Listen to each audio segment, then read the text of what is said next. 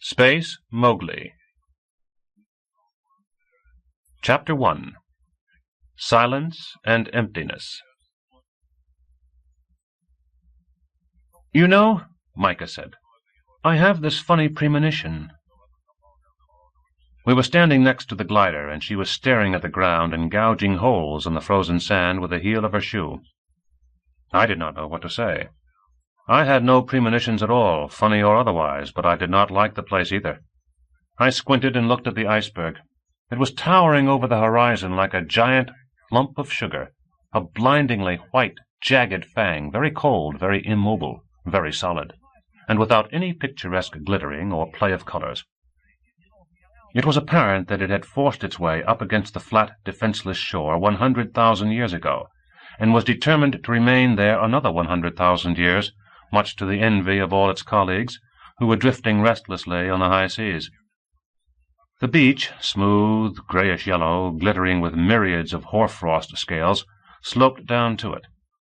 To its right the ocean stretched out, lead-gray, smelling like cold metal, covered with chill-inspiring ripples, turning ink-black at the horizon, unnaturally dead. To the left, above the hot springs, above the swamp, hung a gray, many-layered fog. Beyond the fog were the vague outlines of stubble-covered hills, and in the distance sheer, dark cliffs, covered with patches of snow, reached up into the sky. The cliffs extended along the entire shoreline as far as the eye could see, and above them the tiny, impotent lilac sun was rising into the cloudless, cheerless, icy, grayish lilac sky. Vanderhouse climbed out of the glider, quickly pulled his fur hood over his head, and walked over to us. "I'm ready," he announced. "Where's Komov?" Micah shrugged her shoulders slightly and blew on her frozen fingers. "He'll be here soon, most likely," she said absent-mindedly. "Where are you going today?" I asked Vanderhouse. "To the lake?" Vanderhouse tilted his head back, protruded his lower lip, and looked at me sleepily over the tip of his nose, transforming himself into an elderly camel with a lynx's sideburns. "You must be bored here all alone," he said sympathetically. "But you'll just have to stick it out, don't you think?" "I suppose I'll have to." Vanderhouse tilted his head back even further, and with the same camel-like haughtiness looked in the direction of the iceberg. "Yes," he said sympathetically. "It's very much like Earth, but it's not. That's the trouble with terraform worlds. You constantly feel let down, deceived. But you can get used to it, can't you, Micah?" Micah did not answer. She was feeling depressed today, or maybe annoyed. But that's the way it is with Micah, and she seems to enjoy it. Behind us the hatch membrane opened with a quiet smack, and Komov jumped down onto the sand. He walked over to us quickly, zipping his coat as he came, and asked abruptly, "You ready?" "Ready," Vanderhouse answered. "Where are we going today, Gennady? To the lake again?" "Yes," Komov said, fiddling with the zipper. "If I remember correctly, Micah, today you have Quadrant 64. My locations are the West Shore, Altitude 7, Altitude 12. We'll set the schedule on the way. Popov, I'll ask you to send the radiograms I left in the ship. Contact me through the glider. Return is 1800 local time.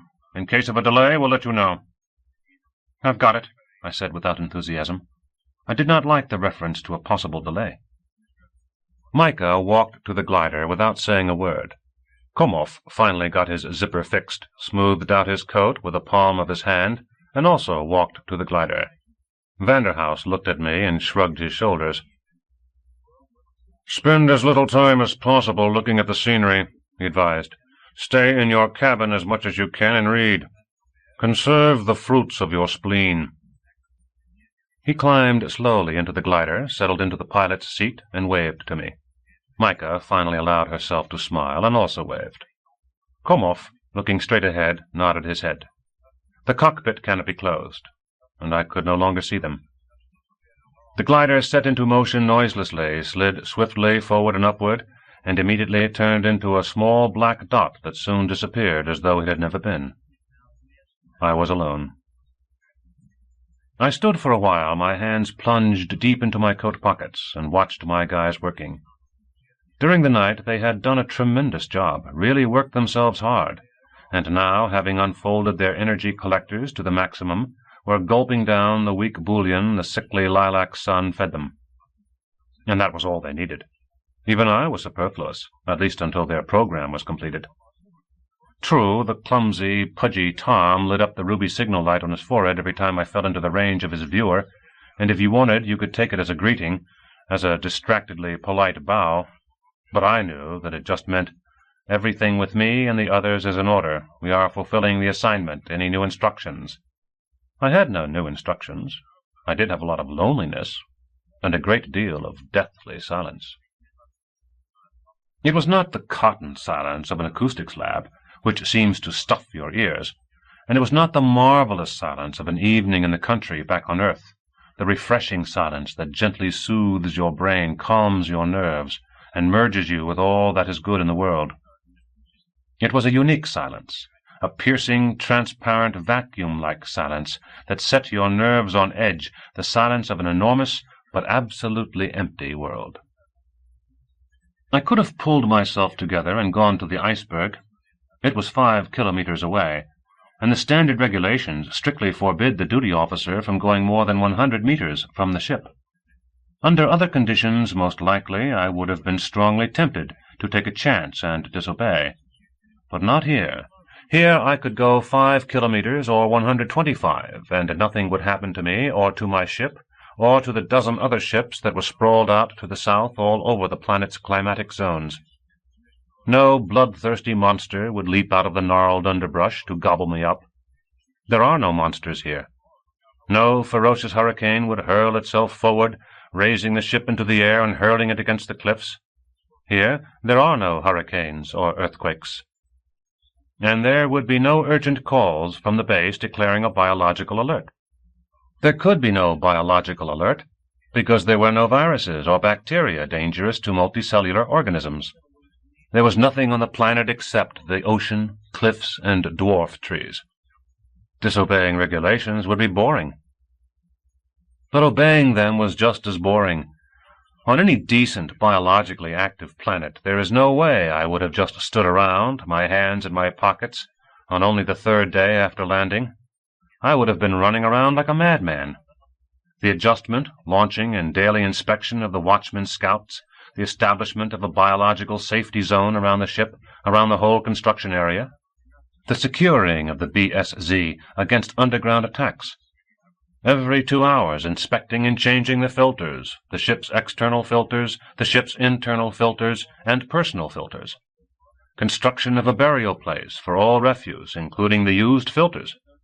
Every 4 hours, sterilization, degasification, and deactivation of the cyber's control systems. Reviewing the information sent in by the med robots that were launched outside the BSZ.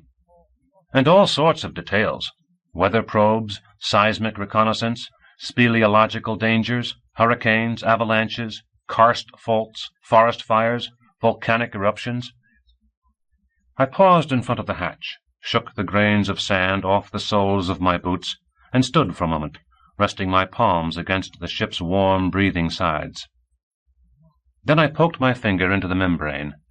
Inside the ship it was also silent, but at least it was the homey silence of an empty and comfortable apartment. I threw off my coat and went straight to the control center. I walked straight past my panel. I could see that everything was all right, and sat down at the transmitter. The radiograms were lying on the table.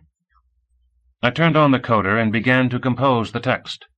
In his first radiogram, Komov informed the base of the coordinates of the planned camp, reported on the fry that had been set loose in the lake the day before, and advised Kitamura to take his time with the reptiles. That was more or less comprehensible, but Komov's second radiogram, addressed to Central Informatorium, was completely beyond me. All I could figure out was that Komov urgently needed data on the Y-factor for a binormal humanoid with a level 4 index consisting of a string of 9 numerals and 14 Greek letters. It was outright, impenetrable, advanced xenology, which I, like any normal zero-index humanoid, could make no sense of.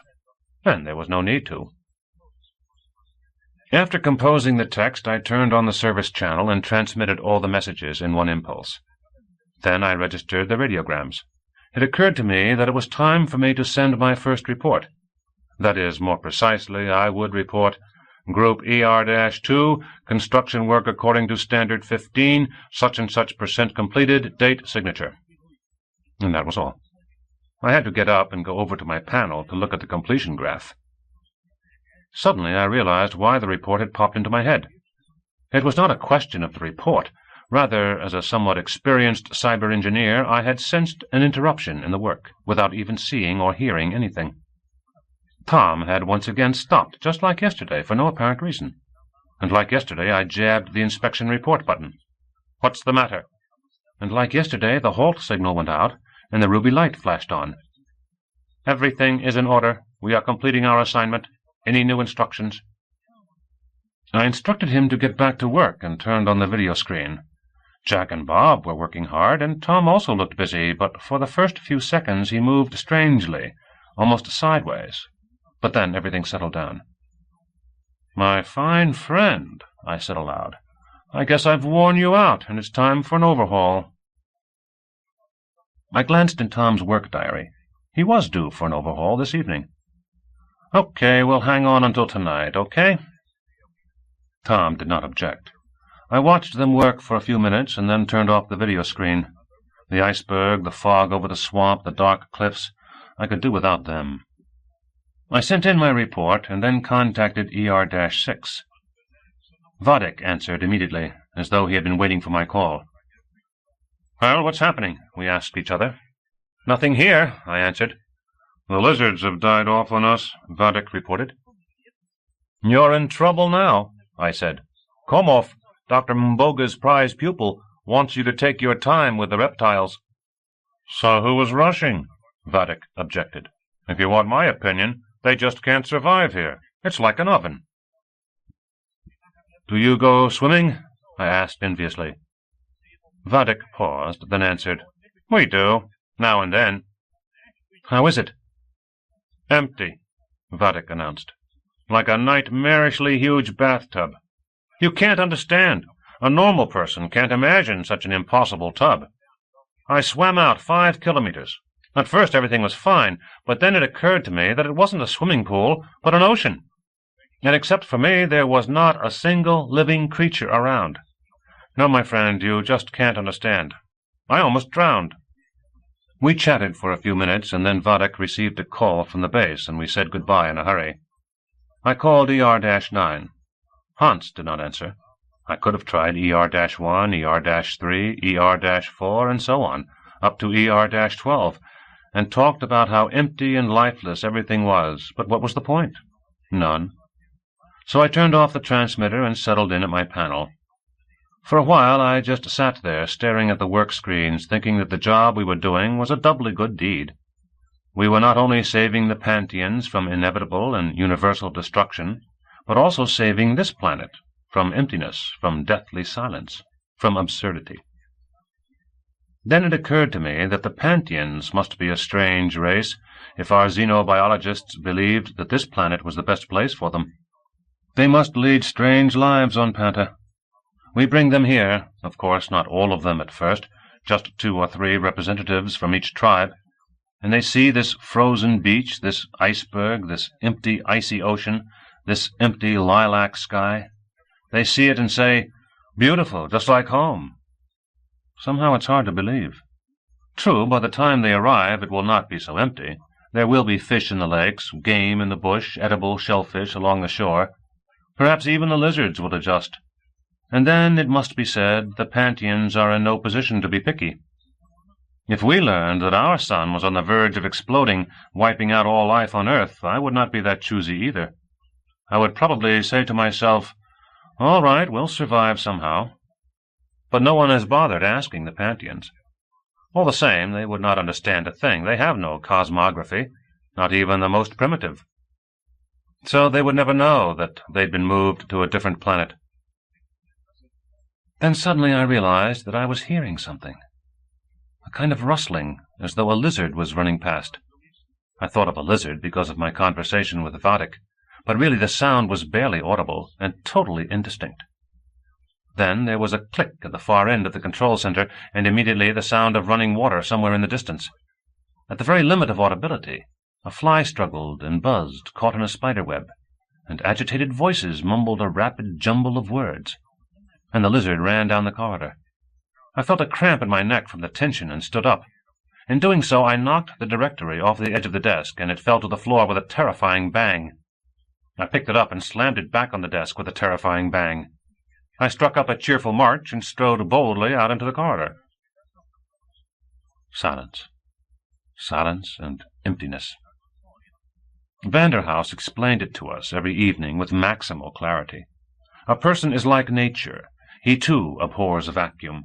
If he finds himself in the midst of emptiness, he hastens to fill it. If he cannot fill it with something real, he fills it with visions and imagined sounds. And I had had my share of imagined sounds during the past 3 days. It looked like the visions would set in soon. I marched down the corridor, past the empty cabins, past the library, past the arsenal, but when I reached the medical compartment I smelled a faint odor, fresh and at the same time unpleasant, like liquid ammonia. I stopped and sniffed.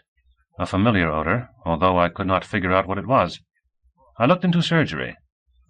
The cyber surgeon, always turned on and ready for action, hung from the ceiling like a huge white octopus. It looked at me coldly with its big greenish eyes and raised its manipulators in readiness. The odor was even stronger here.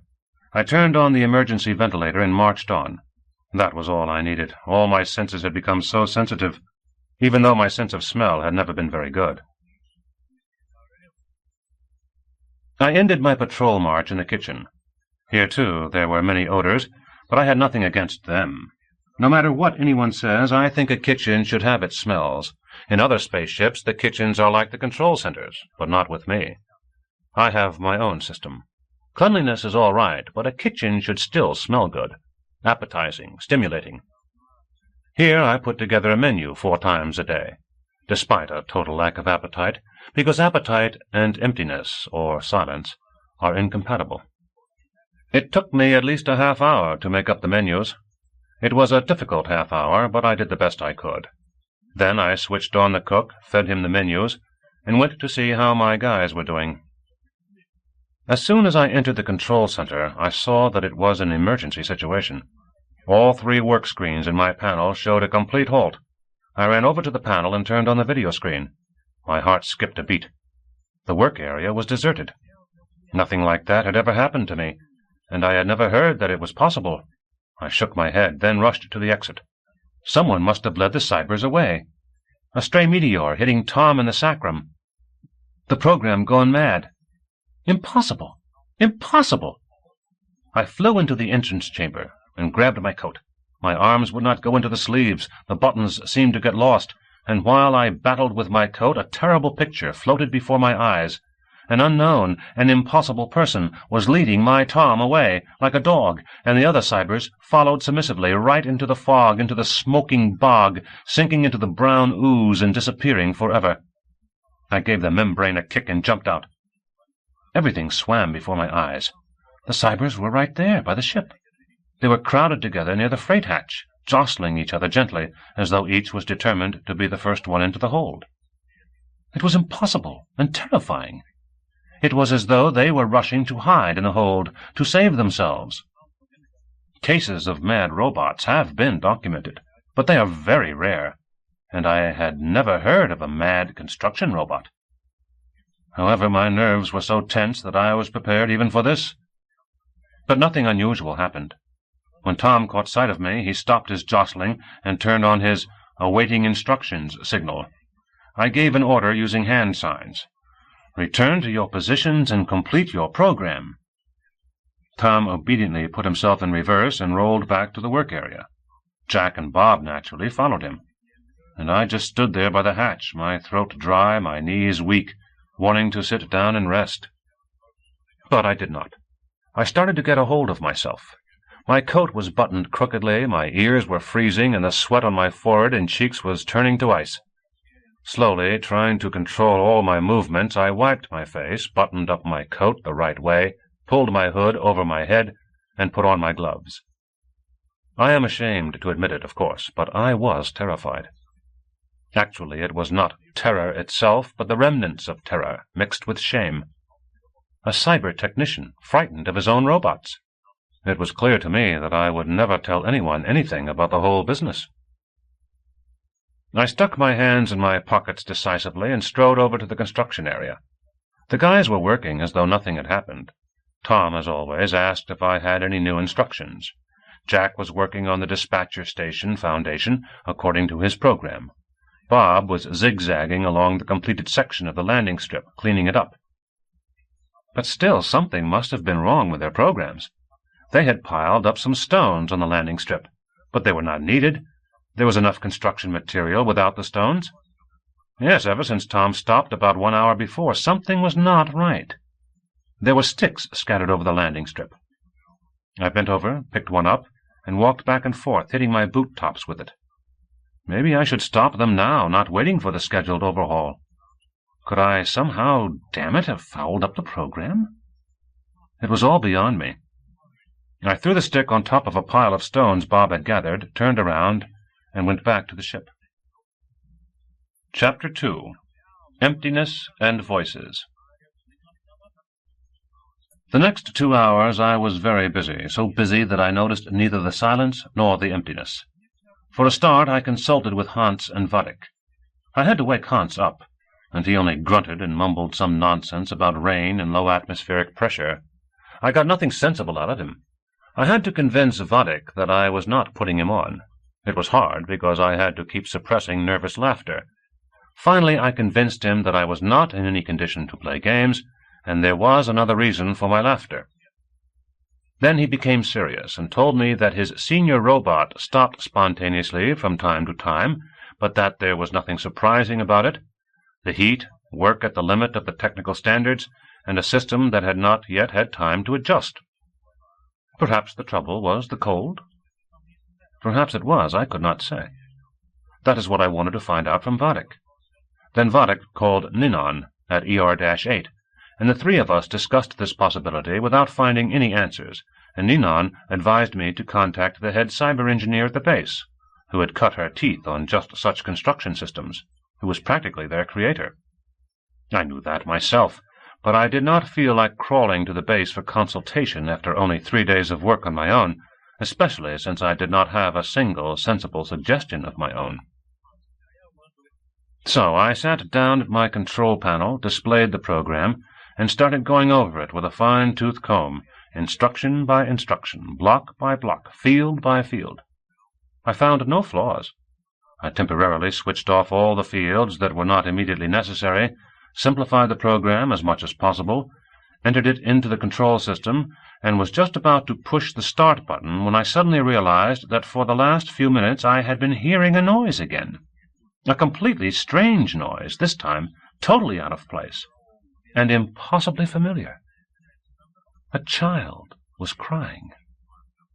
Somewhere in the distance, at the other end of the ship, behind many doors, a child was crying, wailing and choking, a small one, quite tiny. A year old, most likely. I slowly raised my hand to my ear and cupped my palm. The crying stopped. Without lowering my hand, I stood up. More precisely, I discovered that I was already standing, straining my hearing, that my shirt was sticking to my back, and that my jaw was hanging. I closed my mouth and carefully lowered my hand. There was no crying, just the usual damned silence. Only the fly, tangled in the web in some invisible corner, was buzzing. My mind was absolutely blank. I tapped my fingers on the computer case and coughed. Everything was all right. I could still hear. I walked back to the chair, and then the child began to cry again. I do not know how long I stood stock still listening. The most terrifying thing was that I could hear it very clearly. I was even aware that it was not the senseless mewing of a newborn, not the insulted roar of a 4 or 5-year-old. It was a baby wailing, one who could not yet walk or talk. I had a nephew like that, a little over a year old. The radio call signal rang out deafeningly, and my heart almost burst from the surprise. Holding on to the control panel, I made my way to the transmitter and turned it on. The child was still crying. "Well, how are things?" Vadik inquired. "Nowhere," I answered. "Thought up anything?" "Nothing." I found myself covering the microphone with my hand. "I'm having trouble hearing you," Vadik said. "So what are you planning to do?" "Something," I stammered, only half aware of what I was saying. The child was still crying. Now he was crying softly, but just as distinctly. "What's going on, Stas?" Vadik asked with concern. "Did I wake you up? Is that it?" More than anything else, I felt like saying, "Listen, Vadik, a child keeps on crying here. What should I do?" But I still had enough presence of mind to realize how that would be taken. So I cleared my throat and said, "Tell you what, I'll contact you in an hour. Something is promising, but I'm still not sure." "Okay," Vadik said perplexedly, and signed off. I stood for a moment by the radio, then returned to my control panel. The child sobbed several times and then was silent. And Tom was standing still again. Once again that spoiled hulk had stopped. So had Jack and Bob. I hit the report button with all my might. Nothing happened. I felt like crying myself, but then I realized that the system had been shut down. I had shut it down 2 hours earlier when I started in on the program. What a worker I had become. Perhaps I should report back to base and ask for a replacement? That would be demeaning, damn it. I found myself terribly tense, expecting everything to start all over again. And I realized that if I stayed in the control center, I would listen and listen, that I would not be able to get anything done, just listen. And I, of course, would hear something very strange. I turned on overhaul, pulled a tool chest out of the cabinet, and rushed out of the control center almost at a run. I tried to keep myself under control and managed to get my coat on quite quickly. The icy air burning my face gave me an additional lift. Crunching my boot heels into the sand, I strode over to the construction area without looking around, straight to Tom. I did not even look to the side. Icebergs, fogs, oceans, I could not be less interested. I conserved the fruits of my spleen for my immediate responsibilities. I did not have much of that fruit left, and my responsibilities were just as great as before, maybe even more so. First of all, I checked Tom's reflexes. They were in excellent condition. "Great," I said aloud, took a scalpel out of the tool chest in one smooth motion, as though during an examination, and opened Tom's skull cavity from the rear. I worked with rapture, even with a kind of fury, quickly, accurately, economically, like a machine. I can certainly say that I had never in my whole life worked like that. My fingers froze, my face froze, I could not breathe any old which way, but had to be careful to make sure no frost settled on the operating area, but I would not even consider driving the cybers into the ship's workshop. Things became easier and easier, and I did not hear any more out-of-place sounds. I even forgot that I had heard anything out of place, and twice ran back to the ship for spare ganglia, for Tom's coordination center. "You'll be just like new," I said as I worked. "You won't run away from work any more. I'll cure you, my fine friend. I'll get you back on your feet. You want to shine in the eyes of the world? The world will love you, care for you, spoil you. But what can I tell you? How can you go out in the world with such an axiomatics block? With an axiomatics block like this, you couldn't make it even in a freak show. With an axiomatics block like this, you'll cast doubts on everything, fall into meditation, learn to pick your nose profoundly. Is it all worth it? And why is all of this necessary? What's the sense of all these landing strips, foundations? Now, my friend—" "Alex," a throaty female voice groaned right beside me. "Where are you, Alex? It hurts." I froze. I was lying inside Tom's gut, cramped on all sides by the colossal hills of his work muscles. Only my feet were sticking out. Suddenly I felt incredibly terrified, as in the most haunting nightmare. I do not know how I kept from yelling and flailing around in hysterics. Maybe I lost consciousness for a while, because for a long time I heard nothing, was aware of nothing but the greenish surface of the open nerve shaft right in front of my eyes. "What's wrong? Where are you? I can't see anything, Alex," the woman moaned, writhing in unbearable pain. "Someone's here. Answer me, Alex. It hurts. Help me. I can't see anything." She moaned and cried, repeating the same thing over and over, and I imagined her distorted face drenched in a deathly sweat, and in her hoarse voice there was not only a plea, not only pain, but also a fury, a demand, a command. I felt her icy, groping fingers reach for my brain to seize it, press it, and extinguish it. Only semi-conscious, gritting my teeth convulsively, with my left hand I felt for the pneumatic valve and pressed it with all my might. Compressed argon exploded outward with a savage howl, but I kept pressing the valve, sweeping away the hoarse voice in my brain, crushing it, annihilating it. I felt myself go deaf, and that feeling gave me indescribable relief. Then I found myself standing next to Tom, the cold searing me to the bone, and I was blowing on my stiffened fingers and repeating, smiling foolishly, "Sound shield, got it? Sound shield." Tom was standing there, tilted sharply to his right, and the world around me was hidden behind an enormous, motionless cloud of frost and frozen sand grains.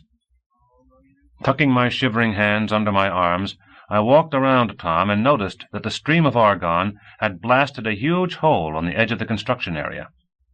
I stood over the hole for a while, still repeating my order for a sound shield, but I was beginning to feel that it was time to stop repeating, and guessed that I was standing out in the cold without a coat.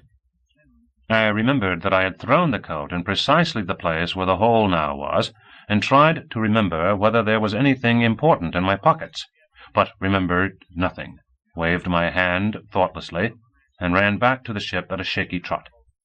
In the airlock I took a new coat, then went to my cabin, coughed in the doorway as though warning someone I was entering, walked in, and immediately lay on my cot with my face to the wall, huddling in my coat. All the while I understood perfectly well that all my actions were totally senseless, that I had set off for my cabin with a definite purpose in mind, but that it had slipped my mind, that I had lain down and taken cover as though to prove something to someone, and that was precisely why I had come. All the same, it was something approaching hysteria, and regaining my self-control somewhat, I was just happy that my hysteria took such a harmless form. It was clear that my work here was over, and that my work in space was over. It was, of course, insanely demeaning and, to put it mildly, embarrassing that I could not stand up to it, but broke down on my very first work assignment, after it seems having been sent for a start to the least dangerous and most peaceful location. And it was demeaning that I had turned out to be such a nervous wreck, and I was ashamed that I had once experienced a self-satisfied pity for Kaspar Manukyan when he failed the test for Project Ark because of his nervous excitability. The future seemed dark. Quiet sanatoriums, medical checkups, procedures, psychologists, cautious questions, and an entire sea of sympathy and pity, devastating squalls of sympathy and pity attacking me from all sides. I shoved the coat away abruptly and sat up. "All right," I said to the silence and emptiness. "You've won. I'll never be a Gorbovsky, but I'll get by somehow. Today I'll tell Vanderhouse everything about it, and tomorrow they'll send a replacement for me. Damn, but things were a mess out there in the construction area. Tom was out of service, the work schedule was blown, and there was that stupid hole near the landing strip." I suddenly remembered why I had come back, pulled out a desk drawer, found the crystal phone with the Irukan military march, and attached it neatly to my right earlobe. A sound shield, I said to myself for the last time. Holding my coat under my arm, I went back to the lock, inhaled and exhaled deeply several times to calm down completely, turned on the crystal, and stepped outside.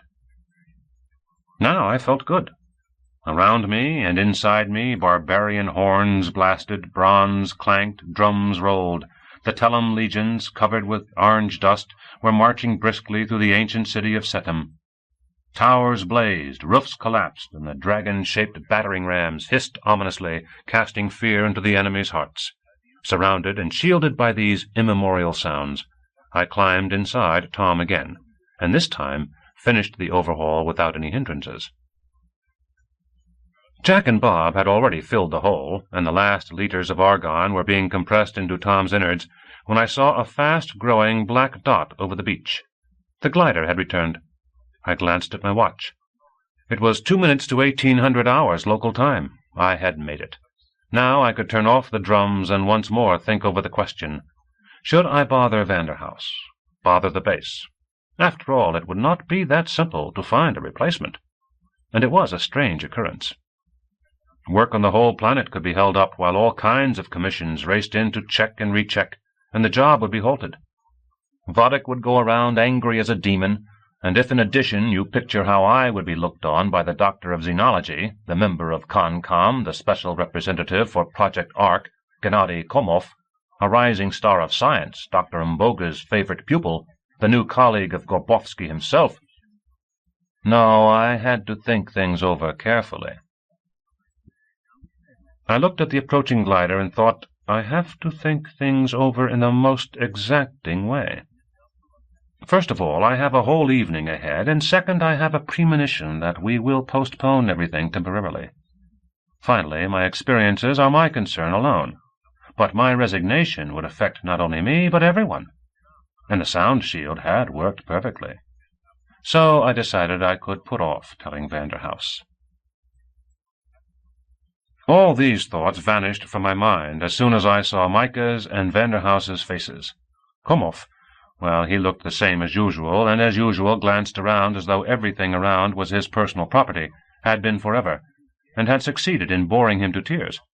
But Micah was so pale she almost looked blue, as though she were feeling sick. Komov had already jumped out onto the sand and curtly inquired why I had not responded to their radio call.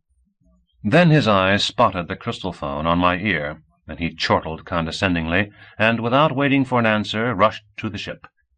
Vanderhouse had climbed slowly out of the glider and was walking toward me, for some reason nodding his head sadly, more than ever resembling an indisposed elderly camel.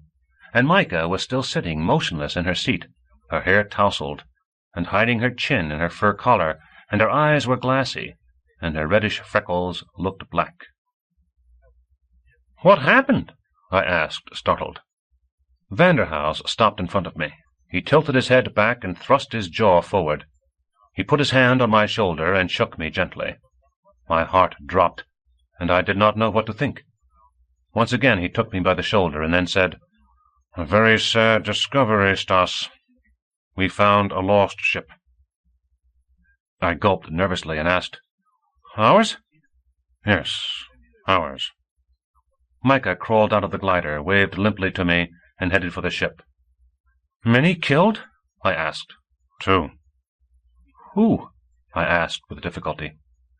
"We don't know yet. It's an old ship. The accident happened many years ago." He took me by the arm, and together we walked after Micah. I felt somewhat relieved. At first, I, naturally, had thought that someone from our expedition had crashed. But still... "I'll never like this planet," I said before I could stop myself. We entered the lock and took off our coats, and Vanderhouse started to clean his coat meticulously of the burrs and thorns that had stuck to it. I did not wait for him, but went to Micah's cabin. She was lying on her cot, her legs tucked up against her body, her face turned to the wall. Her pose reminded me of something, and I said to myself, "Watch it now, take it easy, none of this sniveling and sympathetic suffering." I sat down on my desk, drummed my fingers, and inquired in the most businesslike manner, "Was the ship really an old one? Vander says that it crashed several years ago. Is that right?" "Yes," Micah said into the wall, after a short pause. I looked at her out of the corner of my eye. Sharp cat claws furrowed my soul, but I continued in my businesslike manner. "How long? Many years? 10, 20? It seems absurd. The planet was discovered only 2 years ago." Micah did not answer. I drummed my fingers again and said in low but still businesslike tone, "Although, of course, it could be explorers, some kind of unattached researchers. 2 of them, I think, Vander said. At that point, she suddenly rose up and sat facing me, clutching the bedspread in her hands. 2, she shouted. Yes, 2, you insensitive blockhead. Hold on, I said, feeling crushed. What do you— Why did you bother to come here? She continued, in almost a whisper. Go back to your robots. Ask them how many years it's been, how it could happen, why there are 2 of them instead of 3 or 7. Now hold on, Micah, I said in desperation. That's not what I meant at all. She covered her face with her hand and said rapidly and indistinctly, Oh, their bones were broken, but they were still alive. They tried to do something. Listen, go away, please. I'll come out right away, right away. I stood up cautiously and left. I wanted to hug her, say something affectionate, comforting, but I did not know how to comfort her. In the corridor, I suddenly started trembling. I stopped and waited for it to pass. What a day it had been! And there was no one you could tell, and there was no reason to, it seemed. I opened my eyes and saw Vanderhouse standing in the control center doorway, staring at me. "How's Micah doing?" he asked softly. Most likely the answer was clear from my expression, since he nodded sadly and closed the door behind him. I straggled down to the kitchen, just out of habit. It was our custom to sit down to dinner as soon as the glider returned. But today, apparently, it was going to be different. How could we have dinner? I screamed at the cook because I thought he had fouled up the menu. Actually, he had not, and the meal was ready, a good one as usual. But today nothing should have been as usual. Micah would probably not eat anything, even though she should. I ordered a fruit gelatin with whipped cream for her, her favorite treat. For Komov, I decided against any additional orders, and for Vanderhouse as well. I had to think a while, but I added a few glasses of wine to the common portion of the menu, just in case someone felt like fortifying his mental powers. Then I returned to the control center and sat down at my control panel. My guys were working beautifully. Micah was not there, and Vanderhouse and Komov were writing an emergency radiogram for the base. They were arguing. "That's not solid information," Komov was saying. "You know as well as I do that there's a set form. The ship's condition, the condition of the remains, presumed cause of crash, any evidence of special significance, and so on." "Of course I know," Vanderhouse answered. "But you have to agree, Gennady, that the standard form is meaningful only on biologically active planets. In this situation, then we shouldn't send any message at all. Then we should get back on the glider, fly out there, and compile a complete report today." Vanderhouse shook his head. "No, Gennady, I am categorically opposed. A commission of that kind must consist of at least 3 persons. And in addition, it's already dark, and we wouldn't be able to conduct a thorough investigation of the surrounding areas. And such things should be done with a clear head, not after a full workday, don't you think?" Komov, compressing his thin lips, tapped his heel gently against the desk. "What a nuisance," he said with annoyance. "These things are always a nuisance," Vanderhouse consoled him. "It's all right. Tomorrow morning the 3 of us will go there." "Then perhaps we should not report anything today?" Komov interrupted. "I don't have the right not to," Vanderhouse said regretfully. "But why shouldn't we send in a report?" Komov stood up and, folding his arms behind his back, looked down at Vanderhouse. "Why is it you can't understand, Yakov?" He was now speaking with unconcealed annoyance. "A ship of an old type, an unknown ship, its log somehow erased. If we send in a report like that—" He grabbed a sheet of paper from the desk and waved it in Vanderhouse's face. "Sidorov will decide that we are unwilling or incapable of conducting the examination ourselves. For him it will be just one more problem, to establish a commission, find people for it, fight off curiosity seekers. We'll put ourselves in a ridiculous and stupid position. And then what will happen to our work, Yakov, if a crowd of curiosity seekers shows up here?" Vanderhouse said. "That is, putting it differently, you don't want a throng of outsiders in our territory, right?"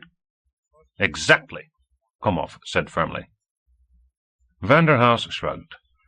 "Well, then—" He thought for a moment, took the sheet of paper away from Komov, and added several words to the text. "Does that do it? ER-2 to base, he read rapidly. Emergency. In Quadrant 102, we have discovered a crashed Earth ship, Pelican model, registration number such and such. Ship contains remains of 2 persons, apparently a male and female. Ship's log erased. We—" At this point, Vanderhouse spoke louder and raised his finger in the air significantly. "We'll begin a full investigation tomorrow." "What do you say, Gennady?" Deep in thought, Komov rocked back and forth from heel to toe for several seconds. "Well," he said finally, "let it be. Whatever you want. As long as no one bothers us. Let it be." He suddenly darted away and left the control center. Vanderhouse turned to me. "Send it, Stas, please, and it's time to eat, don't you think?" He stood up and absent-mindedly uttered one of his mysterious sayings. "If only there were an alibi. But the corpses will be found." I coded the radiogram and sent it on an emergency impulse. Somehow I was not myself. Something quite recent, literally a minute ago, had pierced my subconsciousness and was annoying me like a splinter. I sat a while at the transmitter, listening. Yes, it was totally different listening when you knew that the ship was full of people. There was Komov striding down the ring corridor. He always walked that way, as though he were hurrying somewhere, but at the same time he knew that he did not have to hurry, because no one would start without him. And there's Vanderhouse droning something indecipherable. Micah answers him, and her voice was back to normal, firm and independent. Apparently she had already calmed down, or at least was holding back. And there was no silence, no emptiness, no fly caught in the web. And then I realized what the splinter was. The dying woman's voice in my hallucination, and the dead woman in the smashed ship. A coincidence, of course, but a terrifying coincidence, to say the least. Chapter 3. Voices and Phantoms. As surprising as it may seem, I slept like a log. In the morning, as usual, I got up a half-hour earlier than the others, ran down to the kitchen to see how breakfast was doing, ran up to the control center to see how my guys were, and then popped outside to do my exercises. The sun had not yet risen over the mountains, but it was already light and very, very cold. My nostrils stuck together, my eyelashes froze fast, and I flailed my arms, squatted down, and tried to finish quickly and get back on board the ship. And then I noticed Komov. Today he had gotten up before me, gone off somewhere, and was now returning from the direction of the construction area. Contrary to his habit, he was walking slowly, as though lost in thought, absent-mindedly slapping his leg with a stick. I was finishing my exercises when he walked right up to me and said hello. I naturally also said hello and made plans to duck back into the lock, but he stopped me with a question. "Tell me, Popov, when you stay here alone, do you ever leave the ship?" "What do you mean?"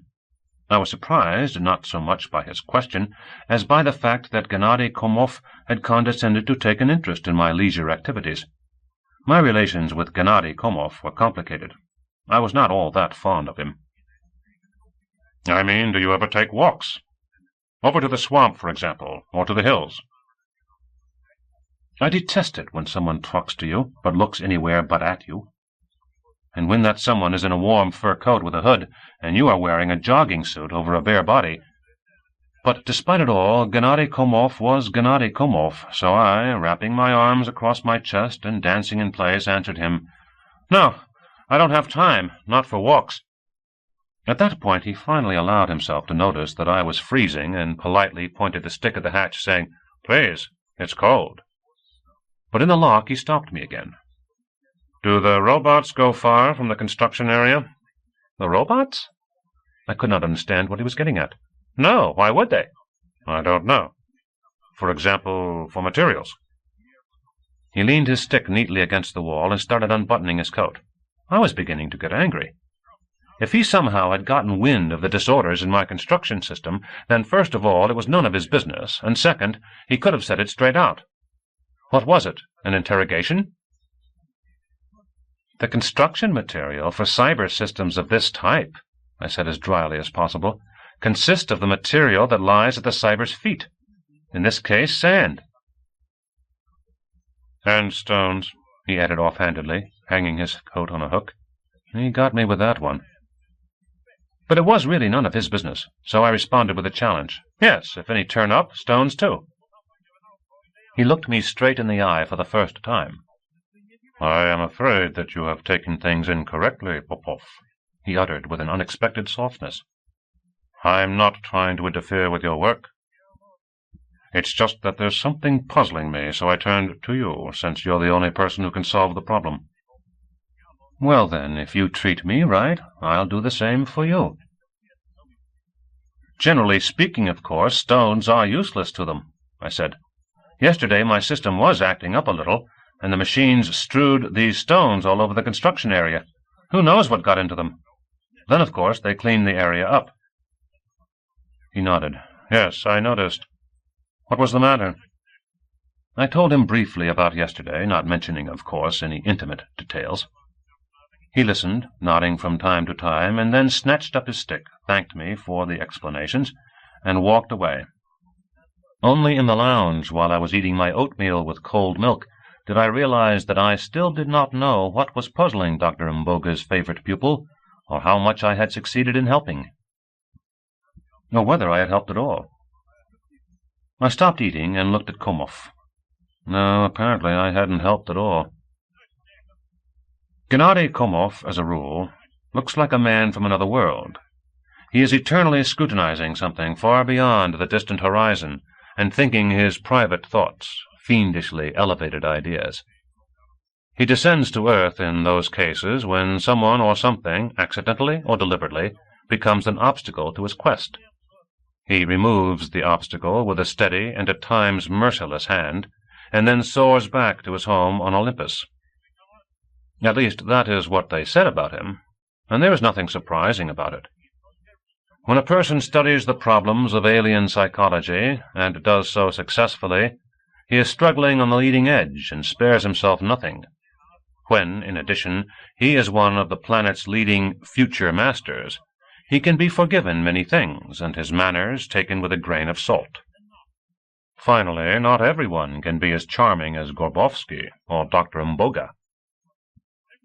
On the other hand, the last few days I kept remembering with surprise and bitterness Tatyana's ecstatic stories. She worked with Komov an entire year, and I think fell in love with him. She always spoke about him as an unusually sociable person, with a delicate sense of humor, etc. She called him the soul of society. What kind of society would have a soul like that is beyond me. So Gennady Komov had always impressed me as a man from another world. But today at breakfast he outdid himself. He sprinkled salt copiously over his food. He would sprinkle, taste, and distractedly dump his plate in the refuse pipe. He mixed up butter and mustard. He would butter a piece of toast with mustard, taste it, and toss it after his plate.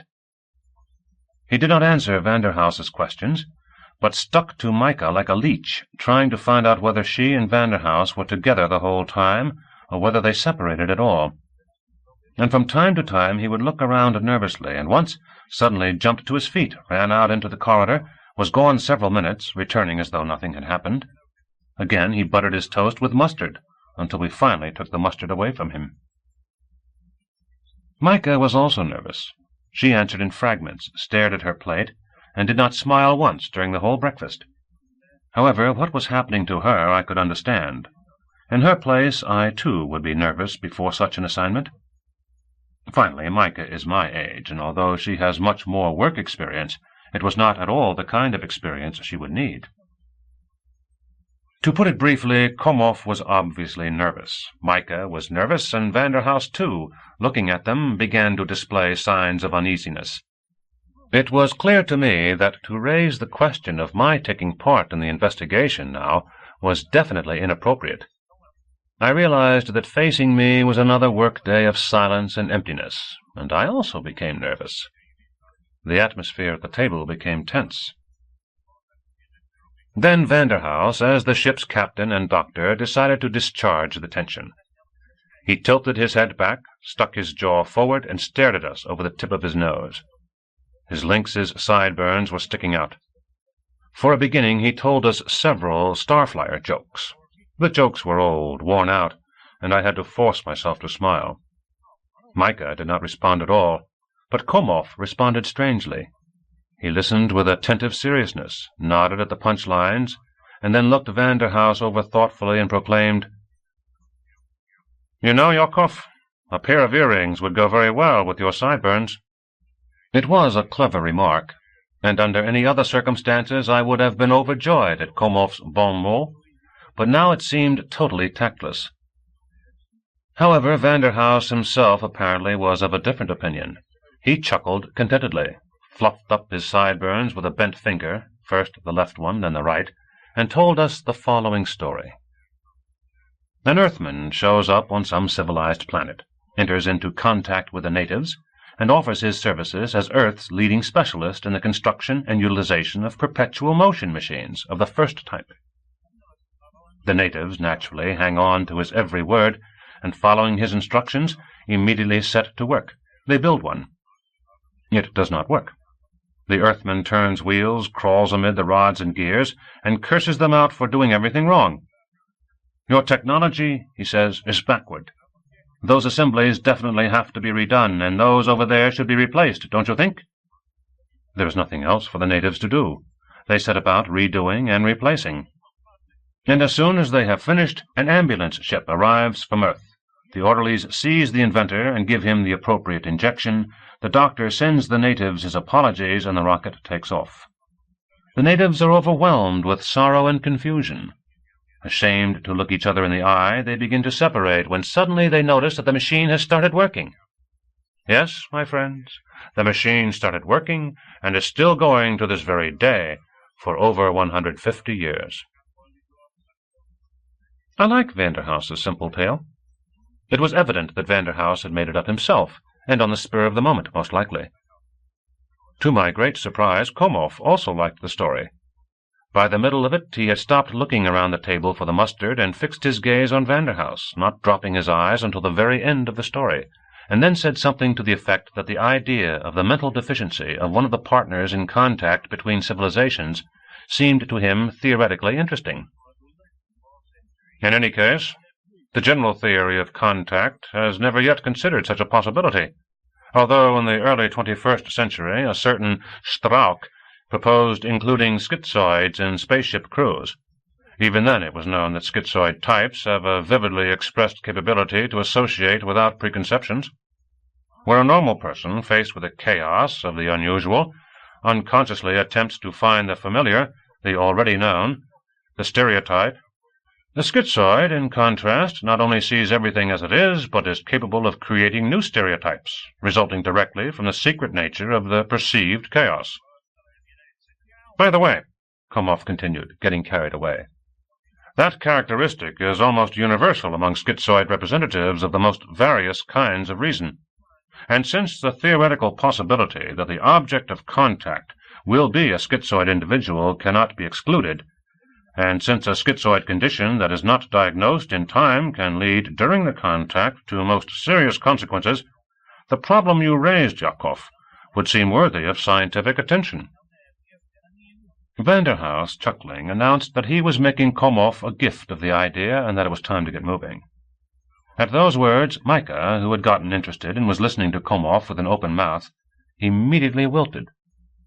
I did, too. All the talk about schizoids had led me to some rather unpleasant reflections. And then something happened. Vanderhouse and Micah had already left the lounge, but Komov lingered in the doorway, and then suddenly turned around, took me firmly by the arm, and letting his cold gray eyes wander over my face intently and oppressively, asked softly and quickly, "Why so depressed, Stas? Has something happened?" I was stunned. The supernatural insight of the specialist on schizoids truly bowled me over. But I managed to regain my senses in an instant. Too much was riding on the moment. I stepped aside and with limitless surprise asked, "What do you mean, Gennady?"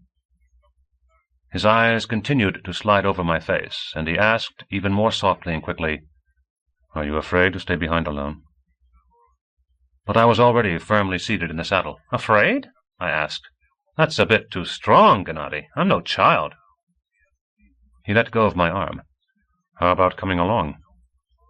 I shrugged my shoulders. It would be a pleasure, but I guess it would be better if I stayed.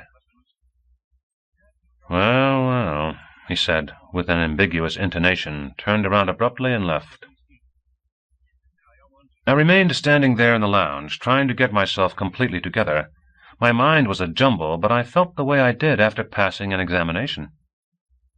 They waved goodbye to me and flew off, and I did not even follow them with my eyes. I immediately returned to the ship, selected a pair of stereo crystal phones, armed both ears, and sank into the chair by my control panel. I watched my guys work, read, received radiograms, chatted with Vodek and Ninon. It was comforting to learn that Vodek also had music blasting. I undertook the cleaning of the room. I put together a lavish menu, taking into account the need for spiritual replenishment. Everything in a thunder of a singing, a wailing of flutes, and a mewing of necophones. On the whole, I killed time carefully, pitilessly, and with benefit to myself and my neighbors. But during all that killed time, a thought tormented me mercilessly. How did Komov learn about my weakness, and what was he going to do about it? Komov had me in a quandary. His puzzle, which surfaced after his expedition to the construction area, the conversation about schizoids, the strange interlude in the lounge. Damn it, he suggested I go with them and was obviously afraid of leaving me alone. Was it really so noticeable? But Vanderhouse did not notice anything. The better part of my workday was spent in just such hidden thoughts. At 1500 hours, much sooner than I expected, the glider returned. I barely had time to tear the crystals from my ears and hide them before the whole group came bursting into the ship. I greeted them in the lock with a carefully premeditated, restrained politeness, did not set in with the important questions, and only inquired if anyone felt in need of replenishment. I am afraid that after 6 hours of thunder and ringing, I spoke slightly too loudly, since Micah, who to my great joy looked completely satisfactory, stared at me with some surprise, and Komov looked me over from head to foot, and without saying a word, immediately closed himself up in his cabin. "Replenishment?" Vanderhouse asked. "Stas, I'm going straight to the control center to write the report on our investigation, so if you could bring me a glass of something that would perk me up, it would be quite appropriate, don't you think?" I said I would, and Vanderhouse disappeared into the control center. Micah and I went to the lounge, where I prepared 2 glasses. One I gave to Micah, the other I took to Vanderhouse. When I returned, Micah was wandering around the lounge, her glass in her hand. She was much calmer than she had been in the morning, but I still sensed a tenseness about her, a strainedness. So, to help her relax, I asked, "Well, what happened with the ship?" Micah took a healthy swig, licked her lips, and looking right through me, said, "You know, Stas, there's more to it." I expected her to explain, but she was silent. "What do you mean, there's more to it?" "Everything." She made a vague gesture with a hand that was holding the glass. "A castrated world, green sickness. Remember my words. That ship did not crash by accident, and we did not find it by accident, and all our plans, the whole project, will come to nothing on this lousy planet." She finished her wine and set the glass on the table. "Basic safety regulations are not followed. Most of the workers here are greenhorns like you, and like me too, and just because the planet is biologically passive.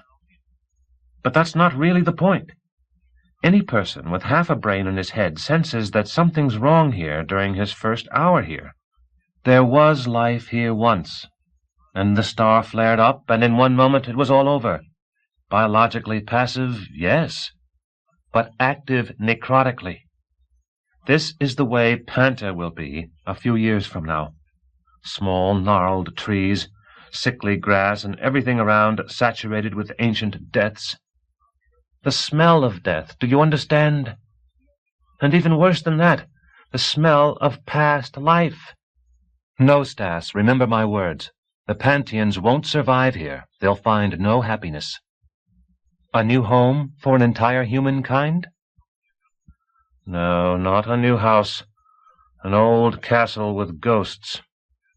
I shuddered. She noticed, but took it the wrong way. "Don't worry," she said, smiling sadly.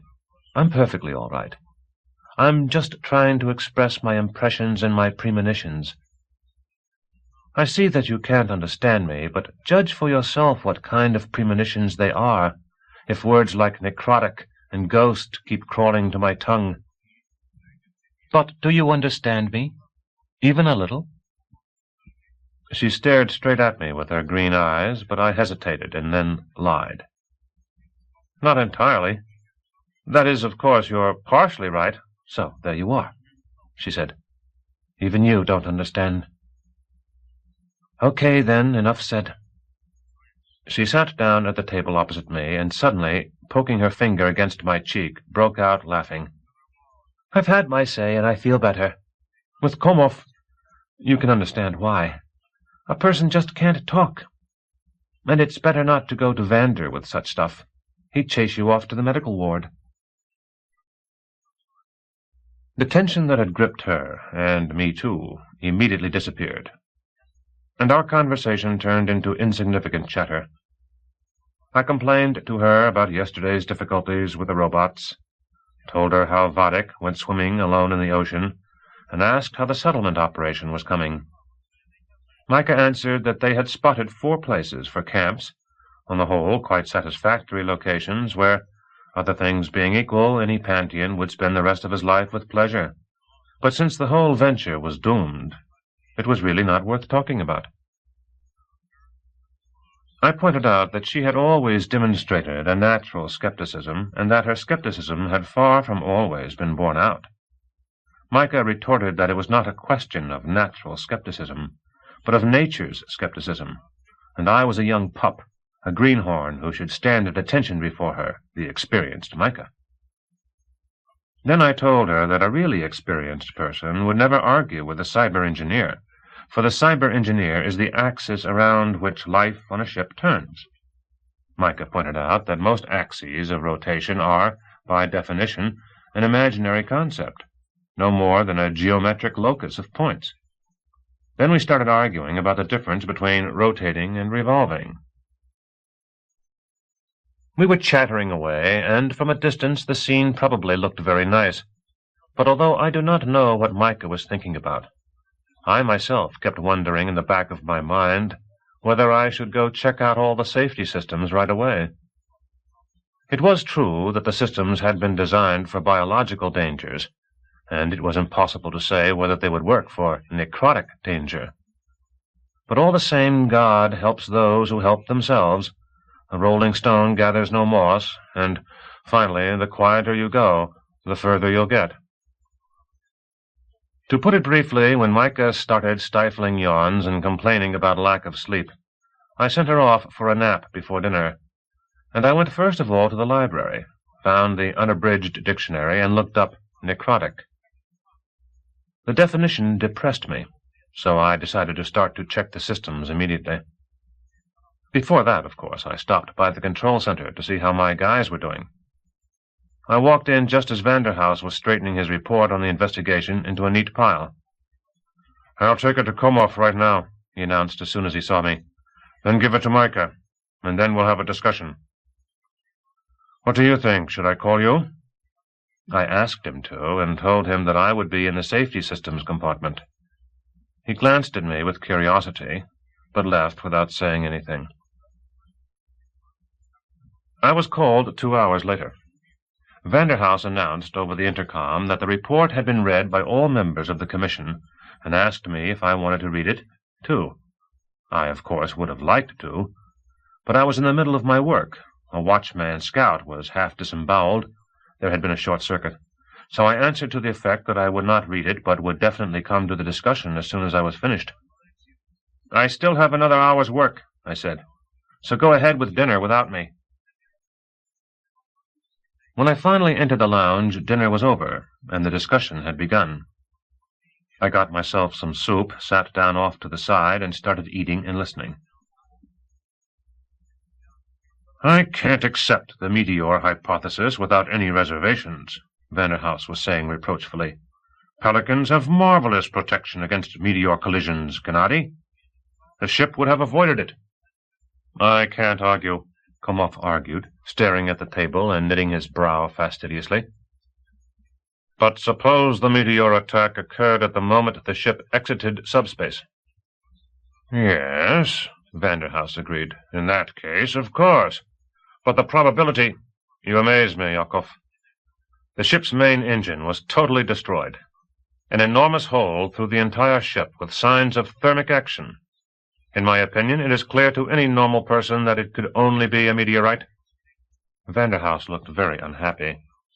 Well, all right, he said. Let it be your way. But you just don't understand, Gennady. You're not a starflyer.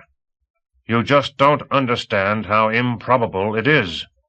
At precisely the moment the ship is exiting from subspace, an enormous meteorite with enormous energy— I don't know what to compare it to in terms of probability.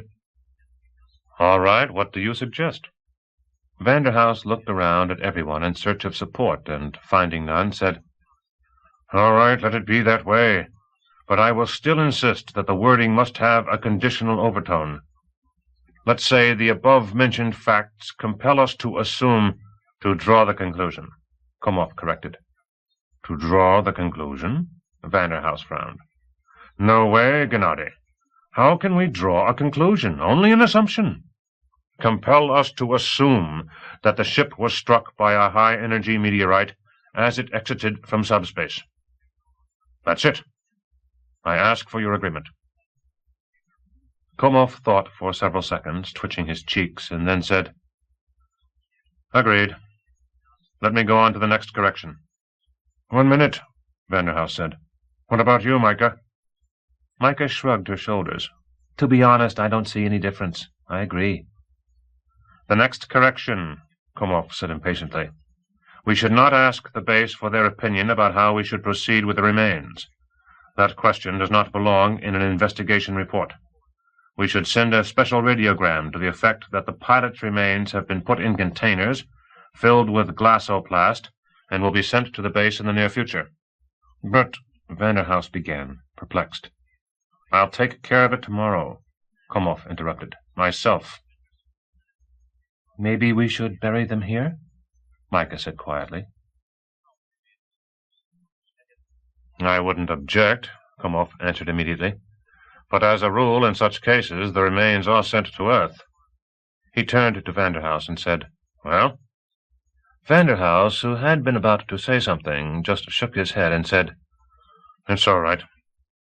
To be brief, Komov said, I propose we eliminate this question from the report. Agreed, Yakov? No objection, Vanderhouse said. And you, Micah? Micah hesitated, and I understood why. Somehow everything was too businesslike. True, I do not know how it should have been, but in my opinion such questions should not be decided by a vote. Excellent, Komov said, as though everything was fine. Now, about the causes of and circumstances surrounding the pilot's deaths.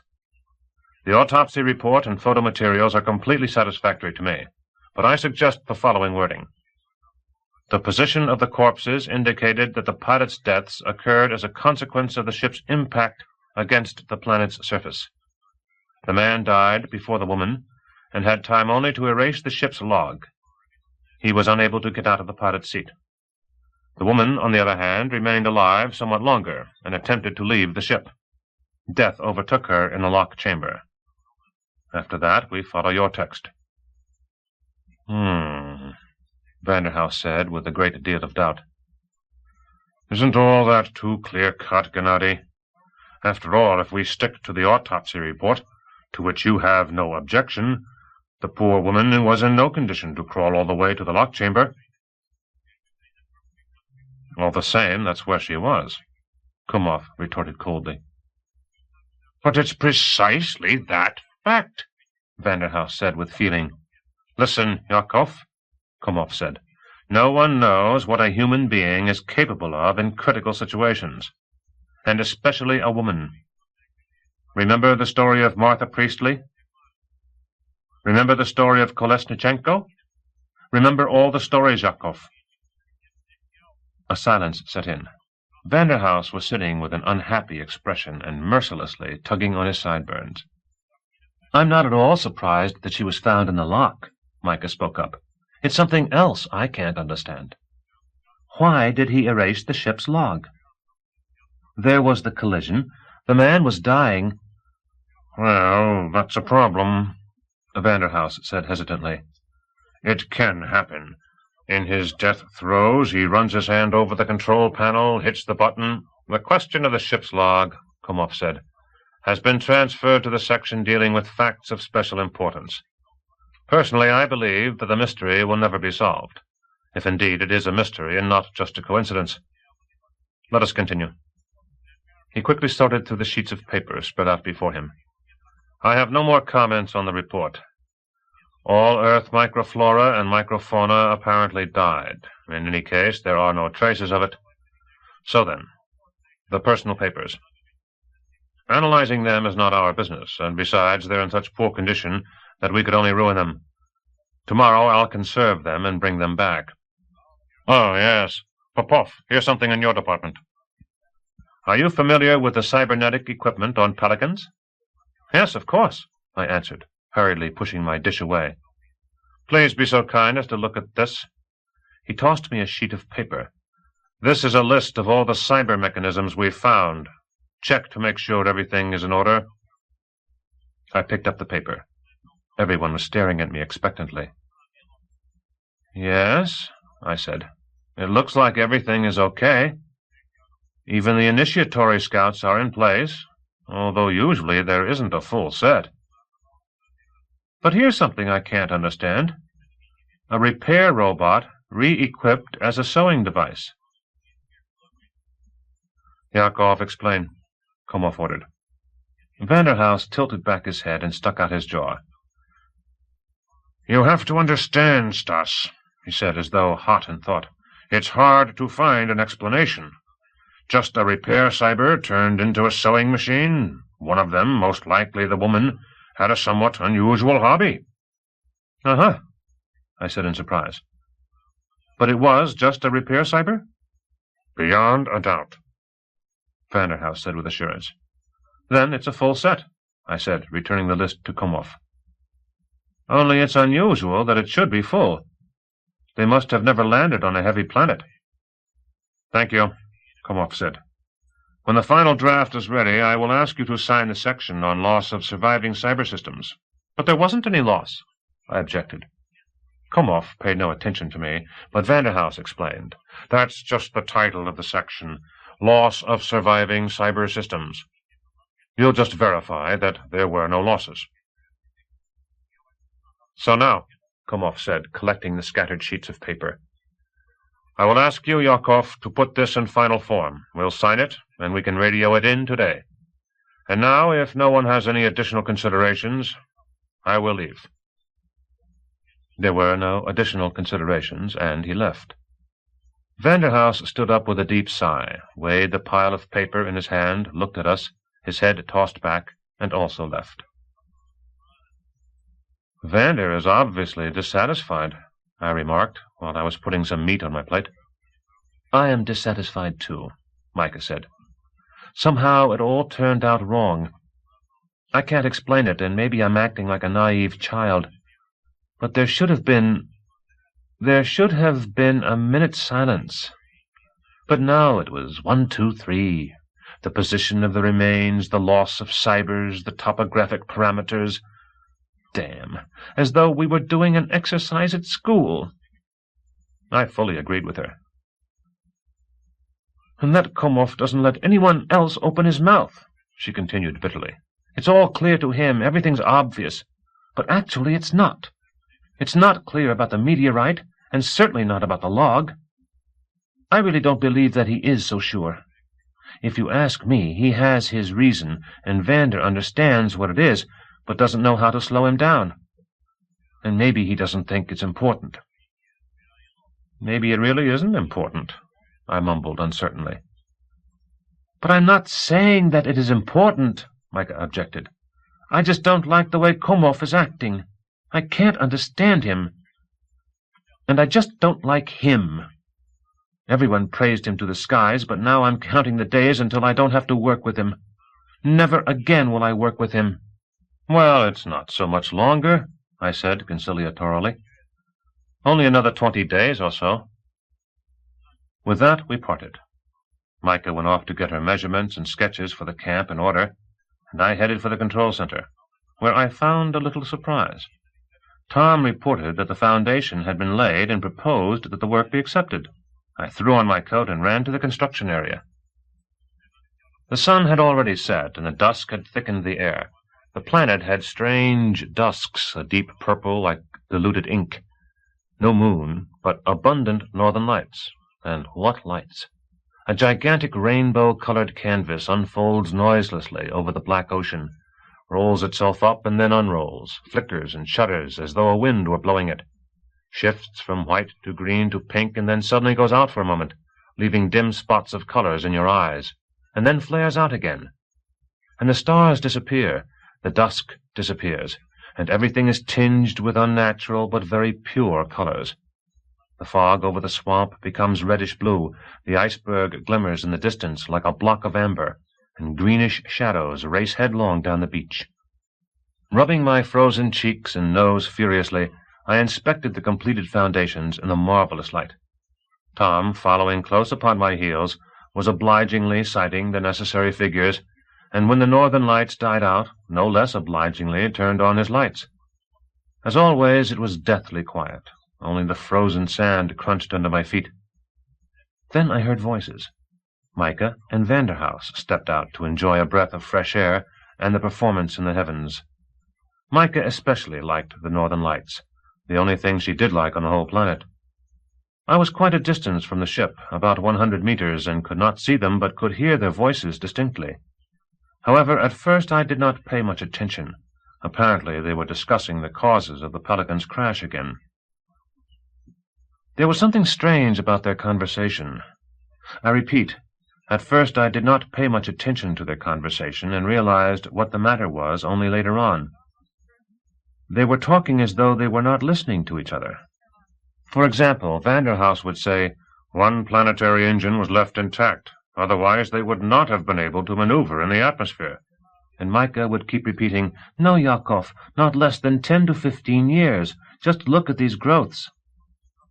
I lowered myself down to the floor of one of the foundations to inspect the bottom, and when I climbed out, the conversation had become more connected, but on the other hand, even less comprehensible. It was as though they were rehearsing a play.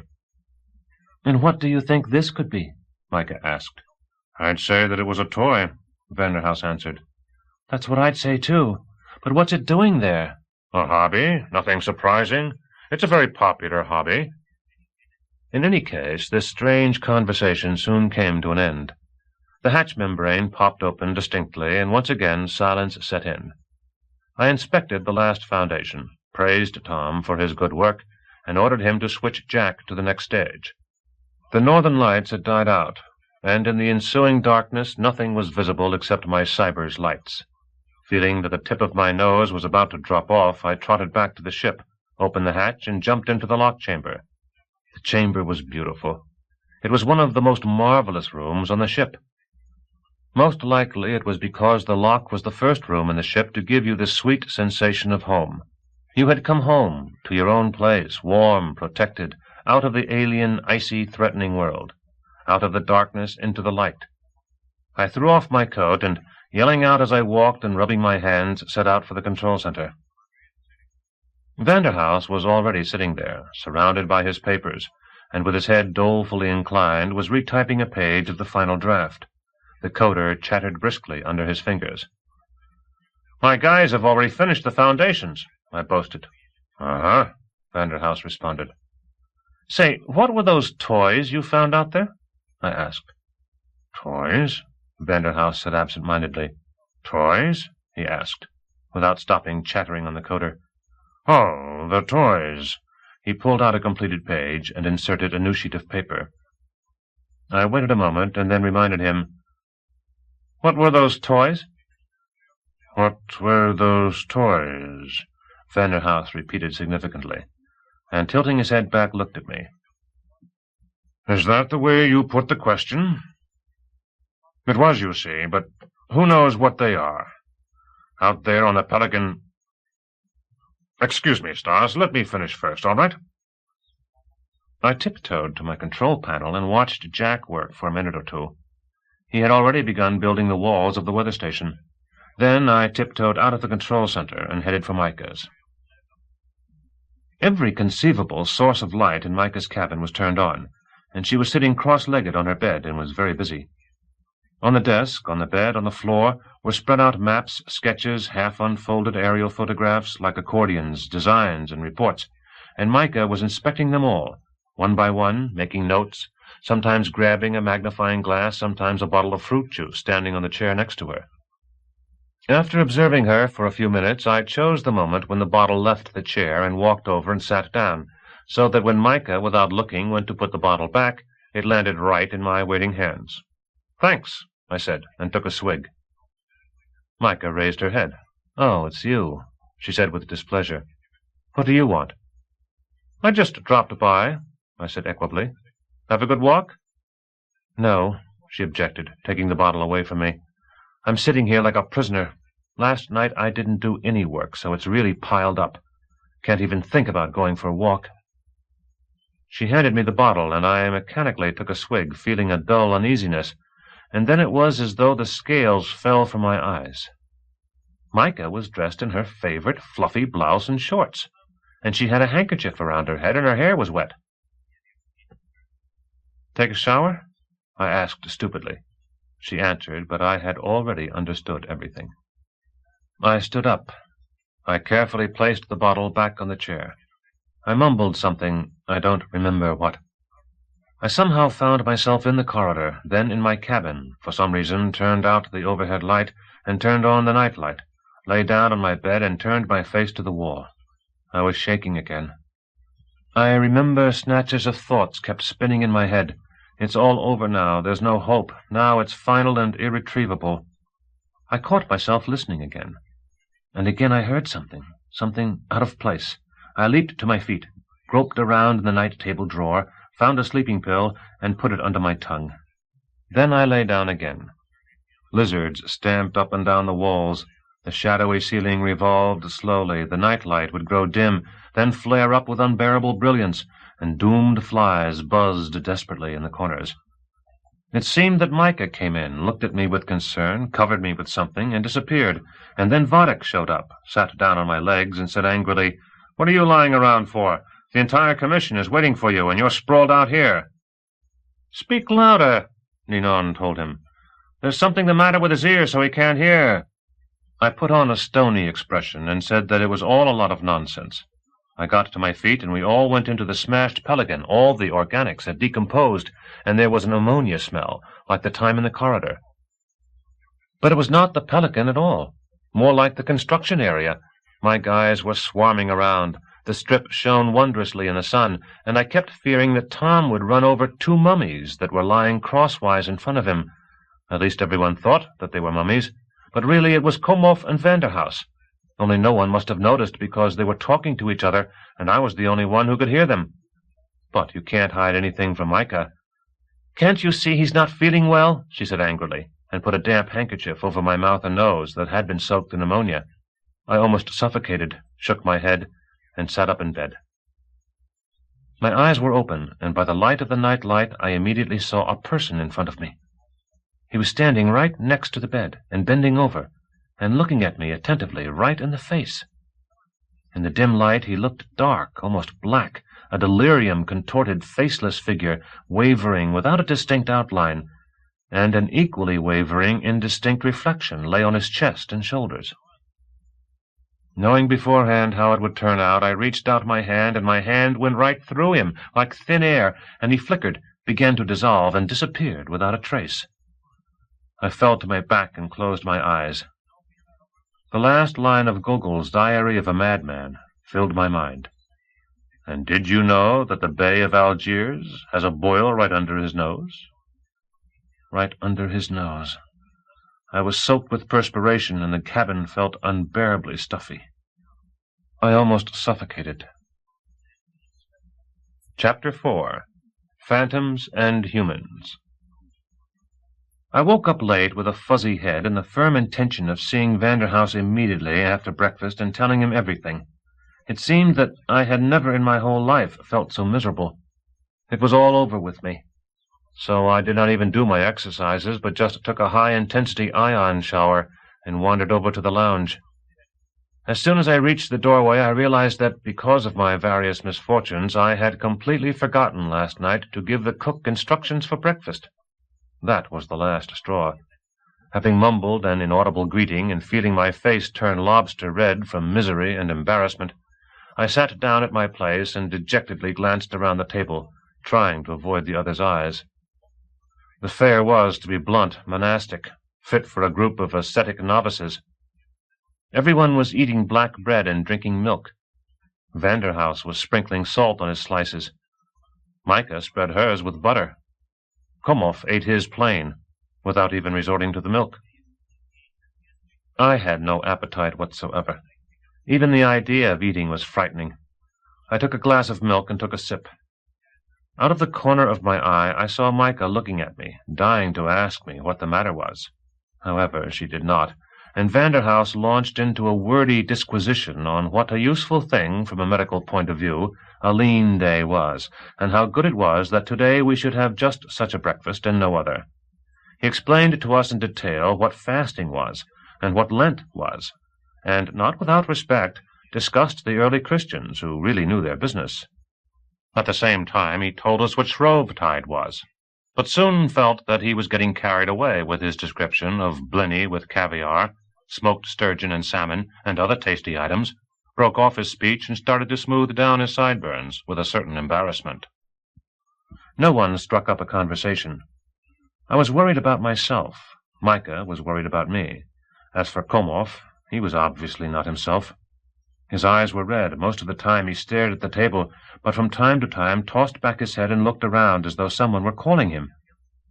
He had made a terrible lot of crumbs all around him, and I felt like slapping his hand like a small child.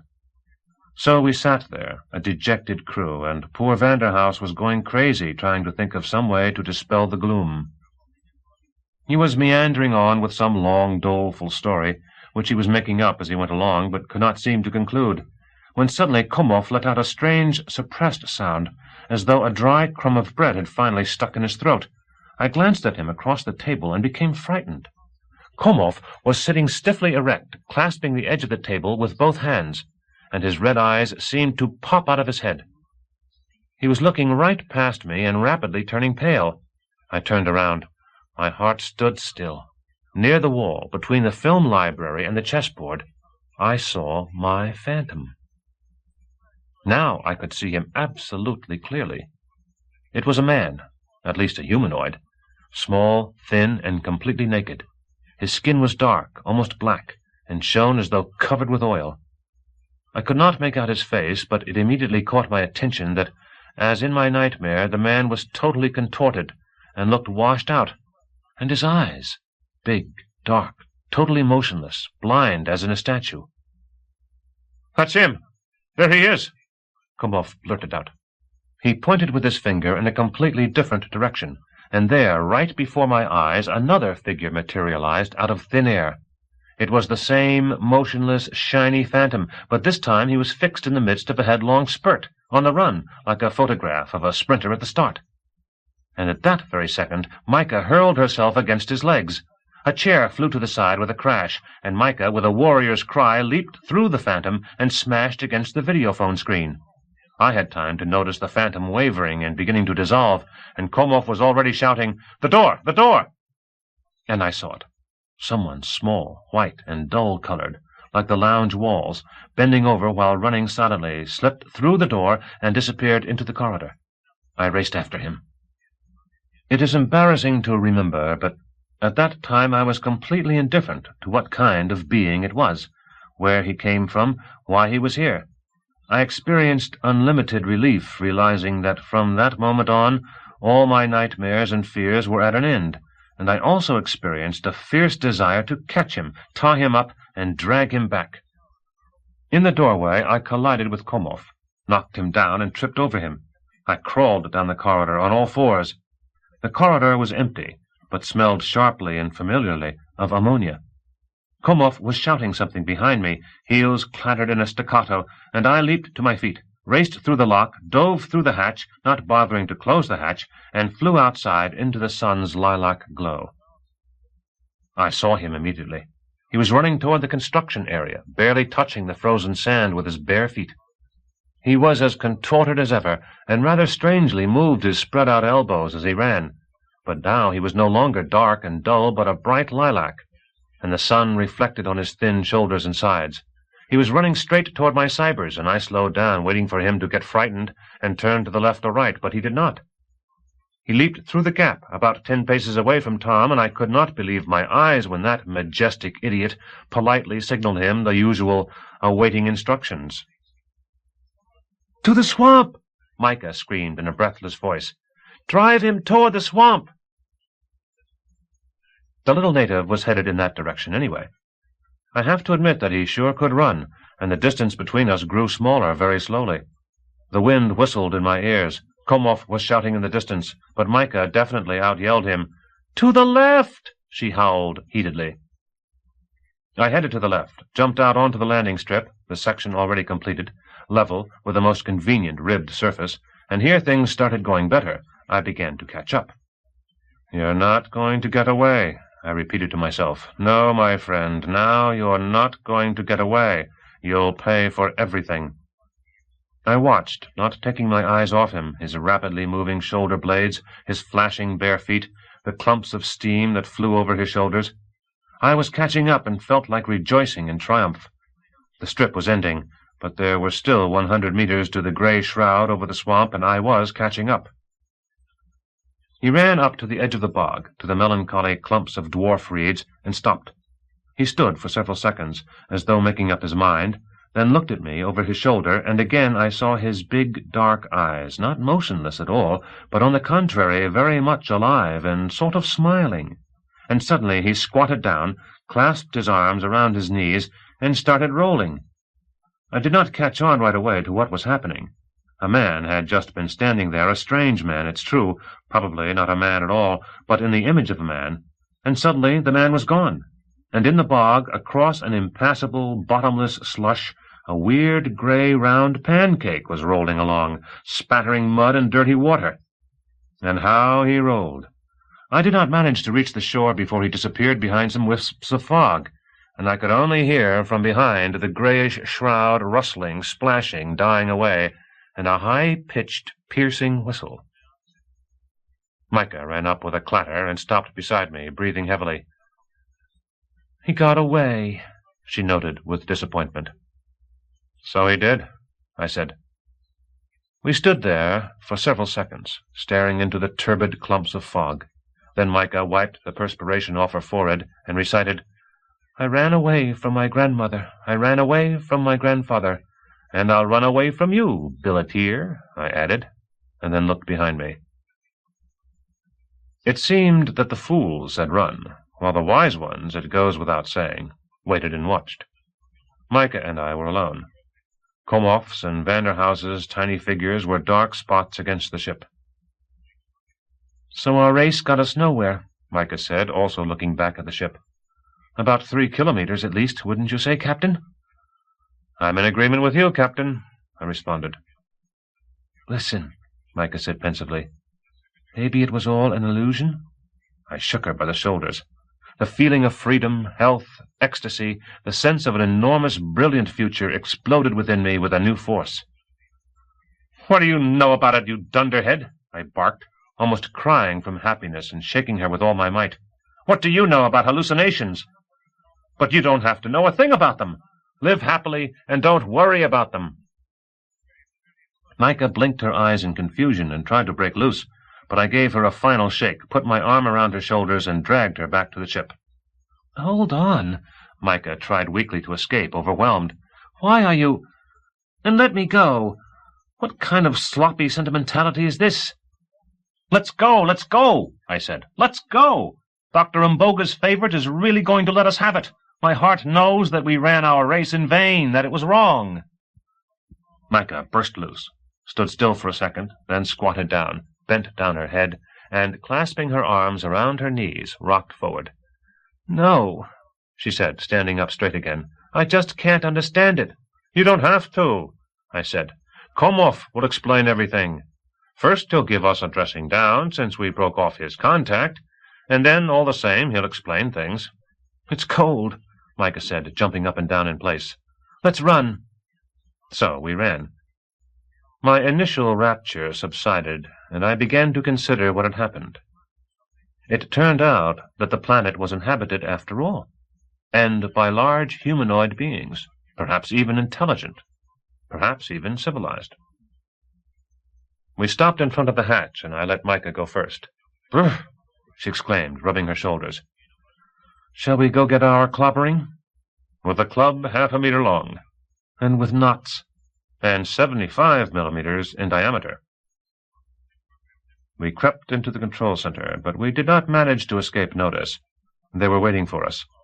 Komov was pacing back and forth, his hands behind his back, and Vanderhouse, staring into space and jutting out his jaw, was smoothing down his sideburns. When Komov caught sight of us, he stopped still, but Micah did not give him a chance to speak.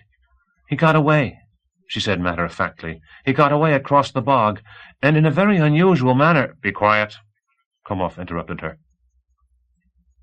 "It's going to start now," I thought, preparing myself in advance to kick back, to return insult for insult. But I was wrong.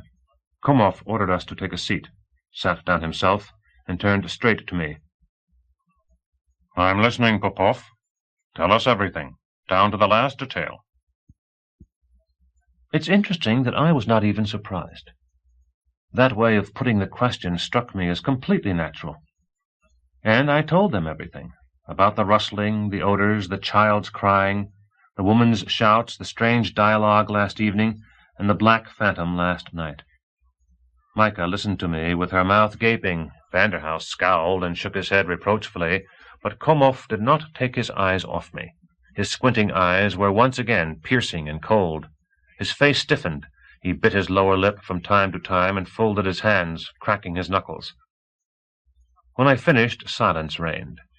Then Komov asked, "Are you sure it was a child crying?" Yes. At least that's what it sounded like." "And you endured all that?" Micah said with alarm. "Poor Stas." "I have to tell you, Stas," Vanderhouse said reprovingly, but Komov interrupted. "And the stones?" he asked. "You mean in the construction area? The Cybers brought them, most likely. Why do you ask?" "Where could the Cybers get stones?" "Well," I began, and then fell silent. Really, where were they from? "All around is a sandy beach," Komov continued. "Not even a pebble. The Cybers didn't leave the area. Where did the stones and sticks on the landing strip come from?" He looked around at us and grinned. "They're rhetorical questions, of course. I could add that right under our stern, right under the beacon, there is a whole deposit of pebbles, a very strange deposit. I could also add that— Excuse me, but are you finished, Stas? Thank you. And now listen to what happened with me." Komov, it turned out, had also had a hard time of it. True, his trials were of a somewhat different kind, trials of the intellect. On the second day after our arrival, while stocking the lake with Panthean fish, he noticed an unusual bright red spot about 20 paces away, which spread out and disappeared before he decided to approach it. The next day, on the peak of height 12, he discovered a dead fish, obviously one of those he had released the day before. Toward the morning of the fourth day, he awoke with a strong impression that a stranger was in his cabin. There wasn't anyone there, but Komov heard the pop of the hatch bursting open. Stepping out of the ship, he found, first, a pile of stones by the stern, and second, stones and sheafs of sticks in the construction area. After his conversation with me, he finally fixed on the idea that something was not right in the area around the ship. He was almost certain that the search groups had overlooked some very significant factor at work on the planet, and only the deep conviction that it was impossible to overlook intelligent life restrained him from proceeding with decisive action. He merely took every measure to ensure that our area of operation was not subject to an invasion by curiosity seekers. That is why he tried as much as he did to formulate the investigatory report in such a way that it would arouse not the slightest suspicion. Meanwhile, my excited condition beautifully confirmed his preliminary conclusion that unknown beings were capable of getting into the ship. He was waiting for their appearance, which had happened this morning. "To resume," he announced, as though he were giving a lecture. "At least this region of the planet, despite the data collected by the preliminary studies, is inhabited by large vertebrates, and therefore there is every reason to suppose that these beings are intelligent. Apparently they are troglodytes, adapted to life in subterranean caverns. To judge by everything we have witnessed, the average native is anatomically similar to humans, possesses a clearly expressed capability for mimicry, and also, and probably as a consequence, the ability to reproduce defensive diversionary phantoms. It must be admitted that for large vertebrates such an ability has been observed only in several rodents on Pandora. On Earth, the ability is possessed only by several species of cephalopod crustaceans.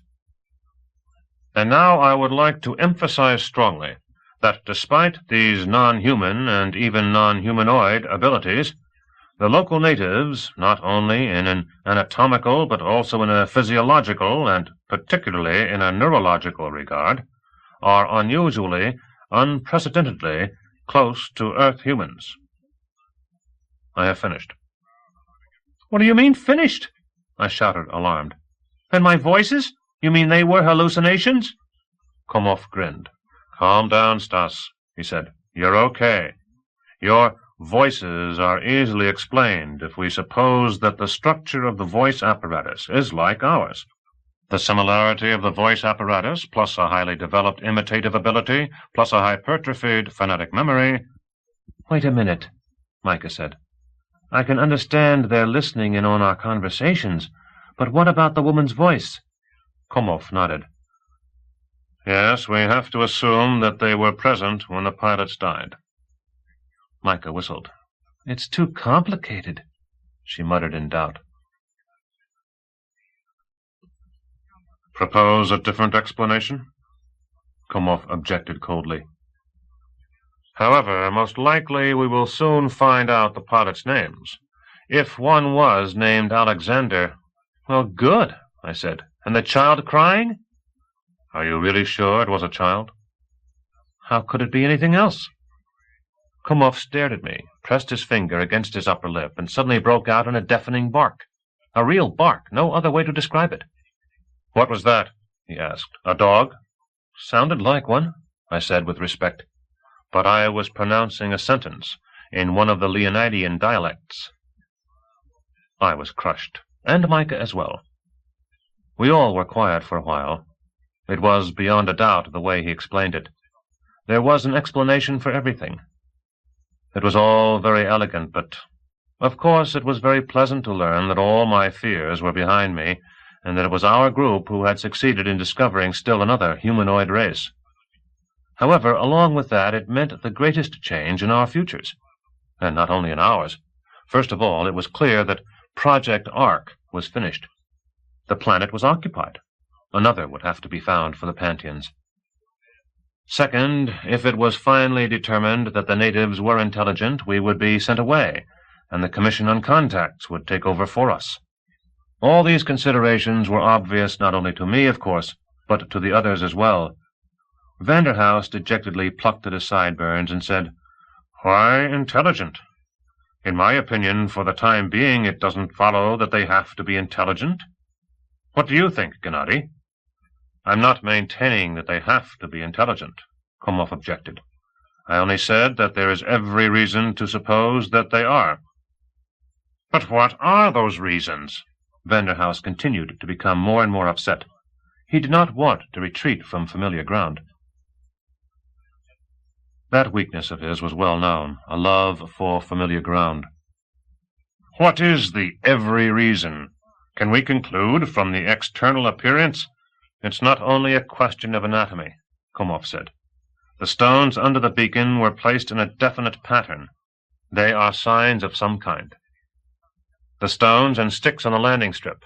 I would not want to make any categorical statements, but it looks very much like an attempt to enter into contact, an attempt carried out by humanoids with a primitive culture. Secret reconnaissance and simultaneously half gifts, half threats. It looks that way, Vanderhouse mumbled, and seemed to fall into a state of exhaustion. Once again there was silence.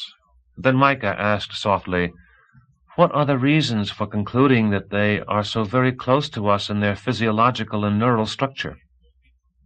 Komov nodded contentedly. "Here we also have only indirect evidence, but it is quite weighty evidence. First, the natives are able to enter the ship. The ship admits them.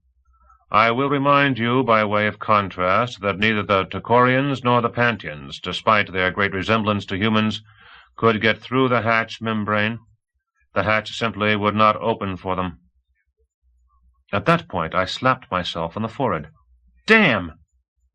That means my cybers were in working order. It's just that the natives most likely ran in front of Tom, and he stopped since he was afraid of running over a human being. So then they thought Tom was a living creature, waved their arms around, and accidentally gave him the signal, "Danger! Return to ship immediately." It's a very simple signal, I demonstrated. So my guys rushed back to crawl into the hold. Of course, that's the way it must have been. And I saw with my own eyes that Tom responded to the native like a human. "You mean?" Komov asked quickly. "I mean, when the native appeared in his field of vision, Tom gave the awaiting instructions signal." "That is a very valuable observation," Komov noted. Vanderhouse sighed deeply. "Yes," Micah said. "An end to Ark. It's a shame." "What will happen now?" I asked, not directing my question to anyone in particular. No one answered. Komov picked up the papers with his notes, revealing a dictaphone. "Excuse me," he said with a winning smile. "To save time, I recorded our discussion. I thank you for the precisely defined questions. Stas, I'll ask you to encode it all and send it in by emergency impulse straight to the center, with a copy to the base." "Poor Sidorov," Vanderhouse said softly. Komov glanced at him briefly, then lowered his eyes to his papers. Micah pushed back her chair. "In any case, my work here is over. I'll go pack." "Wait a minute." Komov stopped her. "Someone asked what would happen now. I'll answer the question. As an authorized member of the Commission on Contacts, I will assume command. I declare our entire region a zone of proposed contact. Yakov, I'll ask you to prepare the appropriate radiogram.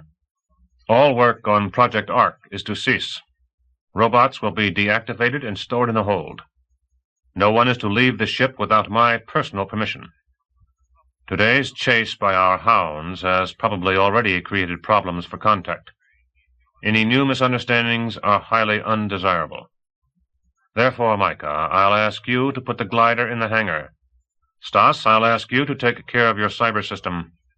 He raised a finger in the air. "But first, send the transcript of our discussion." He smiled and was about to say something else. But at that point, the radio decoder started crackling. Vanderhouse stretched out his long arm, extracted the radiogram from the receiving compartment, and ran his eyes over it. His eyebrows shot up. "Well," he said, "they're one step ahead of us. You wouldn't happen to be an electromagnetic inductor, Gennady?" He handed the radiogram to Komov. Komov also ran his eyes over it, and his eyebrows also shot up. "I can't figure it out," he mumbled. He threw the radiogram on the table and started pacing the room, his hands behind his back. I picked up the radiogram, Micah gasping excitedly next to my ear. The radiogram was really a surprise. "Urgent. Null communication. Center, Commission on Contacts, Gorbovsky. To Director, Base, Ark, Sidorov. Immediately cease all work on project. Prepare possible evacuation of staff and equipment. Addendum. To ComCon, Authorized Representative Komov. I declare Region ER-2 a zone of proposed contact. You are designated Director. Gorbovsky." So that's it, Micah said with admiration. That Gorbovsky. Komov stopped and looked at us sullenly. I will ask everyone to set about completing my instructions. Yakov, find me, please, a copy of our report. He and Vanderhouse lost themselves in studying the report. Micah went out to put the glider away, and I sat down near the transmitter and started coding our discussion. But before 2 minutes had passed, the decoder started clattering again. Komov shoved Vanderhouse aside and raced to the radio. Bending over my shoulder, he greedily read the lines appearing on the radiogram. Urgent. Null communication. Center, Commission on Contacts, Bader. To Captain ER-2, Vanderhouse. Immediately confirm discovery or remains of 2, I repeat, 2, bodies on board ship and condition of ship's log as described in your report. Bader. Komov tossed the radiogram to Vanderhouse. So that's it, he said. Well now, he turned to me. Stas, what are you doing now? Encoding, I answered gloomily. I did not understand a thing. Give me the dictaphone, he said. Let's hold back for a while. He tucked the dictaphone into his chest pocket and neatly buttoned the flap. So then, Yakov, confirm what they asked you about. Stas, send the confirmation. And then, Yakov, I will ask you, you know more about it than I do, do me a favor and go through the film library and check all official documents concerning ship's logs. I don't have to. I know everything about them, Vanderhouse objected, dissatisfied. Just tell me what you're interested in. I don't exactly know what I'm interested in. I'd like to know whether the ship's log was erased intentionally or accidentally. If intentionally, then why? You can see that Bader wants to know, too. Don't be lazy, Yakov. All the same, there must be rules providing for the destruction of ship's logs. There are no such rules, Vanderhouse grumbled, but all the same set off to do his favor. Komov sat down to write the confirmation, and I agonized trying to figure out what was going on, why there was such a panic, and how the center could have doubts about the absolutely clear-cut formulations of the report. They could not believe that we confused the remains of an Earthman with the remains of a native and added an extra body. But all the same, damn it, Gorbovsky had managed to guess what was happening to us. There was no sense to my reflections, and I looked with anguish at the work screens, where everything was clear and comprehensible. Komov handed me the confirmation. I encoded the text, sent it, and was about to sit down at my control panel when suddenly there was a call from base. ER-2? A calm voice inquired. This is Sidorov. ER-2 receiving, I responded immediately. Cyber Engineer Popov speaking. With whom do you want to speak, Mr. Sidorov? Komov, I guess. Komov was already sitting next to me. I'm listening, Athos, he said. What's going on over there? Sidorov asked. Natives? Komov answered after a slight pause. Give me more details, if you can, Sidorov said. First of all, please keep in mind, Athos, Komov said, that I do not know and cannot understand how Gorbovsky found out about the natives. We just began to catch on to what was going on about 2 hours ago. I have prepared information for you and was having it encoded, but everything is so mixed up here that I'll have to ask you to be patient a while longer. Old man Bader put me on to an idea. To be brief, be patient, please. I understand, Sidorov said. But is the existence of the natives a reliable fact? Absolutely, Komov answered. We could hear Sidorov sigh. Well then, he said, what can you do? We'll begin everything from scratch. I'm sorry that things turned out this way, Komov said. Honestly, I'm sorry. It's okay, Sidorov said. We'll survive even this. He was silent for a moment. What do you intend to do in the future? Will you wait for the commission? No, I'm starting right now. And please leave ER-2 and its crew at my disposition. Of course, Sidorov said.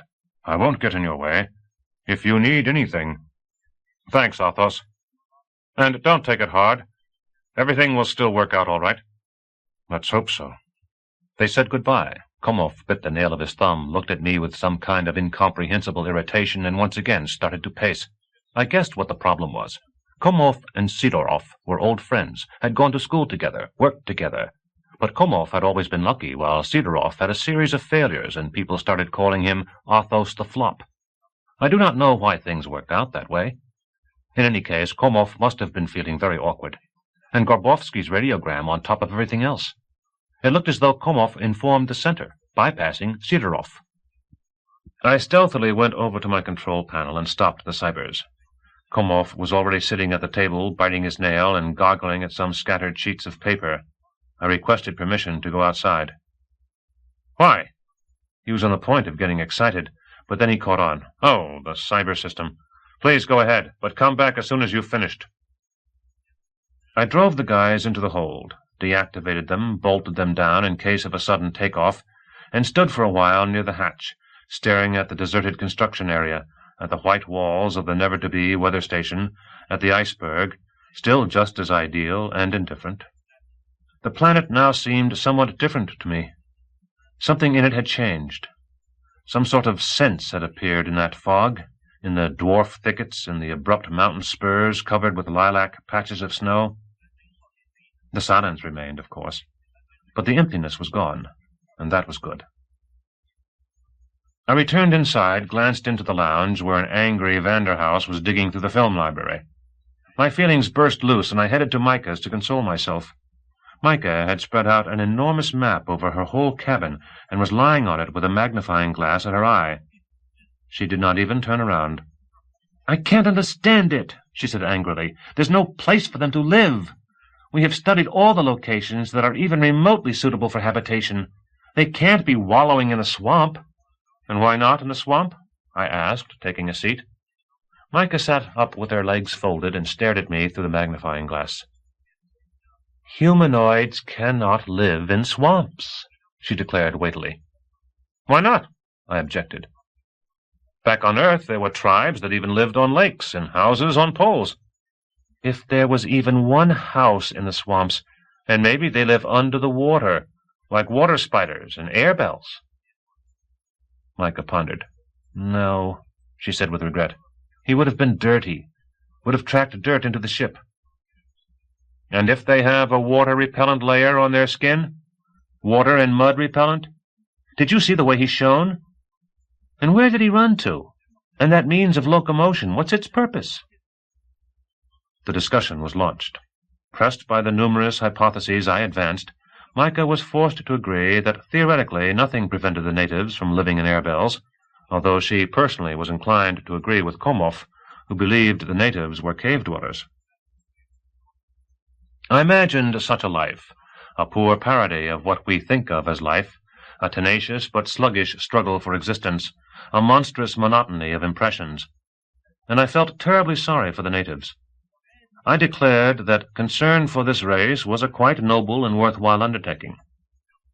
Micah objected that it was not like the Pantheans. The Pantheans were doomed, and if it were not for us, they would simply disappear. But as far as the people here were concerned, she was still not that sure they needed us. Perhaps they were flourishing without us. This was an old argument between us. In my opinion, humankind knows enough to judge which forms of development are historically promising and which are not. Micah questions that opinion. She maintains that we are abysmally ignorant.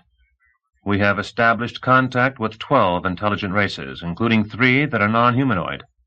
What our relationship is with the non-humanoids is something Gorbovsky himself most likely could not say, whether we have really established contact with them or not, whether it is by mutual consent or whether we are imposing on them, or whether perhaps they just look on us not as brothers in reason, but as a mere natural phenomenon, like unusual meteorites.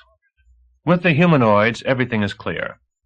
Out of the 9 humanoid races, only 3 have agreed to have anything at all to do with us, and the Leonidians, for example, give us information, but politely but firmly refuse to accept any of our Earth information. It would seem to be completely obvious that quasi-organic mechanisms are much more efficient and economical than domesticated animals. But the Leonidians reject all mechanisms. Why? For a while we argued why, became mixed up, and imperceptibly changed points of view, a frequent occurrence with Micah and me, and Micah finally proclaimed that it was all a lot of nonsense. "That's not the point. Do you understand the main goal of any contact?" she asked. "Do you understand why humankind has for 200 years striven for contacts, rejoiced when they succeeded, and lamented when they failed?" I, of course, understood. "The study of intelligence," I said, "the investigation of the highest product of nature's development." "That is true," Micah said, "but it is just words, because really we are interested not in the problem of reason in general, but the problem of our human reason. In other words, we are interested, above all, in ourselves. For 50,000 years already we have been trying to understand what we are, but the problem cannot be solved by looking inward, in the same way that you can't lift yourself by your own bootstraps. You have to look at yourself from outside, through others' eyes, through alien eyes." "But why is that really necessary?" I inquired rather aggressively. "Because," Micah said weightily, "humankind is becoming galactic." "How do you picture humankind 100 years from now?" "How do I picture it?" I shrugged my shoulders. "Why, the same way you do. The conclusion of the biological revolution, the overcoming of the galactic barrier, entry into the null world. Well, the widespread use of contact vision, the implementation of P-abstraction." "I didn't ask you how you picture humankind's achievements 100 years from now. I asked you how you pictured humankind itself 100 years from now." I blinked, perplexed. I did not see the difference. Micah was looking at me triumphantly. "Have you heard about Komov's ideas?" she asked. "Vertical progress and so forth?" "Vertical progress?" I seem to remember something about it. "Hold on. That's Borovic. Mikawa, right?" She reached in a drawer and began rummaging around. "While you were dancing with your Tanya back at the bar, Komov got together some people in the library. Aha!" She handed me a crystal phone. "Have a listen." I reluctantly clipped on the crystal phone and began listening. It was like a lecture, which Komov was giving, and the recording began in mid-word. Komov was speaking slowly, simply, very accessibly, adapting his ideas apparently to the level of his audience. He cited many examples, told jokes. His ideas were something like this. Earth humans have achieved all the tasks set before them and are becoming galactic humans. For 100,000 years, humans clambered through a narrow cave, over obstructions, through dense thickets, perished in avalanches, fell into dead ends, but ahead there was always the blue sky, light, a goal. But now we have come out of the gorge into the light, and have flowed onto the plain. Yes, the plain is large, and above it is the sky, a new dimension. Yes, it is good on a plain, and it is possible to busy yourself with the implementation of P-abstraction to your heart's content. And it would seem that nothing drives us upward into the new dimension. But galactic humans are not simply Earth humans who live in galactic spaces according to Earth laws. They are something more, with new laws of existence, with new goals. But we still don't know these laws or these goals, so that it is the question, fundamentally, of formulating the ideal of the galactic human. The ideal of the Earth human was established over the course of millennia on the basis of ancestors' experience, of the experience of the most varied life forms on our planet. The ideal of the galactic human, evidently, should be established on the basis of the experience of galactic life forms, of the historical experience of various intelligences in the galaxy. Meanwhile, we do not even know how to approach the problem, but the task of solving it lies before us, and of solving it in such a way that victims and mistakes are kept to a minimum. Humankind will never set itself a task that it is not prepared to solve. That is profoundly true, but all the same, it is agonizing. The recording also ended in mid-word. To be honest, the ideas did not seem to reach me. What was this galactic ideal? In my opinion, humans in space are not becoming galactic, whatever that may be. I would say, on the contrary, that humans are carrying Earth into space. Earth comforts, Earth norms, Earth ethics.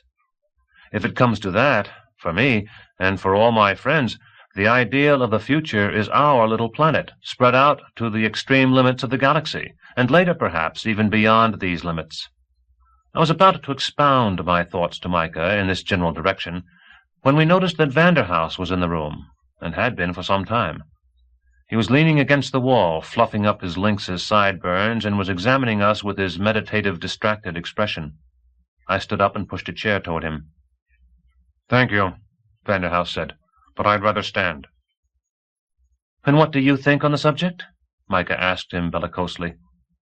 Vanderhouse was silent for a while, then sighed and said, "It is not known who was the first to discover water, but it certainly wasn't a fish."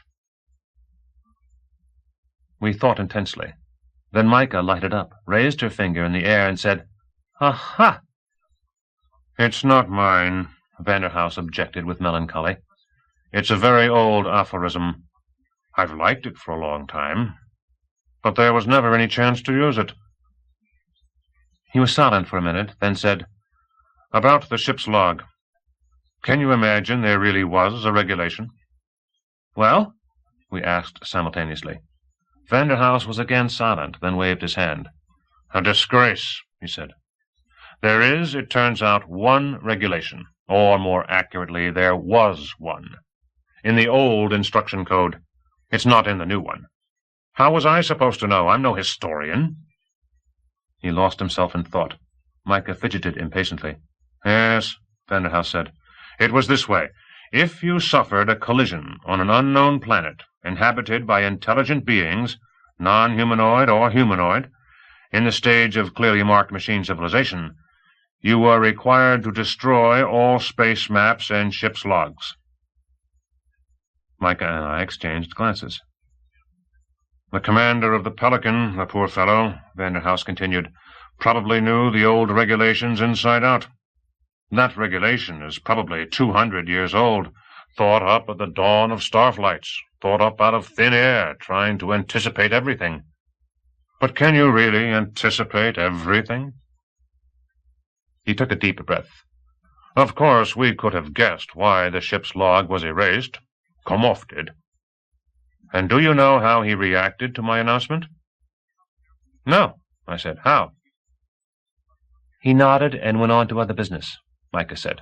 Vanderhouse looked at her with admiration. "Right," he said. "He nodded and went on with other business. In his place, I would have spent a whole day rejoicing that I had been so perceptive." "So what does it mean?" Micah said.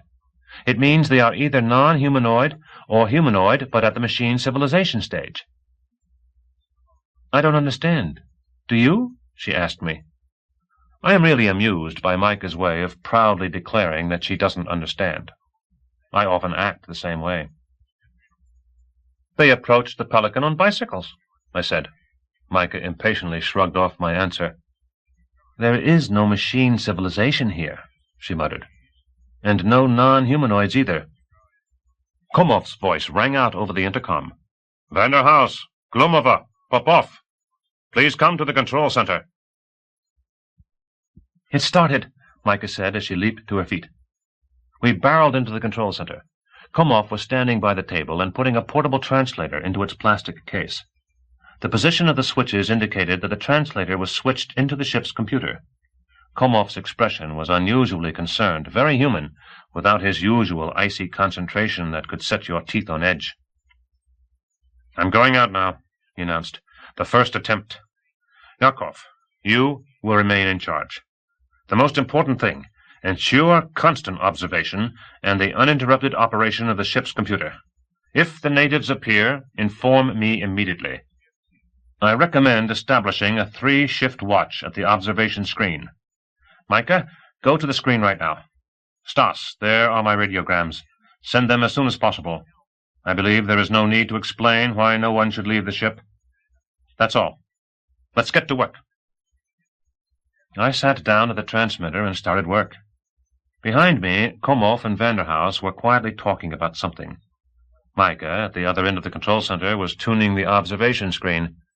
I went through the radiograms. Yes, while we were solving philosophical problems, Komov had finished a mountain of work. Nearly all his radiograms were answers. I established priorities myself, not having any special instructions.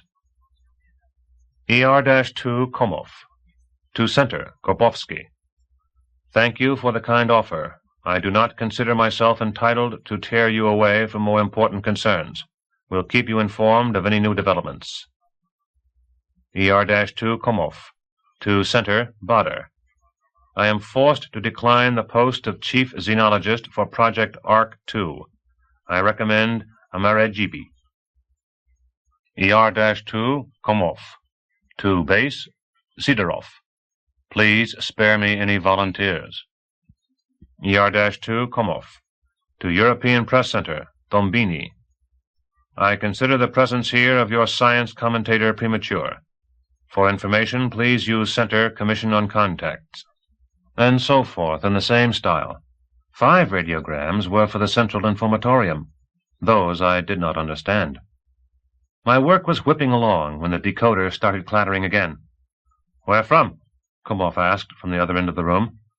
He was standing next to Micah and inspecting the locality. Center History Section, I read. Ah, finally, Komov said, and headed toward me. To Project ARC ER-2 Vanderhaus Komov, I read. The ship you discovered, registration number such and such, is the expeditionary starship Pilgrim. Left the port Deimos, January 2, 231, for free exploration in Zone T. Last call received May 6, 234, from region Shadow. Crew, Marie-Louise Semyonov and Alexander Pavlovich Semyonov. From April 21, 233, passenger Pierre Alexandrovich Semyonov. The Pilgrim Archives. The radiogram continued, but at this point Komov suddenly laughed, and I turned around toward him in amazement. Komov was laughing. Komov was glowing. I knew it, he said triumphantly. And we all looked at him, our mouths gaping. I knew it! It's a human! Do you understand? It's a human! Chapter 5. Humans and Non-Humans. Stay in your places, Komov ordered happily, as he picked up the boxes of equipment and left the room. I looked at Micah. She was standing bolt upright in the middle of the room with a foggy expression and was moving her lips soundlessly. She was deep in thought. I looked at Vanderhaus. His eyebrows were halfway up his forehead, his sideburns fluffed out, and for the first time in living memory he did not resemble a mammal, but a beached devilfish. On the observation screen, Komov, draped with equipment, was striding spiritedly across the construction area toward the swamp.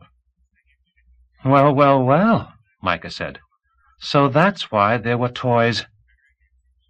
The radio call rang out. I mechanically answered it. It was Vodek. He was speaking rapidly and softly. It was clear that he was afraid his call would be traced. "What's going on over there, Stas? But hurry, we're leaving." "I can't explain in a hurry," I said with dissatisfaction. "In 2 words, you find a wanderer ship?" "Wanderer?" I was staggered. "Where?" "You know, the ones Korbovsky is looking for." "Who found it?" "You did. Didn't you?" His voice changed suddenly. "I'm testing the tuning," he said sternly. "Over and out." "What did they find there?" Vanderhaus asked. "Another ship?" I waved away his question. "They're just curious." "So he was born in April of 33, and they radioed for the last time in May of 34. Yakov, how often should they have reported in?" "Once a month," Vanderhaus answered. "If a ship is out on free exploration—" "1 minute," I said. "May, June—" 13 months, Micah said. At the time of the crash, the kid was 1 year and 1 month old. How did he survive?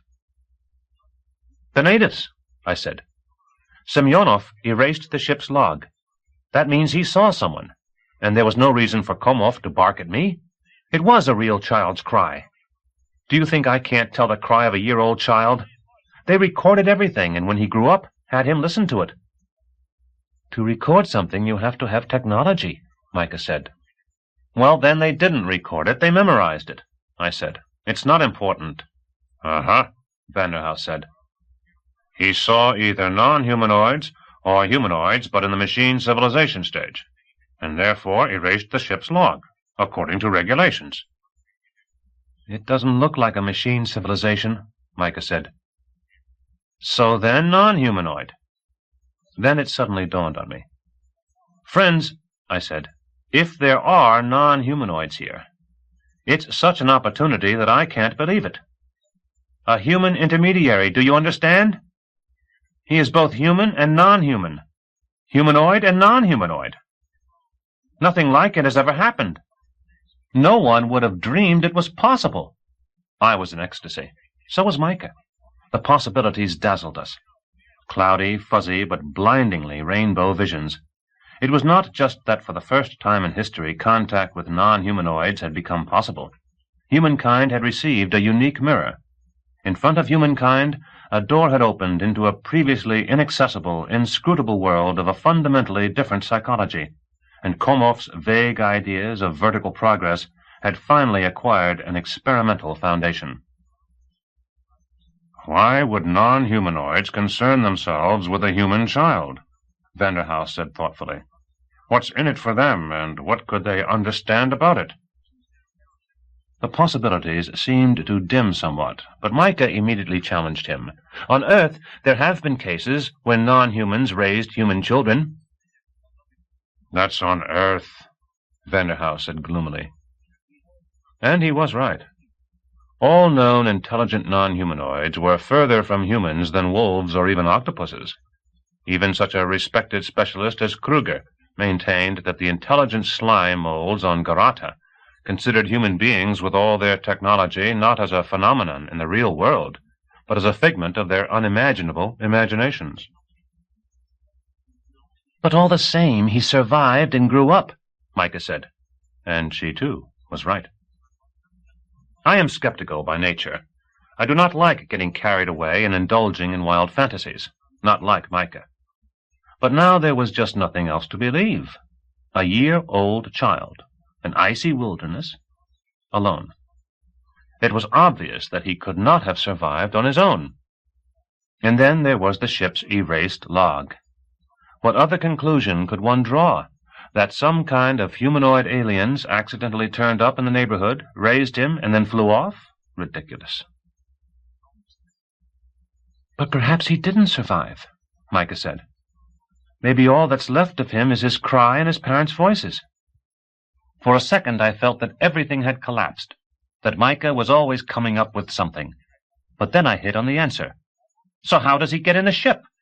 How does he give orders to my Cypers? No, either we have encountered in space an exact, and I mean exact, replica of a human, or it is a space Mowgli. I don't know which is more probable. Neither do I, Micah said. Neither do I, Vanderhouse chimed in. Komov's voice boomed out of the loudspeakers. Attention on board. I'm in position. I have a good view of everything around me. I'm not readily visible. Any radiograms? I glanced at the receiving opening. A whole package, I said. A whole package, Vanderhouse said into the microphone. Stas, have you sent out my radiograms? Not all of them yet, I said, seating myself quickly at the transmitter. Not all of them yet, Vanderhouse relayed. What's going on there? Komov asked. Enough philosophizing. Get to work. Micah, watch the screen. Forget about everything else and watch the screen. Popov, my last radiogram should be in the ether within 10 minutes. Yakov, read the radiograms addressed to me. When I finished transmission and glanced around, everyone was busy with their work. Micah was sitting at the observation panel. On the 360-degree screen, Komov could be seen, a tiny figure at the very edge of the swamp. He was sitting with his back to us. He was evidently expecting our Mowgli to make his appearance from the swamp. Micah slowly turned her head from side to side, observing the area, and from time to time turned up the magnification to maximum on some suspicious spot. Then the small monitor screens would show a dropping bush, or a lilac shadow of a dune on sparkling sand, or an amorphous spot in the sparse bristles of the dwarf trees. Vanderhouse was muttering into the microphone in a monotone. Psychotype variance colon 16 in .32 zeta or 16 m, as in mama, .31 epsilon.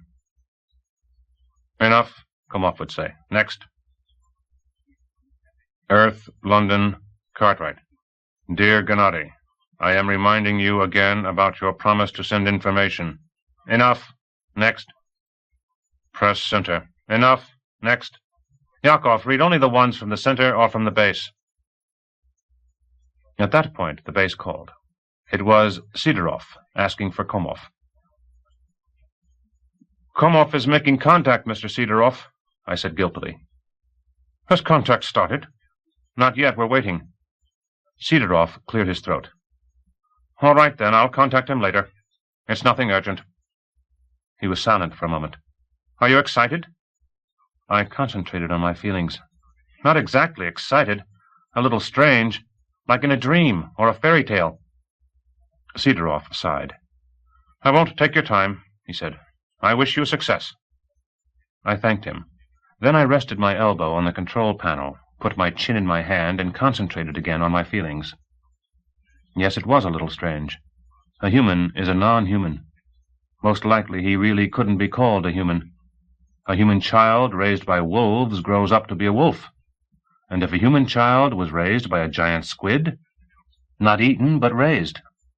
But even that was not really the question. Both wolves and squid are devoid of reason, in any case, what xenologists call reason. But what if our Mowgli was raised by intelligent beings that was still somewhat squid-like? And even more different than squids. After all, it was they who taught him to cast protective phantoms, taught him mimicry, although there is nothing in the human organism for such tricks, so it must be an artificial adaptation.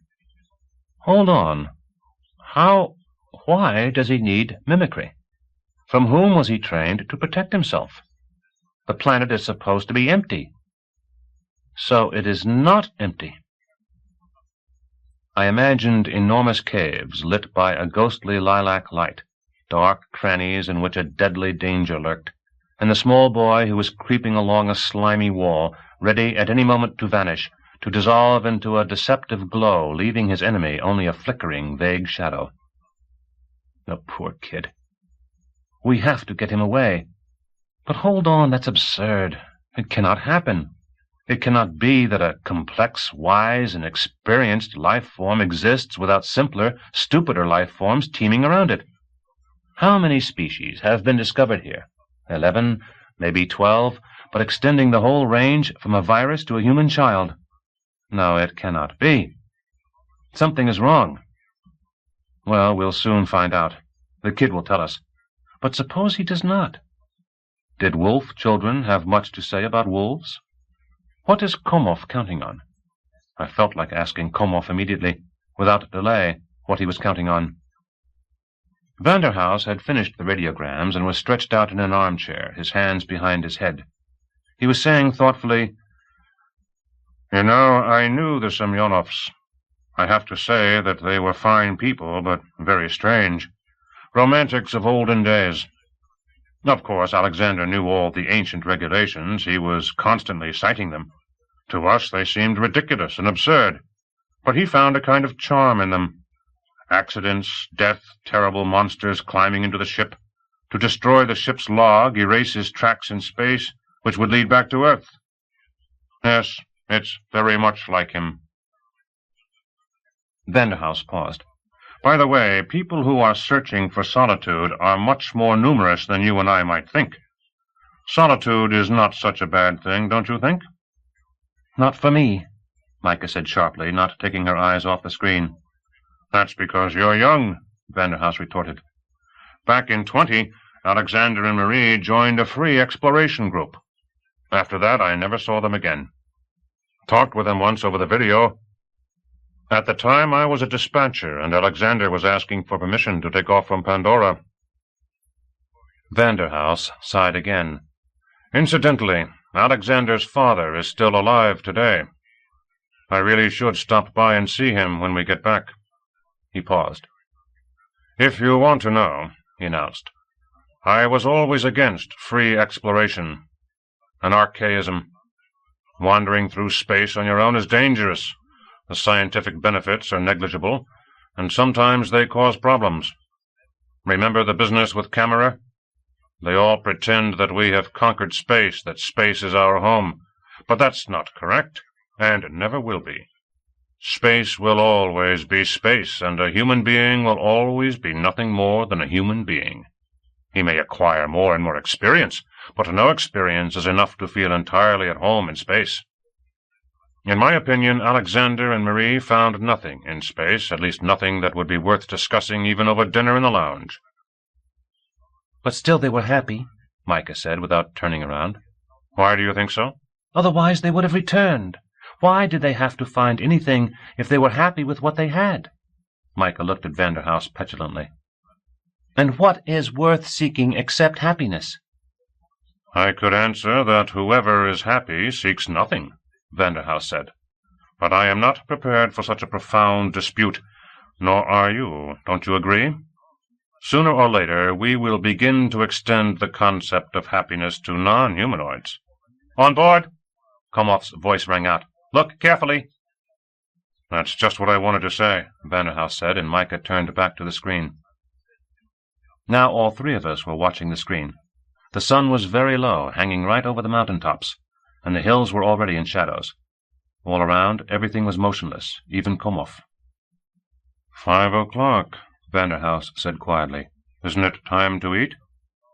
"Gennady, how are you going to eat?" "I don't need anything," Komov said. "I took something with me. But you go ahead and eat. Otherwise you might not be up to things." I stood up. "I'll go get things ready. Any requests?" Right then Vanderhouse said, "I see him." "Where?" Komov immediately asked.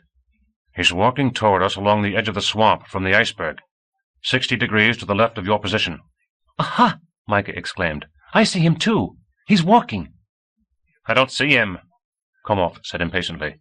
"Give me the coordinates from the rangefinder." Vanderhouse stuck his face against the rangefinder eyepiece and dictated the coordinates. Now I too saw him. A greenish, strangely contorted small figure was wandering along the edge of the black water toward the ship, unhurriedly and seemingly unwillingly. "No, I don't see him," Komov said with annoyance. "Describe his actions for me." "Well then," Vanderhouse began, and then cleared his throat. "He's walking slowly, looking toward us. He has an armful of sticks. He stopped and is digging around in the sand with his foot. In such freezing weather, he's stark naked. He's walking onward, looking in your direction, Gennady. It's curious, his anatomy is not human, or more precisely, not totally human. He stopped again, and keeps looking toward you. Can't you see him, Gennady? He's closer to you than to us." Pierre Alexandrovich Semyonov, the space Mowgli, was approaching. He was only 200 meters away, and when Micah displayed a magnification on the monitor, we could even see his eyelashes. The setting sun shone through an opening between two peaks in just the right place, and once again it was very light, and the long shadows stretched along the beach. It was a child, a boy about 12 years old, an angular adolescent, bony, long-legged, with sharp shoulders and pointed elbows, but there the resemblance to an ordinary child ended. Even his face was not childish. It had human features, but was totally immobile, petrified, frozen like a mask. Only his eyes showed signs of life, large and dark. He darted them to the left and right, as though through slits in a mask. His ears were large and stuck out. The right one was noticeably larger than the left one, and under the left one a dark, jagged scar extended down his neck to his collarbone, a crude, improperly healed scar. His reddish-brown hair hung down in disorderly clumps over his forehead and down to his shoulders, jutting out in various directions, and rose up in a bold cowlick on the crown of his head. An oppressive, unpleasant face, and on top of everything else, a deathly bluish-green color, glistening as though rubbed with fat. But his whole body glistened. He was completely naked, and when he had come very near the ship and thrown his armful of sticks in the sand, we could see how sinewy he was, without the slightest sign of a touching, childish vulnerability. He was bony, yes, but not skinny, remarkably sinewy in an adult way, but without an athlete's muscles, and we could see terrible, jagged scars, a deep scar on his left side over the ribs down to his hip, which was why he looked so contorted, and another scar on his right leg, and a deep depression in the middle of his chest. Yes, it was clear that he had not had an easy time. The planet carefully chewed and gnawed at the human child, and apparently had brought him into line. He was now about 20 paces away, at the very edge of dead space. The branches were lying at his feet, and he was standing with his arms lowered, looking at the ship. He could not, of course, see the lenses, but it seemed that he was looking us straight in the eye. Even his posture was non-human. I do not know how to explain it. It is simply that human beings do not stand in such a way. Never. Not when they're resting, not when they're waiting, not when they're under pressure. His left foot was slightly behind him and was bent slightly at the knee, but he was resting all his weight on it, and his left shoulder was jutting forward. A person preparing to throw the discus might adopt such a pose for an instant, but no one could stand up for long. It would be uncomfortable and ugly, but he stood for several minutes and then squatted down and began to sort through his sticks. I said squatted, but that is not correct. He lowered himself on his left leg and stretched out his right without bending it. It was even uncomfortable looking at him, especially when he began to fuss with the sticks, using his right foot to help his hands. Then he raised his face toward us, stretched out his arms, a stick in each fist, and began something I simply cannot describe. I can only say that his face came to life. No, not just came to life. It exploded into motion. I do not know how many facial muscles a person has, but all of his set into motion all at once, and each one independently, and each one continuously, and each one uncommonly complexly. I cannot think of any comparison. Perhaps the racing of ripples over water in full sunlight, only ripples are monotonous and chaotic, monotonous in their chaos. But here, through the fireworks of movements, there showed, through a definite rhythm, a meaningful order, not the feverish convulsions of twitches, death throes, or panic. It was a dance of the muscles, if I can use the word here, and the dance began with his face and then extended to his shoulders and chest. His arms began to sing, and the dry branches quivered in his clenched fists, began to clash, to intertwine, to struggle, with a rustling, with a quivering drumming, with a cheering, as though a whole field of grasshoppers had spread out beneath the ship. It lasted no more than a minute, but my eyes were dazzled and my ears felt blocked. But then everything died away. The singing and dancing withdrew from the sticks to the arms, from the arms to the shoulders, then to the face, and it was all over. The immobile mask was staring at us once again. The boy stood up effortlessly, stepped over a pile of branches, and suddenly entered dead space. "Why are you quiet?" Komov implored. "Yakov! Yakov! Can you hear me? Why are you quiet?" I came to my senses and looked for Komov. He was standing tensely, his face toward the ship, and a long shadow stretched out from his feet over the sand. Vanderhouse cleared his throat and said, "I hear you. What happened?" "I can't describe it," he said. "Can you, friends?" "He was communicating," Micah said in a suppressed tone. "He was communicating." "Listen," I said. "Has he come to the hatch?" "Maybe," Vanderhouse said. "Gennady, he went into dead space. Maybe he has come to the hatch." "Watch the hatch," Komov quickly commanded. "If he enters, let me know right away, and lock yourselves in the control center." He paused. "I will wait for an hour," he said with a different intonation, his usual calm and collected tone, and seemed to turn away from the microphone. "Can you manage in an hour?" "I don't understand," Vanderhouse said. "Lock yourselves in!" Komov shouted with irritation right into the microphone. "Do you understand? Lock yourselves in if he enters the ship." "That I understand," Vanderhouse said. "Where will you be waiting for us in an hour?" A silence set in. "I'll expect you in an hour," Komov repeated calmly, once again turning away from the microphone. "Can you manage in an hour?" "Where?" Vanderhouse said. "Where will you be waiting for us?" "Yakov, can you hear me?" Komov asked loudly and anxiously. "I hear you perfectly," Vanderhouse said, and looked around at us in confusion. "You said that you would expect us in an hour. Where?" "I did not say—" Komov began, but he was interrupted by Vanderhouse's voice, equally muffled, as though distant from the microphone. "Shouldn't we eat now? Stas is probably lonely back there. Don't you think so, Micah?" Micah giggled nervously. "It's him," she said, pointing at the screen. "It's him, out there." "What's going on, Yakov?" Komov barked. A strange voice, at least I did not recognize it immediately, said, "I'll cure you, my fine friend. I'll get you back on your feet." Micah, burying her face in her hands, laughed nervously and tucked her knees up against her chin. "Nothing special, Gennady," Vanderhouse answered, wiping his forehead with his handkerchief. "A misunderstanding. Our subject is talking with our voices. We hear him through the external acoustic system. A minor misunderstanding, Gennady." "Can you see him?" "No. Wait, there he is." The boy was once more standing next to his sticks, in a different but no less uncomfortable position. Again he was looking us straight in the eyes. Then his mouth opened slightly, his lips twisted strangely, exposing his teeth and gums in the left corner of his mouth, and we heard Micah's voice. "When all is said and done, if I had your sideburns, I might have an entirely different idea about life." "Now he's speaking in Micah's voice," Vanderhouse reported imperturbably. "He just now looked over in your direction. You still can't see him?" Komov did not answer.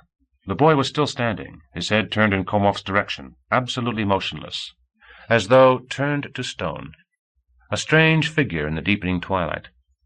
I suddenly realized that it was not him. The figure was diffuse. The dark edge of the water was visible through it. "Aha! I see him," Komov said with satisfaction. "He's standing about 20 paces from the ship, right?" "Right," Vanderhouse said. "Wrong," I said. Vanderhouse looked more closely. Yes, wrong," he agreed. "It's— what do you call it, Gennady, a phantom?" "Hold on," Komov said.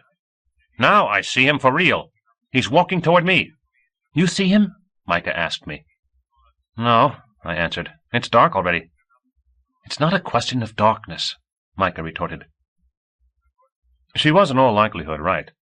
The sun, it was true, had set, and the twilight deepened, but I could make out Komov on the screen, and saw the dissolving phantom, and the take-off strip, and the iceberg in the distance, but I could not see the boy any more. Then I noticed that Komov had sat down. "He's approached," he said under his breath. "Now I am going to be busy. Do not distract me. Continue watching the area carefully, but no locators, no active means at all. Try to do without the infra-optics. Over and out." "Good hunting," Vanderhouse said into the microphone, and stood up. He looked triumphant. He looked down at us over his nose, fluffed up his sideburns with his customary smooth gesture, and proclaimed, "The herds are shut in byre and hut, for loosed till dawn are we." Micah yawned tensely and said, "I really feel like getting some sleep. Is it just nerves?" "Incidentally, we have to make do with very little sleep," Vanderhouse declared. "Let's do it this way. Let Micah go get some rest. I'll stay at the screen, and Stas can sleep at the transmitter. In 4 hours I'll wake him up. What do you think, Stas?" I did not object, although I doubted that Komov could take the cold for so long. Micah, still yawning, did not object either. When she had left, I offered to brew Vanderhouse some coffee, but he declined, using some ludicrous pretext. He probably wanted me to get some sleep. I made myself comfortable at the transmitter, looked through the new radiograms, found nothing urgent, and handed them to Vanderhouse. He did not say a word. I did not feel like sleeping at all. I kept trying to imagine what Pierre Semyonov's adopted parents were like. A human child raised by a wolf runs on all fours and howls. A bear child runs on all fours and growls. Generally speaking, the way a being is raised completely determines its modus vivendi. That is, not quite completely, but noticeably affects it. Why, then, did our Mowgli remain an erect human? That question leads to certain reflections. He walks upright, uses his hands to grasp things, and these traits are not innate but learned. He can speak. Of course, he does not understand what he is saying, but evidently that part of the brain that governs speech is functioning marvelously. And he remembers things he only hears once. Strange, very strange. The non-humanoids I know about have been completely incapable of raising a human child in that way. Feed him, train him, that they could. To study him in their strange laboratories, similar to a gigantic working model of the intestines, that too they could do. But to see a human being in him, to identify the human in him, to preserve the human in him, no way. So perhaps they are humanoid after all. In any case, Vanderhouse said suddenly, they are human in the broadest sense of the word you can conceive if they saved the life of our kid. And they are geniuses, since they were able to raise him similar to a human being, knowing nothing, perhaps, about hands and feet. What do you think, Stas? I hemmed and hawed noncommittally, and he stopped talking. It was quiet in the control center. The base did not bother us. Komov did not maintain communications either, but evidently things were going well with them because the large shipboard computer would start to chatter and rumble from time to time, digesting and organizing information received from the translator. Then I dozed off, and I dreamed, I remember, that some kind of sullen, unshaven octopuses in blue leisure suits and carrying umbrellas were teaching me to walk, and it was very funny that I kept falling, eliciting their extreme displeasure. I was awakened by a soft but unpleasant thump of my heart. Something had happened. Vanderhouse was sitting, bent tensely toward the screen, grasping the arms of his chair tightly. Stas, he called out to me softly. Yes? Look at that screen. I was already looking, but I had not seen anything unusual.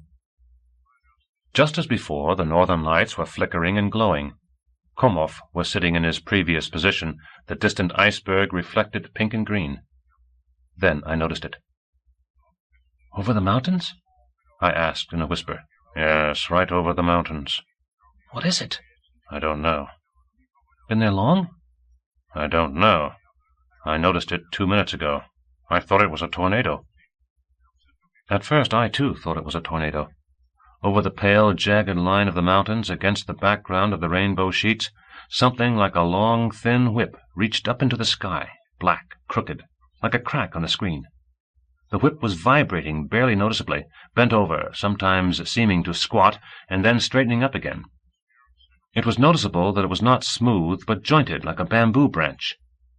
It was jutting up over the mountains, which were at least 10 kilometers away, as though someone had stuck a titanic fishing pole up over the mountains. It made the familiar landscapes on the screen seem like an unreal stage set in a puppet show, as though a huge face had appeared improbably over the peaks. It was somehow outside any scale of measurement, something impossible outside any conceivable idea of natural proportions. "Is it them?" I asked in a whisper. "It cannot be natural," Vanderhouse responded. "And it's impossible for it to be artificial." I felt the same thing myself. "We have to inform Komov," I said. "Komov has shut off communications," Vanderhouse answered. He aimed the rangefinder. "The distance hasn't changed, 14 kilometers. And that thing is vibrating terribly. It keeps shaking. The amplitude is not less than several hundred meters. A completely impossible thing." "What's its height?" I mumbled. "About 600 meters. "Ooh," I said. He suddenly jumped to his feet and pressed 2 buttons simultaneously, the outside alarm radio signal, "Everyone immediately return on board," and the inside signal, "Everyone assemble in control center." Then he turned to me, and in an unusually curt tone commanded, "Run to the ASC station. Clear the PMP for action. Sit and wait. Don't do anything without orders." I leaped out into the corridor. I could hear the muffled, jerky sounds of the assembly signal behind the cabin doors. Micah came racing toward me, putting on her jacket as she ran. She was wearing slippers. "What happened?" she cried from a distance, her voice husky from sleep. I threw up my hands and slid down a ladder to the active systems control station. I was feeling slightly feverish, but on the whole I was calm. In a certain sense I was even proud. It was a highly unusual situation, so unusual that I was certain that from the ship's first takeoff, no one had ever occupied the ASC station except Cosmodrome workers testing the automatic systems. I plopped into the chair, cut in the circular screen, turned off the PMP automatics, and immediately blocked the stern equipment so that I would shoot at the nadir even amid confusion.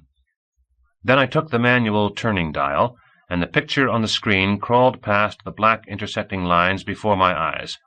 The iceberg fangs went by, the foggy mass over the swamp went past, Komov went past. Now he was standing, illuminated by the northern lights, with his back toward us and looking out toward the mountains. Still a little higher. There it was. Black, trembling, impossible. And alongside was a second one. This one a little shorter, but growing before my very eyes, stretching, twisting. Damn it, how do they do it? What energy was required, and what was the material? What a sight!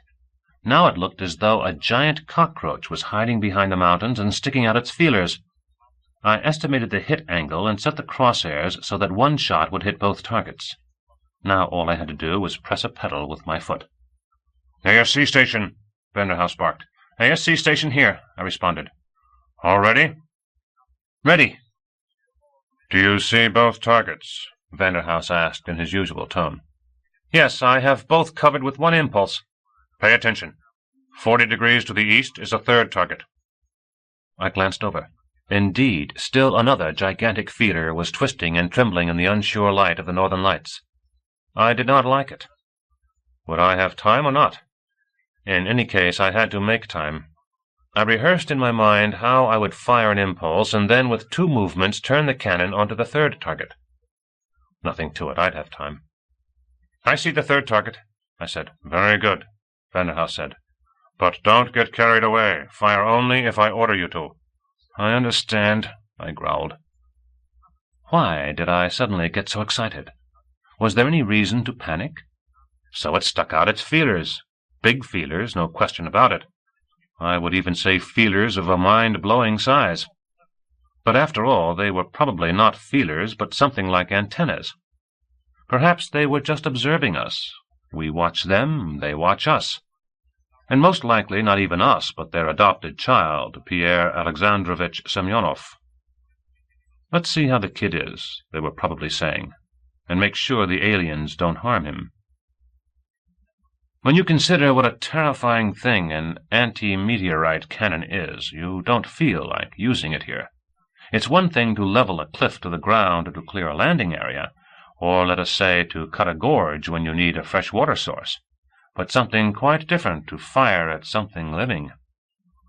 To distract myself from such thoughts, I conducted measurements of the distance to the targets and calculated their height and width. The distances were 14, 14½ and 16 kilometers. Height from 500 to 700 meters, and their breadth was almost identical, about 50 meters at the base, and at the very tip of the feeder less than a meter. And they all were jointed, like bamboo branches or a folding antenna. In addition, I thought I could make out some kind of movement on their surfaces, directed from bottom to top, a kind of peristalsis. But maybe it was only the play of light.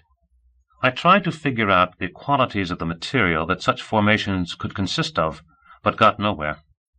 Yes, I'd like to have had a chance to use probe locators, but that was impossible, of course. We could not tell how they would react to that. Besides, that was not the most important thing. The most important thing was that there was a civilization here, apparently technological, a highly developed civilization. QED? Only it was incomprehensible why they had buried themselves, why they had abandoned their home planet to emptiness and silence. But one has to remember that each civilization has its own conception of comfort. For example, on Tagora. "ASC station," Vanderhouse barked into my ear, startling me. "How do you see the targets?" "I see the targets," I responded mechanically, but then stumbled. The feelers over the mountains were gone. "The targets are gone," I said, crestfallen. "You're sleeping at your station." "I'm not. They were just there. I saw them with my own eyes." "And what did you see with your own eyes?" Vanderhouse inquired. "Targets. 3 targets." "And then?" "And now they are gone." Vanderhouse said. Very strange, don't you think? Yes, I said sympathetically. Very strange. They're there, and then they're gone. Komov is returning, Vanderhouse informed me. Maybe he can figure it out. Indeed, Komov, covered with instrument cases, walking awkwardly, it was obvious that his feet were numb, was returning to the ship. From time to time he turned around, I suppose to say goodbye to Pierre Semyonov, but Pierre Semyonov was nowhere to be seen. All clear, Vanderhouse said. Leave everything the way it is and hurry over to the galley and prepare something hot and nourishing. Gennady must be freezing. But he sounded satisfied, don't you think, Micah? I was in the kitchen in a flash, and hastily began to prepare mulled wine, coffee, and some light appetizers. I was very much afraid of missing even a word of what Komov would say. But when I rolled the table into the control center at a run, Komov had not yet begun. He stood in front of the table, rubbing his frozen cheeks. On the table there was spread out the largest and most detailed map of our region, and Micah was pointing out for him the places where the feeler antennas had been sticking up. "There's nothing there," Micah said excitedly. "Frozen cliffs, gorges 100 meters deep, volcanic precipices, but no life. I flew over the area dozens of times. There aren't even any shrubs." Komov gave me an absent-minded nod of gratitude, held a glass of mulled wine with both hands, plunged his face into it, taking noisy sips, grunting, burning his mouth, and sighing with pleasure. "And the ground there is unstable," Micah continued. "It would not support such constructions. They must be tens of thousands of tons, maybe even hundreds of thousands." "Yes," Komov said, and set his empty glass down on the table with a thud. "It cannot be denied that it is strange." He forcefully rubbed his hands. "I froze like a dog," he announced. It was a different Komov, rosy, red-nosed, benevolent, with glittering happy eyes. "Strange, very strange, my friends. But that is not the strangest thing. There's no end to the strange things on alien planets." He plopped down in a chair and stretched out his legs. "You know, you'll find it hard to surprise me today. During those 4 hours I heard things. Some of them, of course, have to be verified, but here are 2 fundamental facts for you. We might say that they are now lying on the surface. First, the kid, that's his name, has already learned to speak fluently and to understand practically everything that is said to him. And this is a child who, during his whole conscious life, has never lived with people."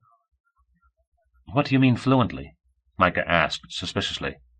"After only 4 hours of instruction?" "Yes, after only 4 hours of instruction, he speaks fluently," Komov affirmed triumphantly.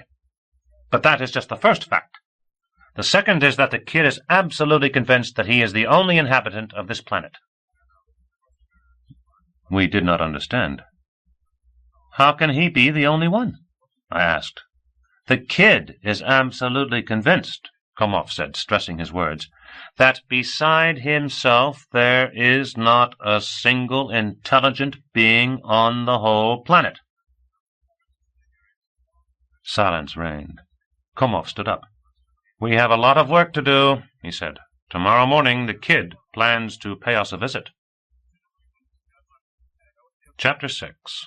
Non-Humans and Questions. We worked all night long.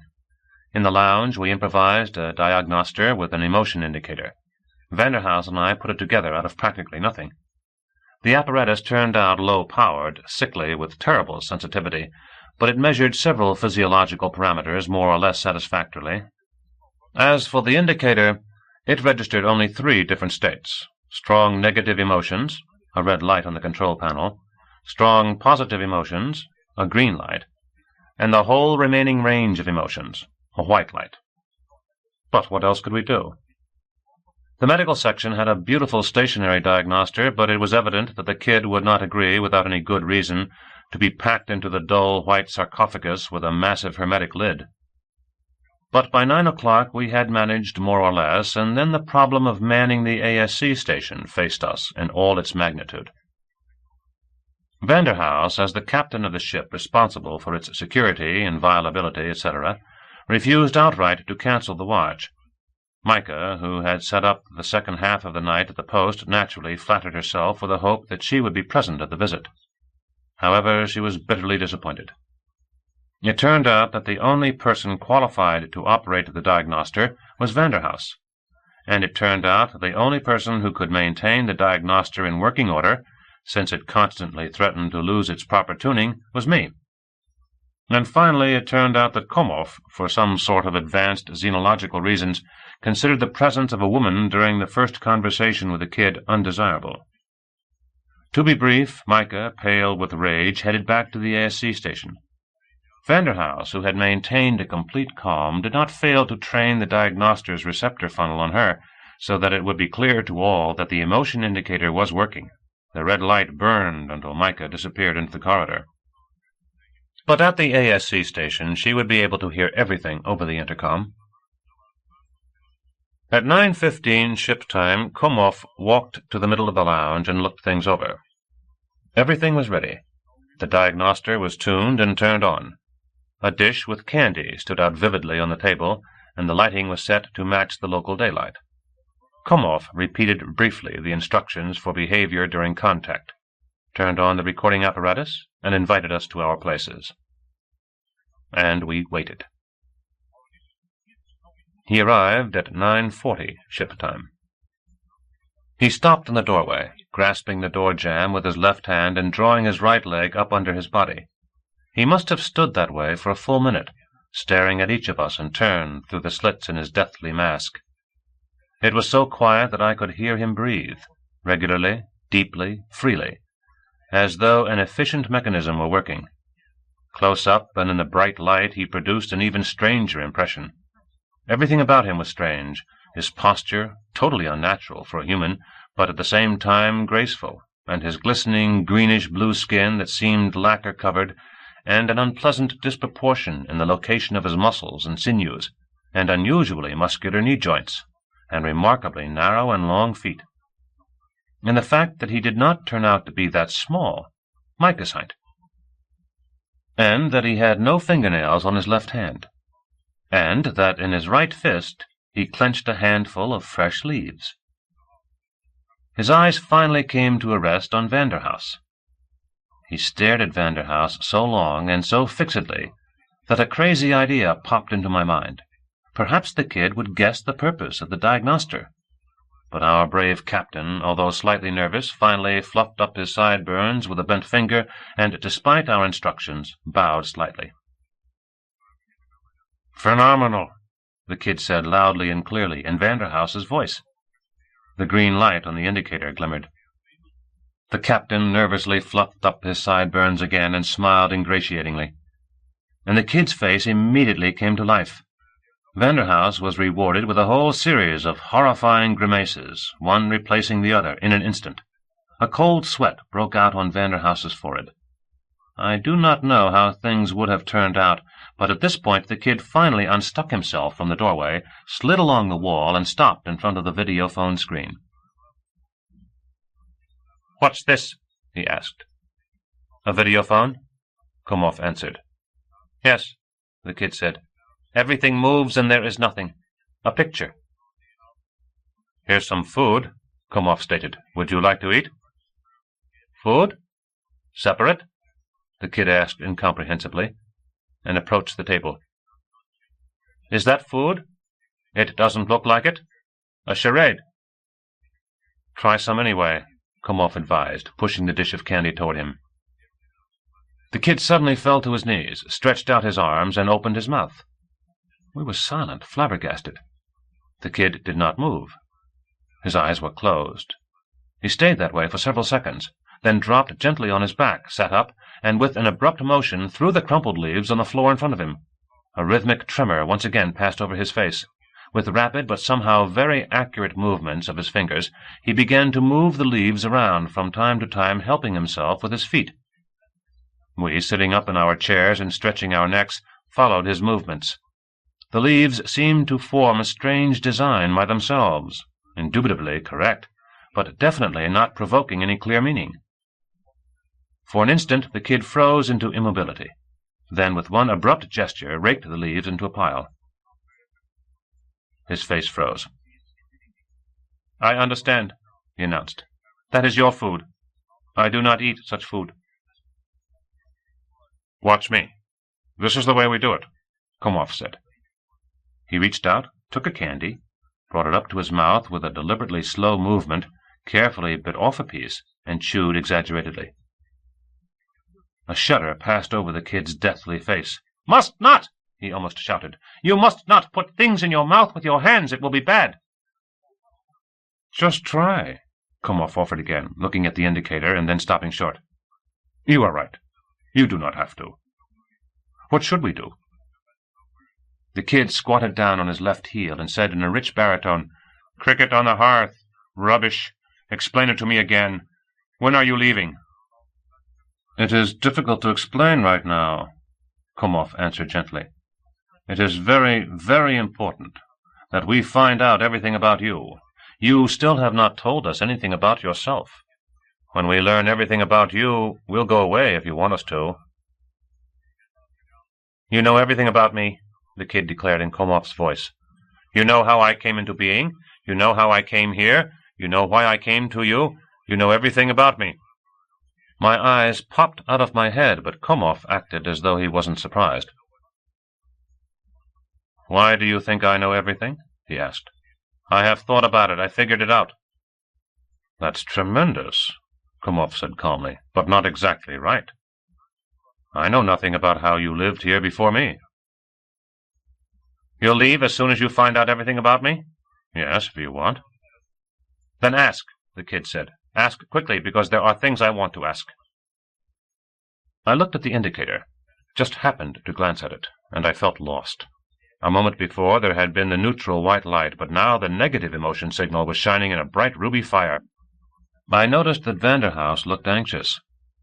"First tell me," Komov said, "why you hid for so long." "Curvespate," the kid said very clearly, and shifted his weight to his right heel. "I knew for a long time that people would come here. I waited. I felt bad. Then I saw that people had come. I thought and understood. If I tell people, they will leave, and then things will be good. They will definitely leave, but I did not know when. 4 people, very many. Even 1 is very many, but better than 4. I went up to one and talked to him during the night. A charade. Then I thought that one person could not speak. I came to all 4. That was a lot of fun. We played with pictures. We ran like waves. Another charade. In the evening I saw that one was sitting by himself. You. I thought and understood you were waiting for me. I went to you. Cheshire Cat. That's the way it was." He spoke harshly and abruptly, in Komov's voice, and it was only the nonsense words that he pronounced in that unknown, rich baritone. His hands, his fingers did not stay still for even a moment, and he kept moving all the time, and his movements were impetuous and elusively smooth. He seemed to flow from one position to another. It was a fantastic sight. The ordinary lounge walls, the sweet smell of the candy, everything so homey, so ordinary. Only a strange lilac light, and in the light on the floor a lithe, graceful, quick little monster, and an alarming ruby light on the control panel. "How did you know that people would come again?" Komov asked. "I thought and understood." "Could it be that someone told you?" "Who? The rocks, the sun, the bushes? I am alone. My pictures and I. Only they are silent. I can only play with them." "No. People came and went." With a rapid turn he moved several leaves around on the floor. "I thought and understood. They will come again." "And why did you feel bad?" "Because it was people." "People never harm anyone." "People want everything around them to be good." "I know," the kid said. "I did say already that people would leave and everything would be good." "What actions by people make you feel bad?" "All of them. They exist. They can come. That is bad. They will leave forever. That is good." The red light drilled into my soul. I could not refrain and gently kicked Komov under the table. "How did you know that if you told people they would leave?" Komov asked, ignoring me. "I knew that people want everything around them to be good." "But how did you know? You never had any contact with people." "I thought a lot. For a long time I didn't understand. Then I understood. When did you understand? A long time ago? No, not long. When you left the lake, I caught a fish. I was very surprised. For some reason it died. I started thinking and understood that you would definitely go away if I told you. Komov bit his lower lip. I slept on the ocean shore, he said suddenly. When I awoke, I saw on the wet sand next to me were human footprints. I thought and understood while I slept a person had walked past me. How did I know? After all, I did not see the person, only the footprints. I thought, before there were no footprints. Now there are, so they appeared while I slept. They were people's footprints, not the marks of waves or rocks that rolled down from the mountain. So, a person had walked past me. That is the way we think. But how do you think? Now people have come. You know nothing about them, but you thought and knew that they would fly away forever if you spoke with them. How did you think? The kid was silent for a long time, about 3 minutes. On his face and chest the dance of muscles began again. Swift fingers moved and shifted the leaves. Then he kicked away the leaves and said in a loud, rich baritone, "That is a question along the pop-pop-topsels." In his corner, Vanderhouse half suppressed a cough, and the kid immediately looked over at him. "Tremendous!" he exclaimed in exactly the same baritone. "I have always wanted to know why the long hair on your cheeks." Silence. I suddenly noticed that the ruby light had gone out, and the emerald light was on. "Answer him, Yakov," Komov requested calmly. Vanderhouse said, turning pink. "How can I explain it, my boy?" He automatically fluffed up his sideburns. "It's attractive, and I like it. I believe that is an adequate explanation, don't you think?" "Attractive, you like it," the kid repeated. "Pumpkin," he said tenderly. "No, you have not explained. But such things happen. Why only on your cheeks? Why not on your nose?" "It's not attractive," Vanderhouse said didactically, "and it would fall into your mouth when you eat." "Correct," the kid agreed. "But with it on your cheeks, if you go through bushes, it must get caught. My hair always gets caught, even though I have it on top." Vanderhouse said. "You see, I don't go through bushes very often."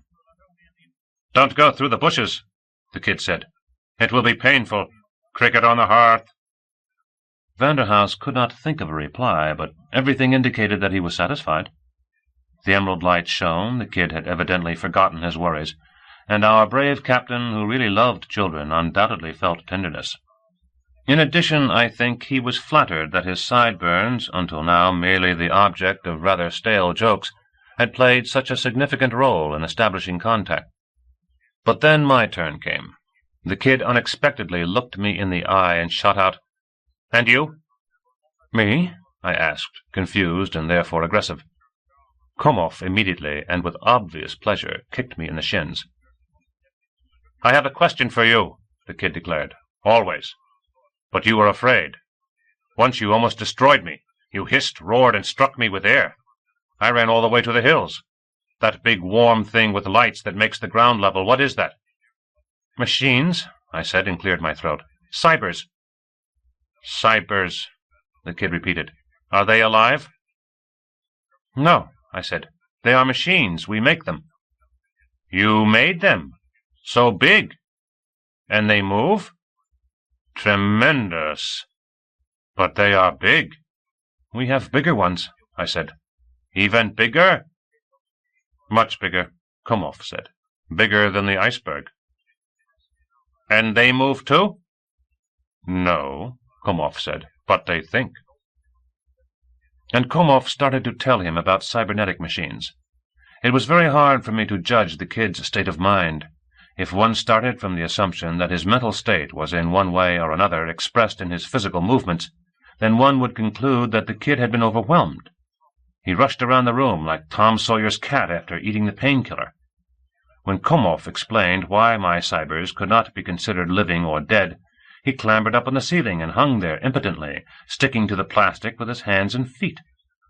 The information about machines, gigantic machines, that think more quickly than people, calculate quicker than people, answer questions 1,000,000 times faster than people, rolled the kid up into a small ball, unfolded him, and tossed him into the corridor, and a second later hurled him at our feet, breathing noisily, with enormous, darkened eyes, grimacing desperately. Never before and never after had I encountered such a grateful listener. The emerald light gleamed like cat's eyes, and Komov kept on talking in precise, clear, very simple sentences, in an even, moderate voice, and from time to time stuck in an intriguing, "We'll talk about it in more detail later," or, "In fact, it's much more complex and interesting, but you still don't know what hemostatics is." Komov had barely finished when the kid jumped up on a chair, embraced himself with his long, sinewy arms, and asked, "Can you fix it so that I talk and the cybers listen?" "You already did it," I said. He, soundlessly as a shadow, dropped his head into his hands on the table in front of me. "When?" "You were jumping around in front of them, and the biggest, his name is Tom, stopped and asked you if you had any orders." "Why didn't I hear the question?" "You saw the question." "Do you remember how the red light blinked?" "That is a question. Tom asks it in his own way."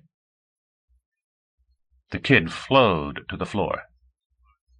"Tremendous," he said very softly in my voice. "It's a game, a tremendous game." "Nutcracker." "What does nutcracker mean?" Komov asked. "I don't know," the kid said impatiently. "It's just a word. It's fun to pronounce. Cheshire cat. Nutcracker." "Where did you learn those words?" "I remember 2 big, nice people, much bigger than you, on the pop-topsail. Nutcracker. Cricket on the hearth. Maria! Maria! The cricket wants to eat." My skin started crawling, and Vanderhouse turned pale, and his sideburns drooped. The kid shouted the words out in a rich baritone. Close your eyes, and you'd see a huge man, full of verve and joy, fearless, strong, kind. Then something in the intonation changed, and he boomed with an inexplicable tenderness, "My little kitten."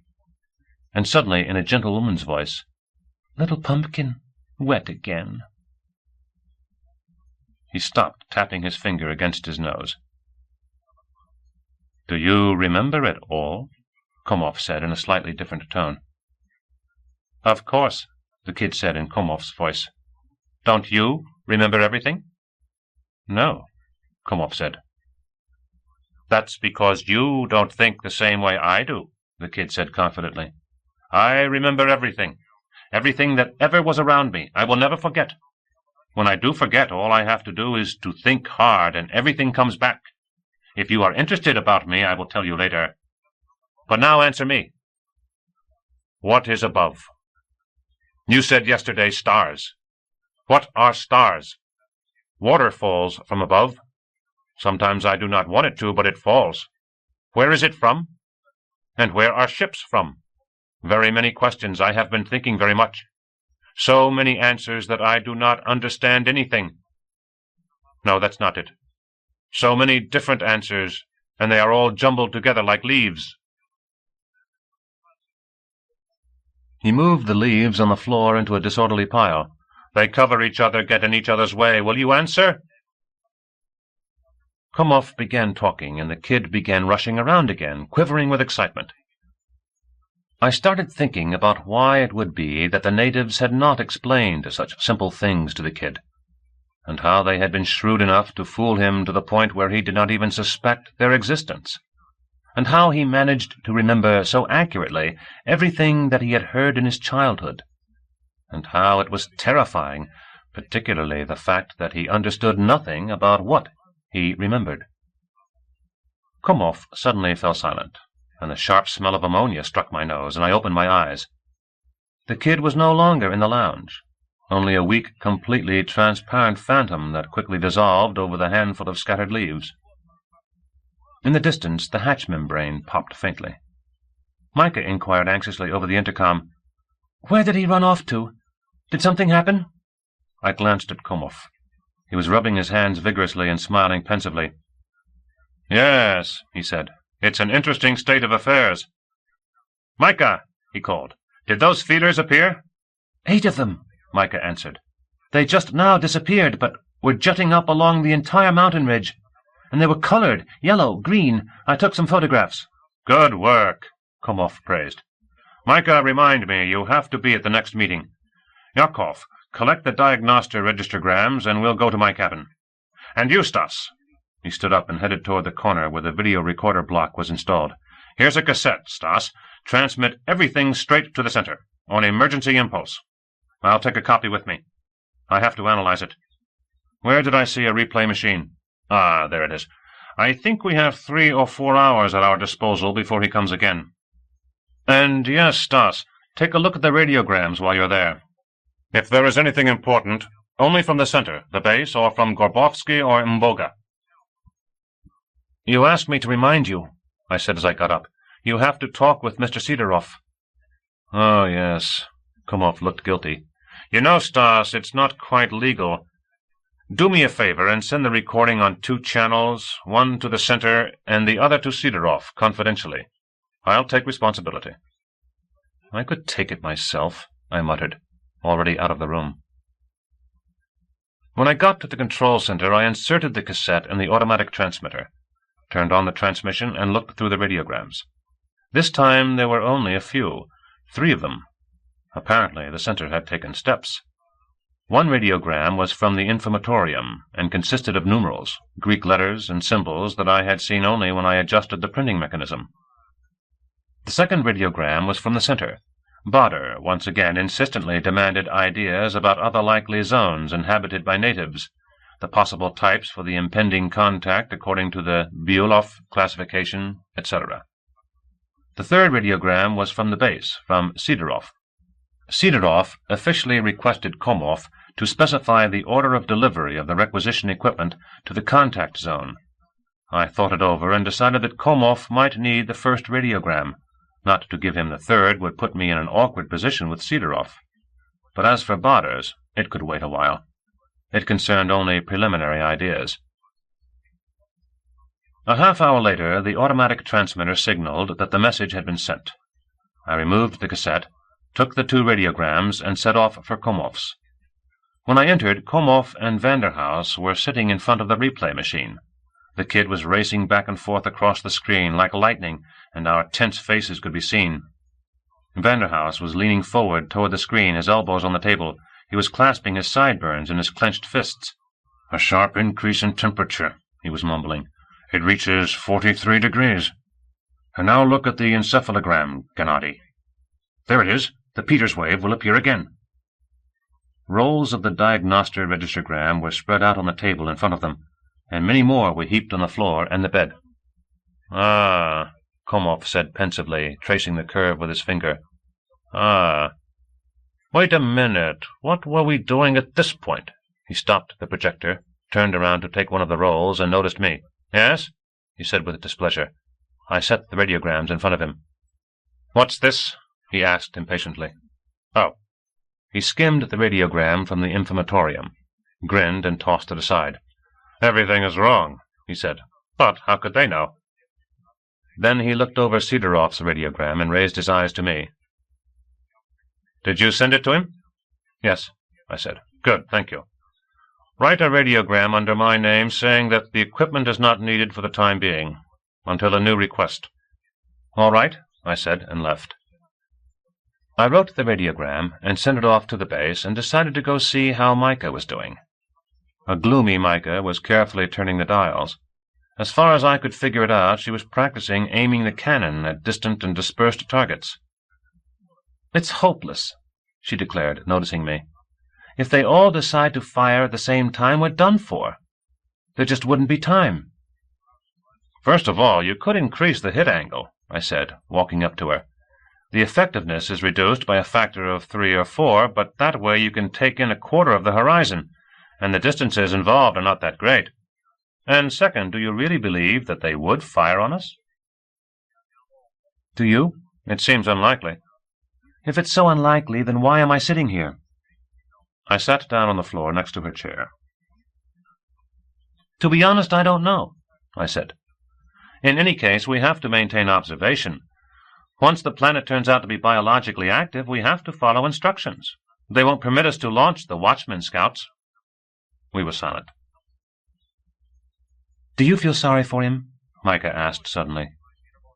I don't know, I said. Why sorry? I'd say awed, but as for feeling sorry, why should I feel sorry for him? He's lively, bright, not at all deserving pity. That's not what I mean. I don't know how to express it. When I listened, I felt sick at the way Komov was acting with him, as though he couldn't care less about the boy. What do you mean, couldn't care less? Komov has to establish contact. He's following a definite strategy. You are aware that without the kid we cannot enter into contact. I am aware. And that's most likely what makes me feel sick. The kid does not know anything about the natives. A blind tool. Well, I don't know, I said. I think you're falling into sentimentality. After all, he's not a human being. He's a native. We are arranging contact with him. To achieve that, we must overcome obstacles, solve mysteries. We have to approach the task soberly. Feelings don't count here. And he does not feel any great love for us either. And he can't feel it. Finally, what is contact? The clash of two strategies. Oh, Micah said, you're tedious, crude. All you want to do is write a program. Cyber technician. I did not feel insulted. I saw that Micah had a deep objection, and I felt that something was really tormenting her. One of your premonitions again, I said. But you really understand very well that the kid is the only link with those invisible beings. If we don't get the kid to like us, if we don't win him over— There it is, Micah interrupted me. That's the problem. No matter what Komov says, no matter how he acted, you could always tell that he was interested in only one thing— contact. Everything for the great idea of vertical progress. And how should he act? I asked. She shrugged. I don't know. Maybe like Yakov. In any case, he's the only one of us who spoke to the kid like a human being. Well, you know, I said, feeling slightly hurt, contact on the sideburn level is also— We fell silent, pouting at each other. Micah turned the dials with exaggerated effort, aiming the black crosshairs at snow-covered teeth of the mountain range. Really, Micah, I said finally, don't you want the contact to take place? But I do, I think, Micah said without any enthusiasm.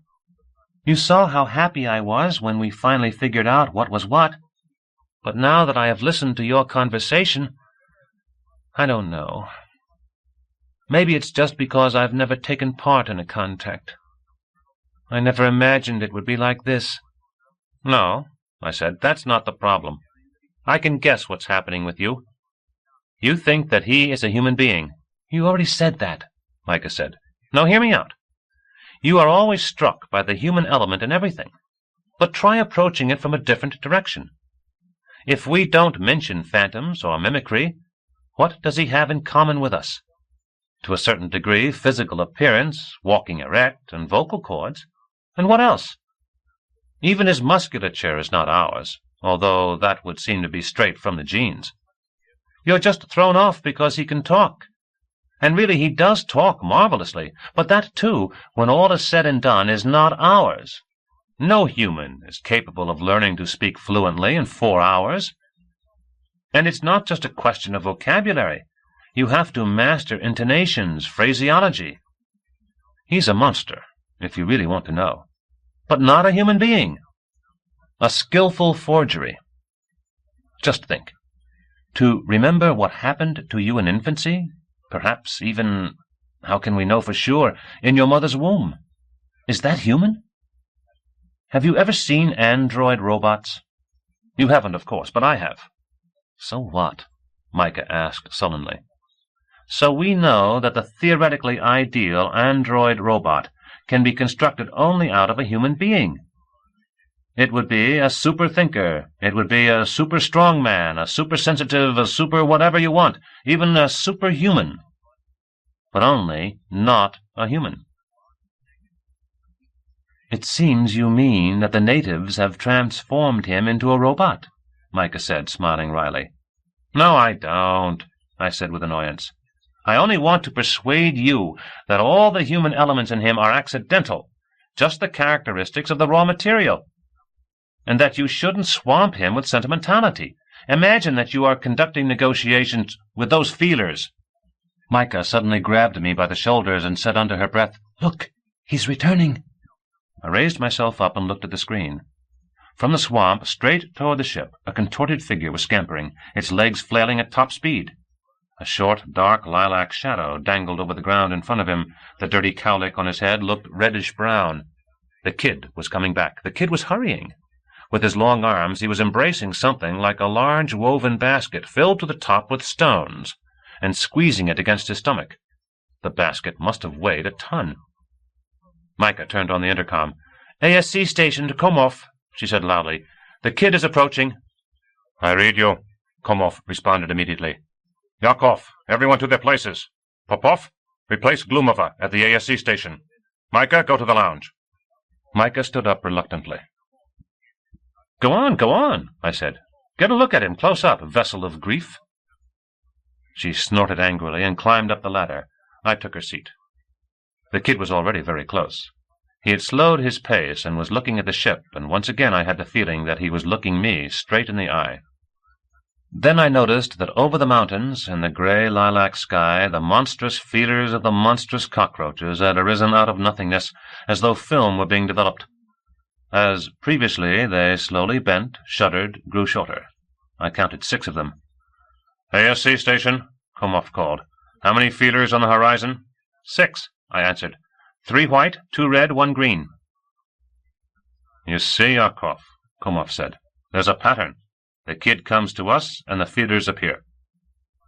In a muffled voice, Vanderhouse responded, "I will give your perspicuity its due, Gennady, but nonetheless I still consider an ASC watch necessary." "It's your decision," Komov said curtly. "Micah, sit down right here." I reported.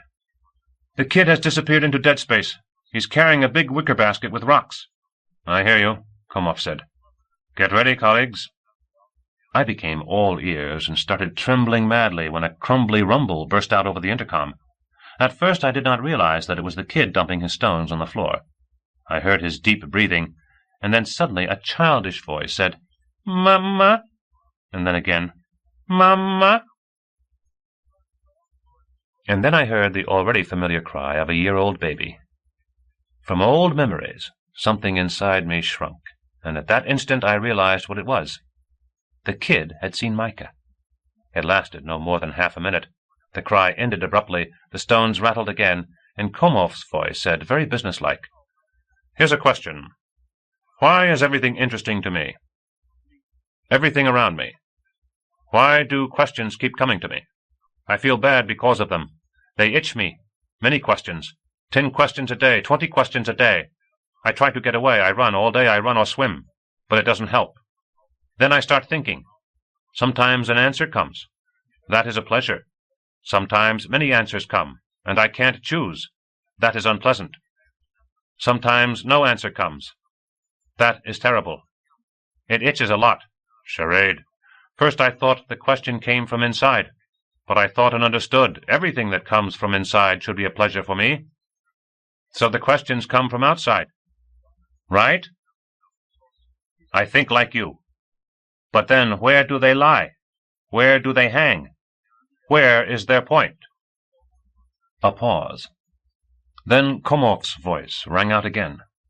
This time it was Komov himself. The 2 voices were very much alike, only the real Komov did not speak as abruptly, and his voice did not sound so harsh. It was possible to distinguish them if you knew what was happening. "I could answer your questions right now," Komov said slowly, "but I am afraid of making a mistake.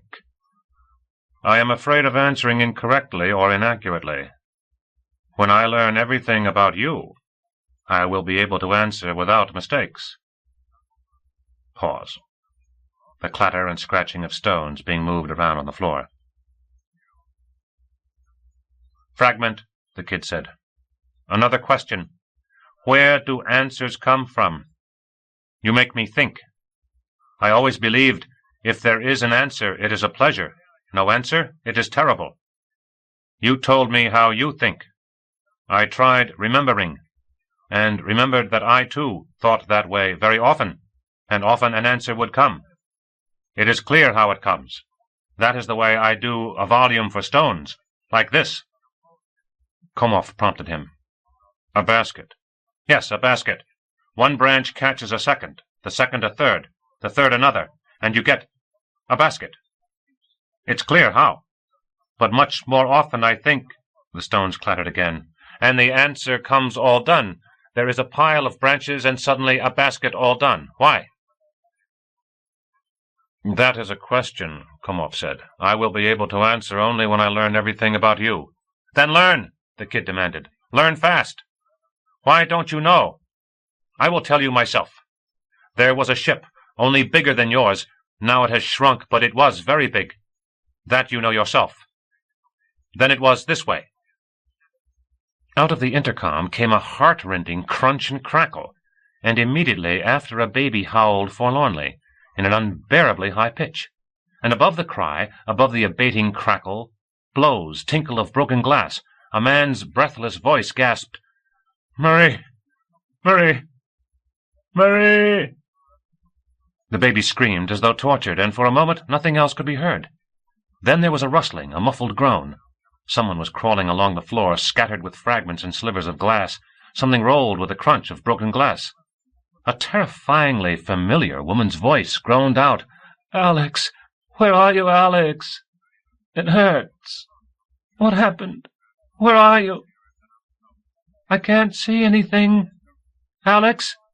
Answer me, Alex. It hurts so much. Help me. I can't see anything."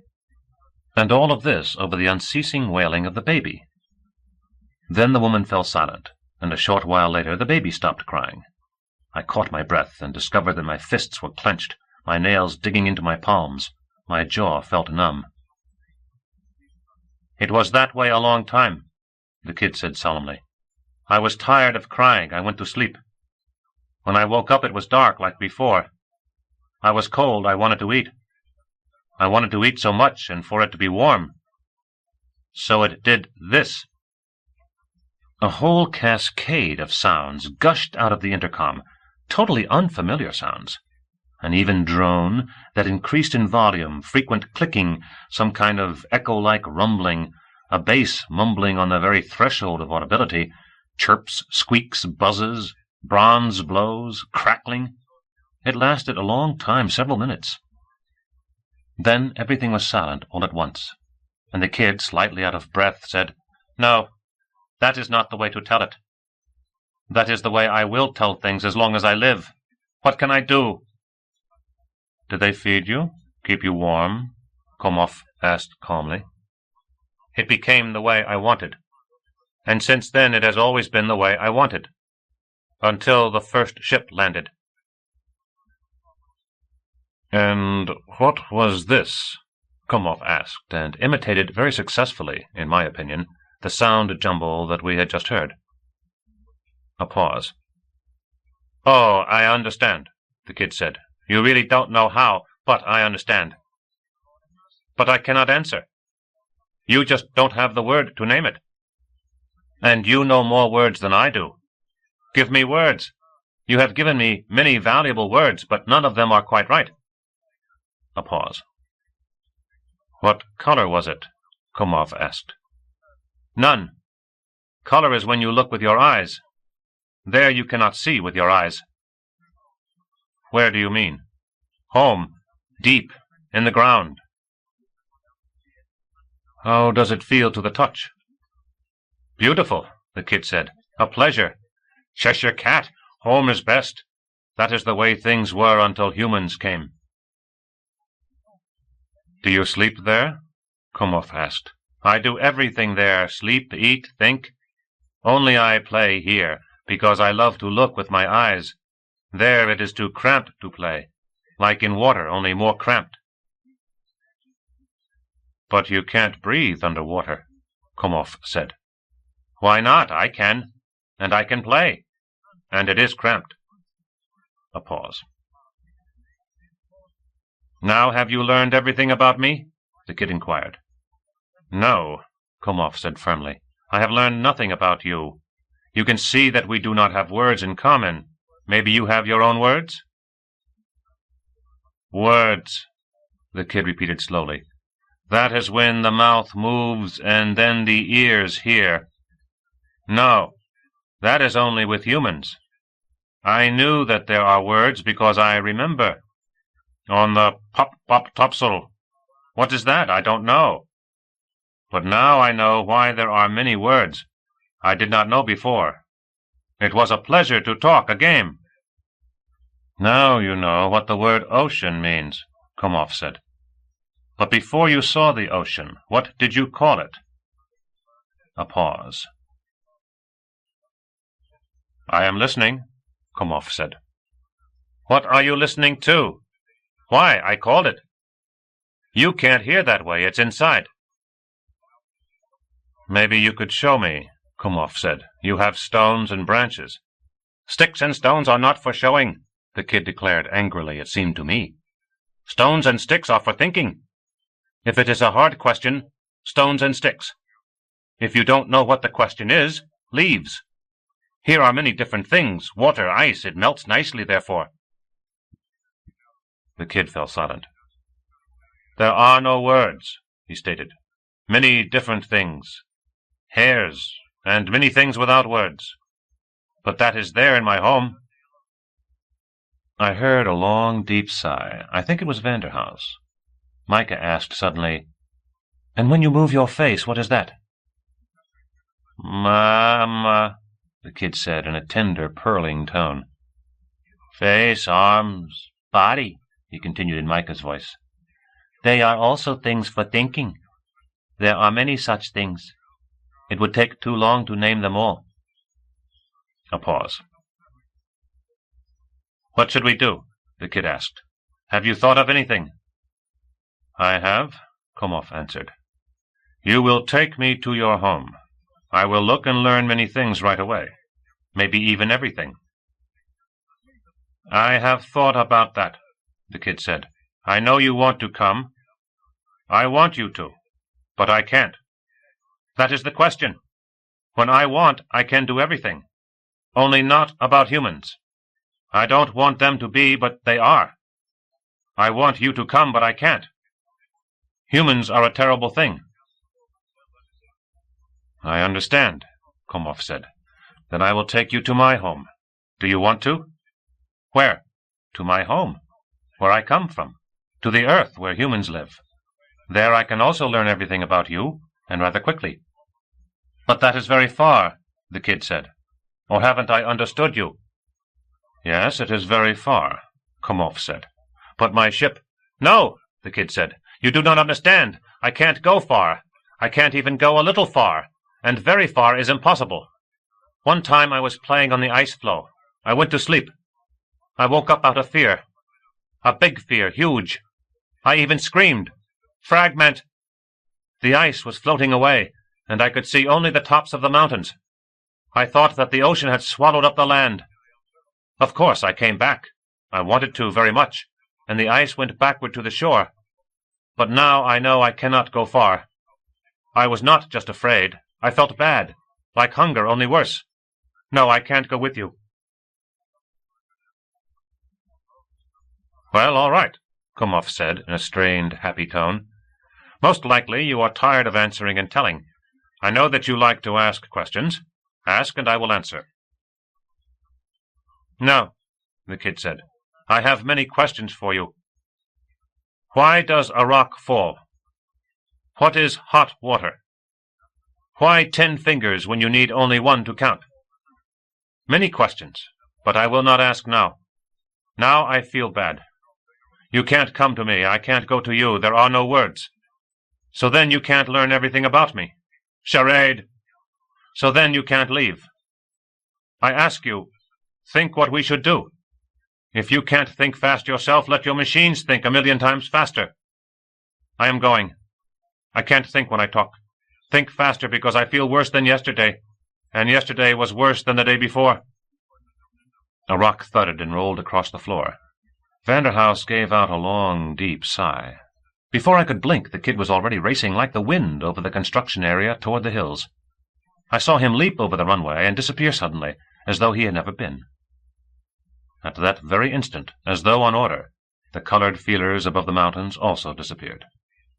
"So," Komov said, "what can you do?" "Yakov, I'll ask you to send Sidorov a radiogram. Have him deliver the equipment. I see that I won't get anywhere without a mentoscope." "All right," Vanderhouse said. "But I'd like to call your attention, Gennady. During the whole conversation, the red light never went away." "I saw," Komov said. "And it's not just negative emotions, Gennady. It's strong negative emotions." I could not make out Komov's answer. I sat at my station all evening and half the night. Neither during the evening nor during the night did the kid appear. Nor did the feelers. Nor Micah. Chapter 7. Questions and Doubts.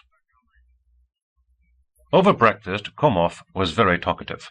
I don't think he had slept all night. His eyes were red, his cheeks sunken, but he was happy and excited. He poured down enormous quantities of strong tea and presented us with his preliminary considerations and conclusions.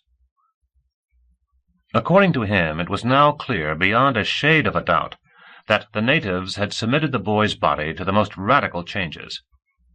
They had shown themselves to be remarkably bold and knowledgeable experimenters.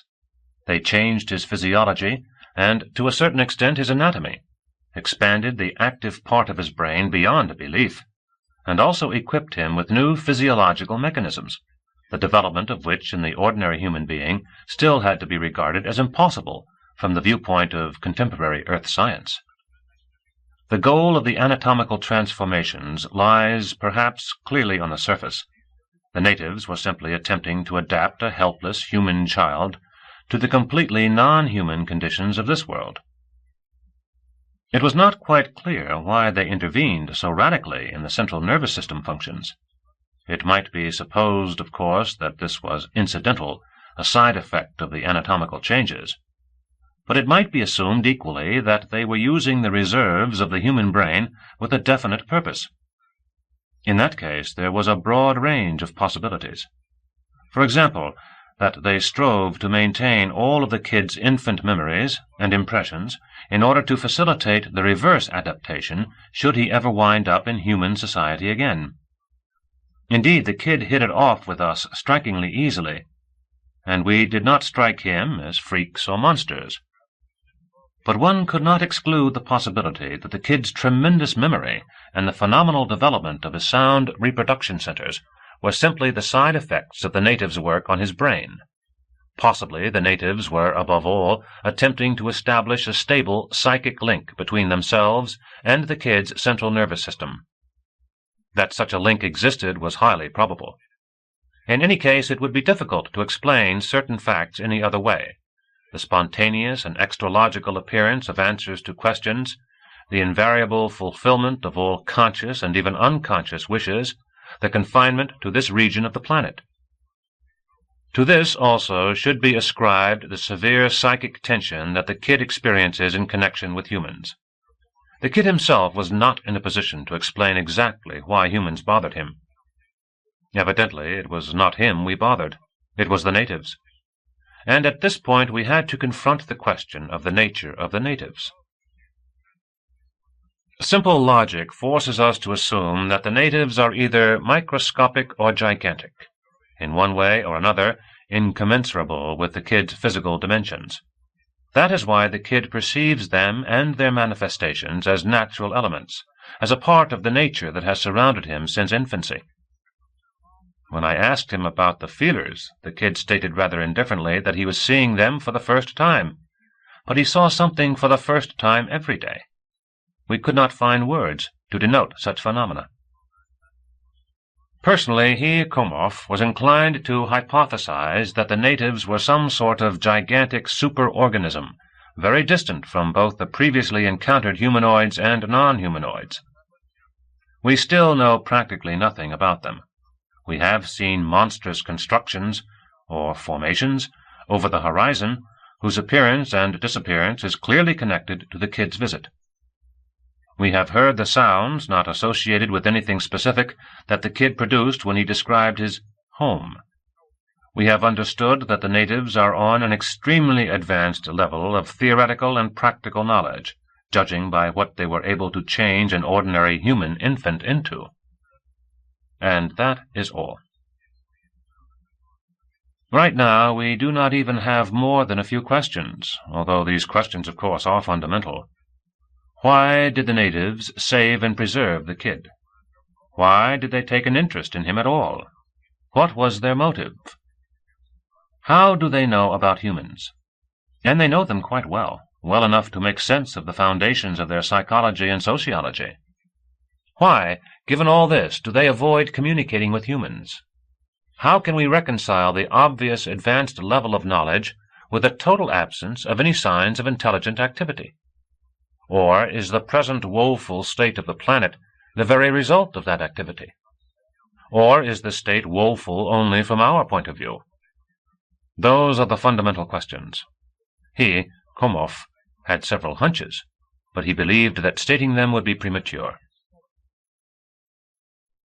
In any case, it was clear that the discovery was of the first magnitude, and it was essential to follow through. But following through was possible only through the kid's mediation. Soon the mentoscope and other special equipment would arrive. We could use it at a full 100% efficiency only if the kid trusted us completely, and, even more, felt a rather strong need for us. "I have decided that I will not enter into contact with him today," Komov stated, pushing away an empty cup. "Today is your turn, Stas. Show him your Tom. Micah, you will play ball with him and take him for a ride in the glider. Relax about him, be happy, and keep things simple. Imagine that he is your younger wunderkind brother. Yakov, you'll have to maintain watch. After all, it was you who established it. But if the kid drops by, try and force yourself and let him tug on your sideburns. He seems very interested in them. I will hide myself away like a spider and observe everything and record it. Therefore, my friends, please equip yourselves with a third eye. If the kid asks about me, tell him that I am thinking. Sing him songs, show him movies. Stas, show him the computer and tell him how it works. Try racing him at arithmetic. I think you have a surprise in store. And let him ask a lot of questions, as many as possible. The more the better. To your places, my friends, to your places." He jumped to his feet and raced out of the room. We looked around at each other. "Any questions, cyber technician?" Micah asked. She asked coldly, not at all friendly. Those were her first words all morning. She had not even said hello to me. "No, billeting officer," I said. "No questions, billeting officer. I see you but cannot hear you." "That's all well and good, of course," Vanderhouse said pensively. "I'm not worried about my sideburns. But still—" "That's just it," Micah said as she stood up. "But still—" "I want to mention," Vanderhouse continued, "that last night there was a radiogram from Gorbovsky. In the gentlest possible way, but completely unequivocally, he asked Komov not to force the contact, and he hinted again that he would be glad to join us." "And what did Komov have to say?" I asked. Vanderhouse tilted back his head and, fondling his left sideburn, looked at me over his nose. "Komov expressed himself rather rudely," he said. "Verbally, of course. He answered the radiogram to the effect that he thanked Gorbovsky for the advice." "And?" I said. I really wanted to get a good look at Gorbovsky. I had never seen him up close. "That's it," Vanderhouse said, also standing up. Micah and I set off for the arsenal. There we found and fastened around our heads broad-banded hoops with a third eye, the portable teletransmitters for scouts working by themselves. so that it is possible to transmit continuously visual and acoustical information, everything the scout himself sees or hears. A simple but clever device. It was only recently included in the standard ER equipment. We had to fiddle around with them until we got the hoops adjusted so they did not press our temples too tightly or slide down over our eyes, and so that the lens was not screened by our hoods. Meanwhile, I let loose with desperate jokes, trying by every possible means to provoke Micah to make a joke at my expense. I let myself go wild, to stir her up a little. It was all in vain. Micah remained sullen, refused to respond, or answered monosyllabically. It often happens with Micah.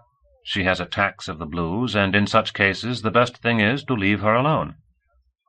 But it seemed to me that Micah was not just depressed, but furious, and furious at me. For some reason I felt guilty and could not figure out how to act. Then Micah went back to her cabin to look for a volleyball, and I let Tom out and drove him over to the landing strip. The sun had already risen, and the night frost had disappeared, but all the same it was still very cold. In addition, there was a light but vicious breeze blowing in from the ocean. The kid was nowhere to be seen. I drove Tom along the strip for a while to let him limber up. He was flattered by so much attention, and loyally asked for instructions. Then Micah walked up, carrying a ball, and to keep from freezing we batted the ball around for 5 minutes, not without enjoyment. I kept hoping that Micah would get into the spirit, as she usually did, but this too was in vain. Finally I got bored, and I asked her straight out what had happened. She set the ball down, sat on it, adjusted her coat, and looked sorrowful. "What's the matter now?" I repeated. Micah looked at me, then turned away. "You could answer," I said, raising my voice. "There's a breeze," Micah declared, looking up absent-mindedly at the sky. "What?" I asked. "What breeze?" She tapped her forehead right alongside the lens of the third eye and said, "Arkady blay, they are a isning lay." "Oye, aye, Arkady blay," I replied. "Here's the ilstay the ants later tray." "You're right," Micah said. "So that's why I said that there's a breeze." "Yes," I corroborated. "A nice little breeze."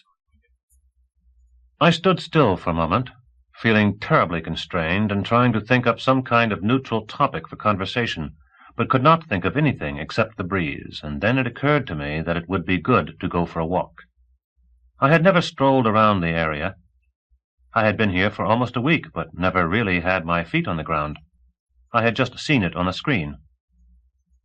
In addition, there was the chance of happening on the kid out in the bushes, especially if he wanted to. And that would be not only enjoyable but useful, to strike up a conversation with him in his usual surroundings. I presented Micah with these thoughts. She stood up without saying a word and started walking toward the swamp, and I wandered after her, plunging my face into my fur collar and my hands deep in my pockets.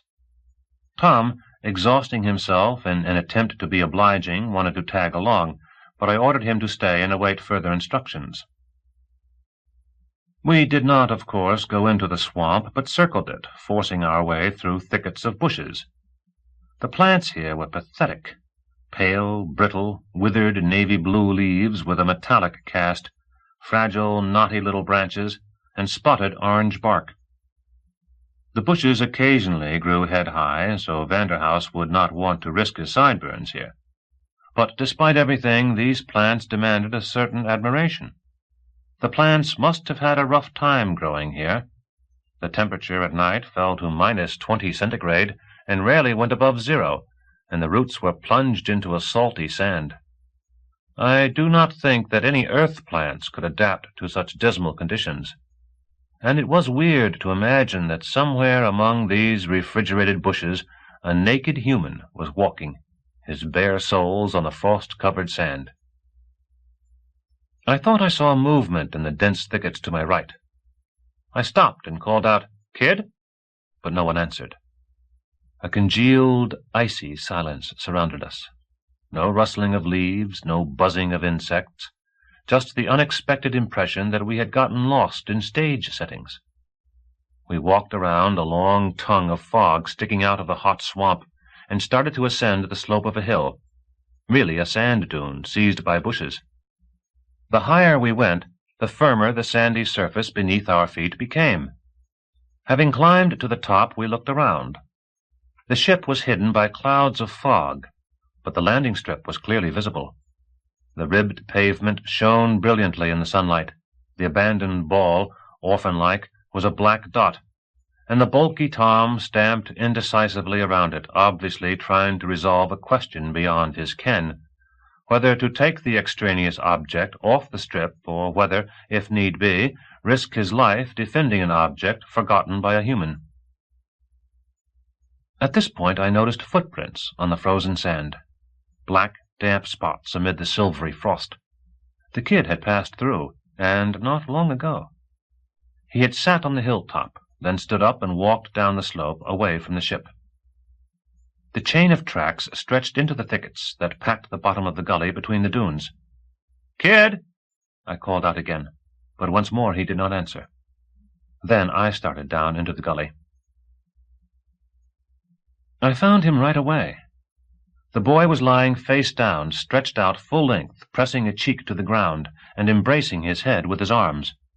He seemed very strange and impossible here. He did not fit in with the icy landscape. It contradicted him. The first second I was frightened that something had happened to him. It was just too cold and inhospitable. I squatted down alongside him, called him by name, and then, when he remained silent, patted him gently on his bare, sun-tanned behind. It was the first time I had touched him, and almost yelled out in surprise. He felt scorching like a hot iron. "Has he figured it out?" the kid asked, without lifting his head. "He is thinking," I said. "A hard question." "But how will I know when he has figured it out?" "You will come, and he will tell you right away." "Mama," the kid said suddenly. I glanced up. Micah was standing alongside me. "Yes, my pumpkin," Micah said softly. The kid sat up. He flowed from a lying position to a sitting one. "Say it again," he demanded. "Yes, pumpkin," Micah said. Her face turned pale and her freckles stood out sharply. "Tremendous," the kid said, looking up at her. "Nutcracker." I cleared my throat. "We have been waiting for you, kid." He started to look at me. With great effort I kept myself from looking away. His face was terrifying.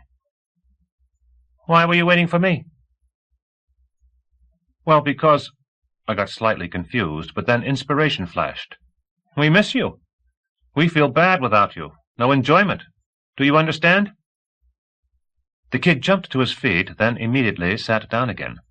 He was sitting very uncomfortably. I could not sit 2 seconds in a position like that. "You feel bad without me?" "Yes," I said decisively. "Tremendous," he said. "You feel bad without me, and I feel bad without you. Charade!" "Why a charade?" I said in distress. "If we could not be together, then that would be a charade. But now we have met, and we can play. You like to play, but you always play alone." "No," the kid disagreed. "I played alone only at first. Then I played on the lake and saw my reflection in the water. I wanted to play with it, but it disintegrated. Then I really wanted to have reflections, many of them, to play with them. And it happened." He jumped to his feet and ran light-footedly in a circle, leaving his remarkable phantoms behind, black, white, yellow, red, and then sat down in the middle and looked around proudly. I must confess that it was quite a sight, a naked boy on the sand, and around him a dozen colorful statues, in different poses. "Tremendous," I said, and looked at Micah, inviting her to take at least a small part in the conversation. I felt awkward doing all the talking while she was silent, but she said nothing, just stared gloomily, and the phantoms wavered unsteadily and slowly dissolved, spreading the smell of ammonia. "I've always wanted to ask," the kid declared, "why you wrap yourselves up." What's this?" He tugged on the hem of my coat. "Clothing," I said. "Clothing," he repeated. "What is it for?" I told him about clothing. I'm no Kumov. I've never even given a lecture, especially about clothing. But without any false modesty, I will say that the lecture was a success. "Do all humans wear clothing?" the kid asked, astonished. "All of them," I said, to finish with the question. I did not quite understand what it was that astounded him. "But there are many humans. How many?" 15 billion. 15 billion, he repeated, and sticking out a nailless finger in front of him, began to bend and straighten it. 15 billion, he said, and looked around at the ghostly remains of the phantoms. His eyes dimmed. "And all of them wear clothing. And what else?" "I don't understand." "What else do they do?" I inhaled a big lungful of air and started telling him what humans do. It is strange, of course, but I had never thought about the question. I am afraid that the kid got the impression that humankind was principally occupied with cyber technology. However, I decided that that was not bad for a start. The kid, it is true, did not race around as he did during Komov's lectures, and did not roll himself up into a ball, but all the same he listened as though hypnotized. When I finished, having become completely confused and despairing of giving him some idea of art, he immediately asked another question. "So many things," he said. "Why have you come here?" "Micah, tell him," I pleaded in a hoarse voice. "My nose is frozen." Micah looked at me distantly, but all the same began to tell him, insipidly and, in my opinion, boringly, about the late lamented Project Ark. I could not stand it, and started interrupting her, trying to lend the lecture some color with picturesque details, took it upon myself to make corrections, and finally ended up talking by myself.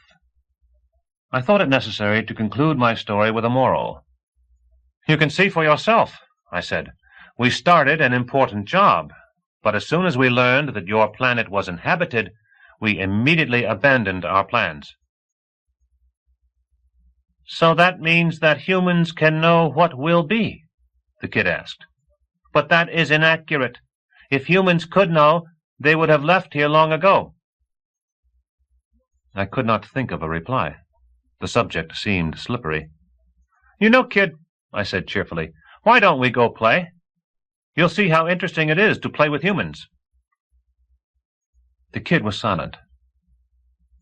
I glanced furiously at Micah. What was the matter with her? I was carrying the entire burden of the contact. "Let's go play, kid," Micah supported me without any great enthusiasm.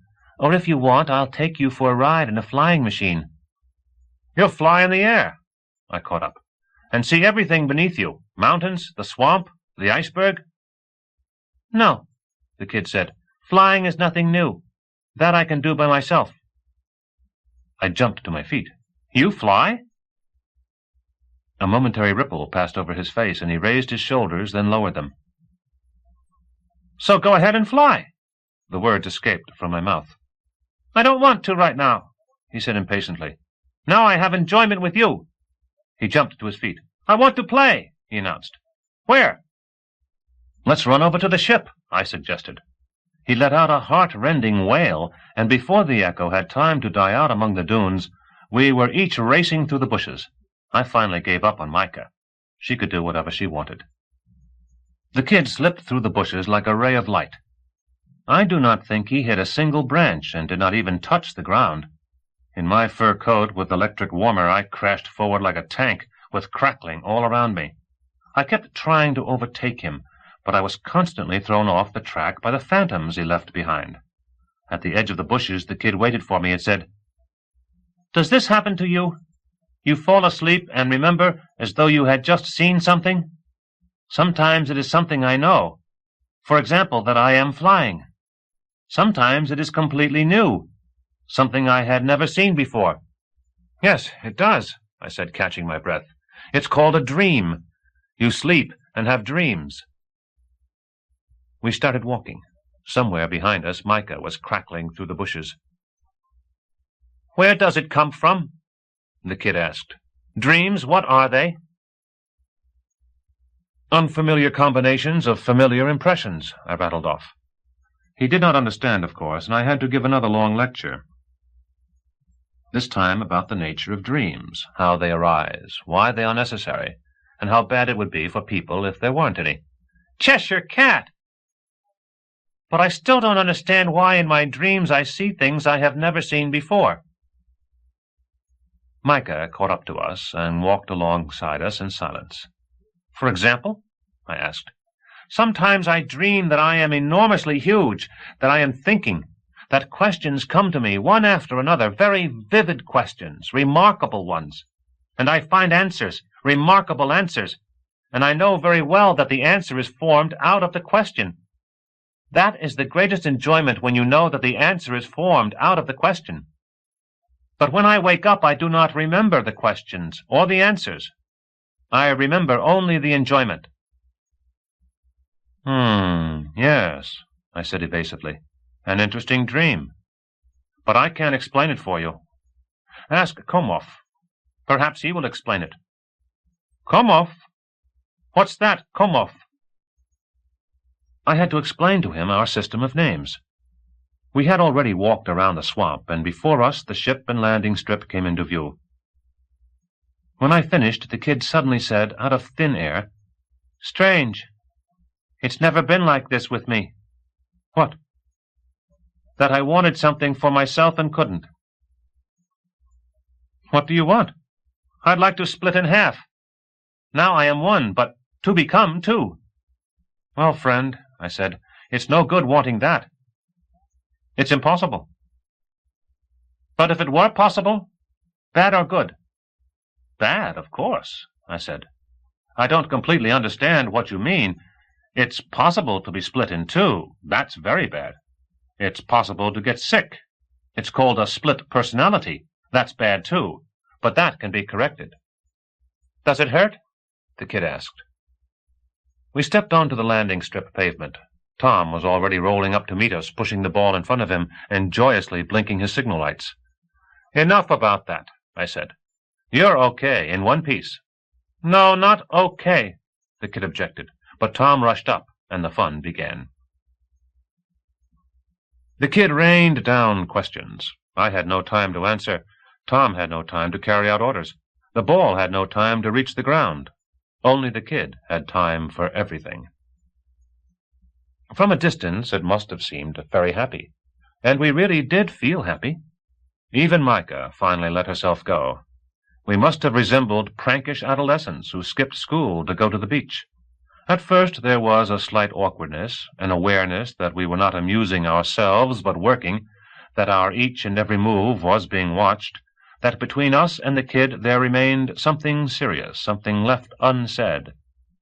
But then all of that was somehow forgotten. There was only the ball flying straight at your face, and the joy of a successful return, and anger at Tom's clumsiness, and the sound of bold whoops and the kid's shrill, jerky, loud laughter. For the first time we heard his laughter, selfless and childlike. It was a strange game. The kid invented rules as he went along. His endurance and enthusiasm were unbelievable, and he lost no opportunity to demonstrate his physical superiority over us. He started a competition, and it somehow turned out that he began playing against the three of us, and we kept losing. At first he won because we let him. Then he won because we did not understand his rules. Then we figured out the rules, but Micah's and my coats got in the way. Then we decided that Tom was too clumsy and chased him away. Micah got into the swing of things and played as well as she knew how, and I did everything within my power, but we lost point after point. We could not do anything against that lightning-fast little devil who would return every serve, hit the ball very hard and accurately, cry out indignantly if the ball stayed in our hands more than a second, and who completely confused us with his phantoms, or, what was worse, with his habit of disappearing from view for an instant, and appearing from out of nowhere in a completely different position. We did not give in, of course. Steam rose from us in columns. We panted and puffed, we sweated, we yelled at each other, but we fought to the last. Then suddenly it came to an end. The kid stopped, followed the ball with his eyes, and sat down on the sand. "That was good," he said. "I never knew that it could be that good." "What?" I yelled, out of breath. "Are you tired, kid?" "No. I remembered. I cannot forget. It does not help. No enjoyment helps. Don't call me to play any more. I felt bad, but now it's even worse. Tell him to think faster. I will split in two if he does not think of something fast. Everything inside me hurts. I want to split, but I am afraid. Therefore I can't. If it begins to hurt very much, I will stop being afraid. Have him think fast." "Come on now, kid," I said, downcast. I did not understand fully what was happening to him, but I saw that he really was feeling bad. "Don't worry about it.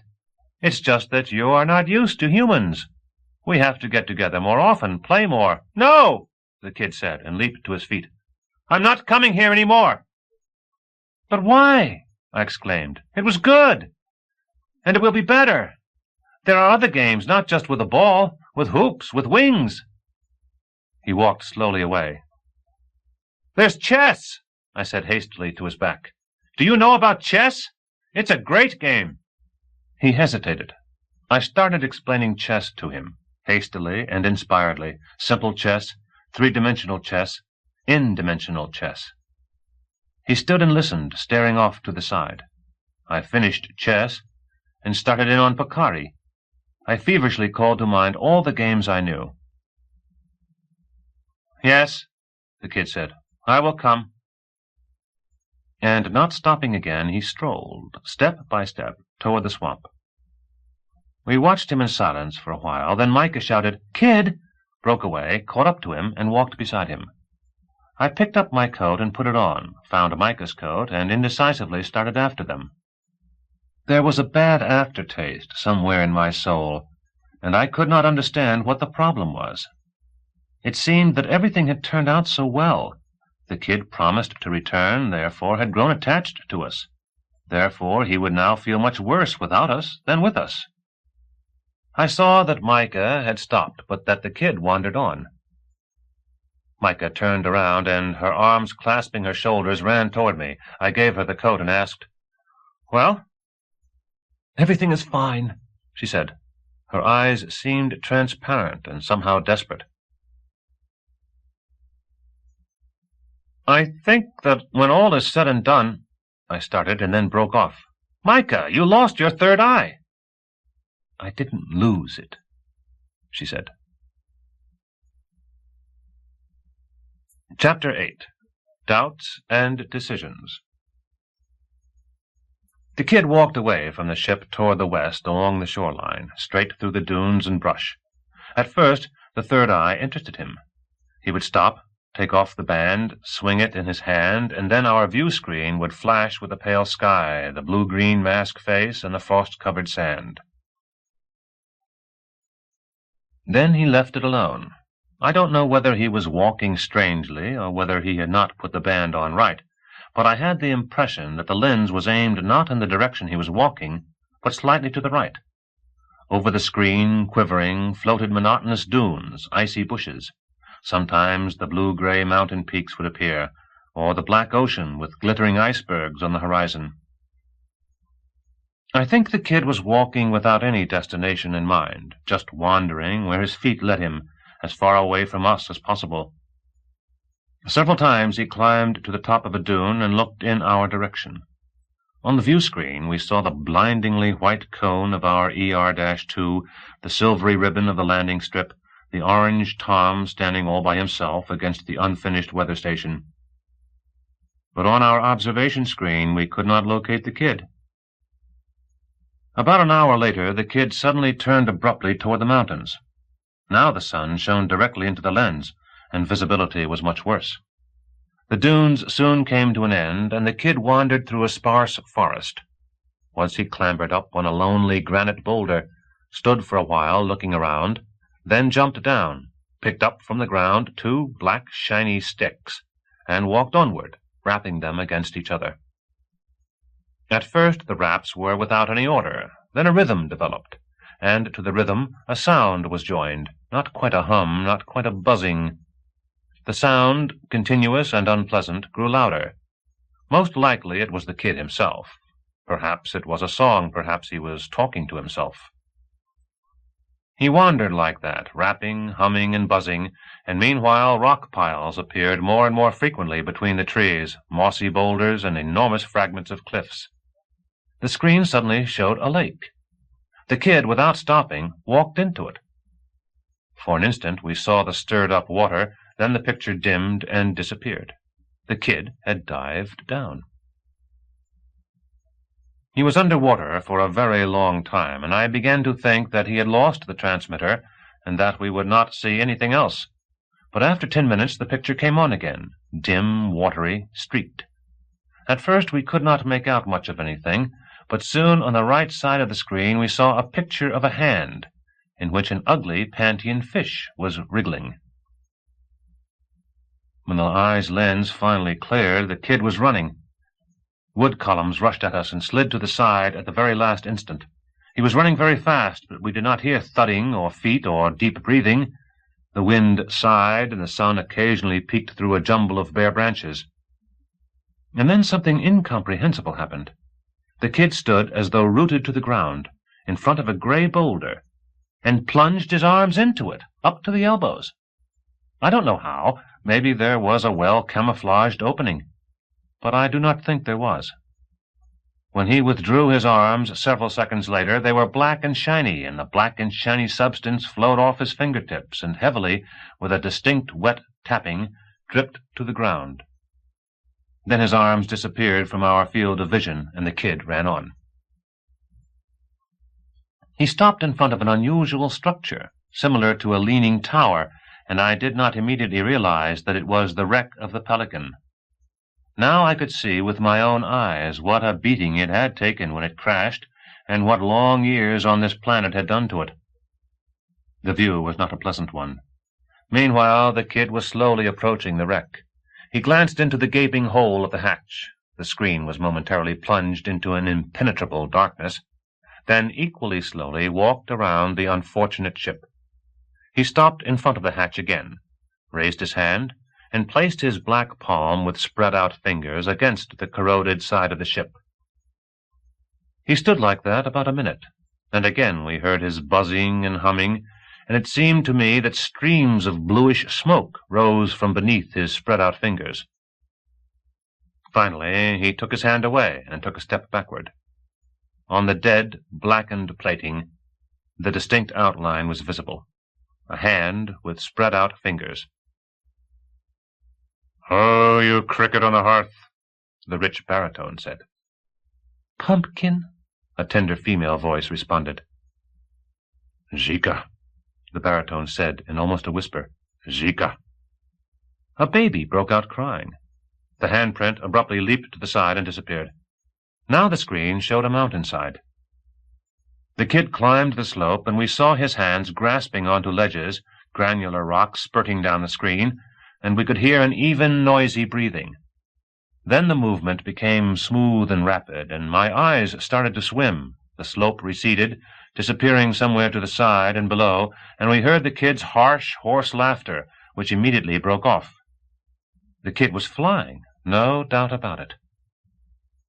A grayish lilac sky shone on the screen, and off to the side something resembling dull, semi-transparent rags, like shreds of dust-covered muslin, was pulsating. The blinding lilac sun floated slowly across the screen. The dusty muslin covered everything, and then disappeared.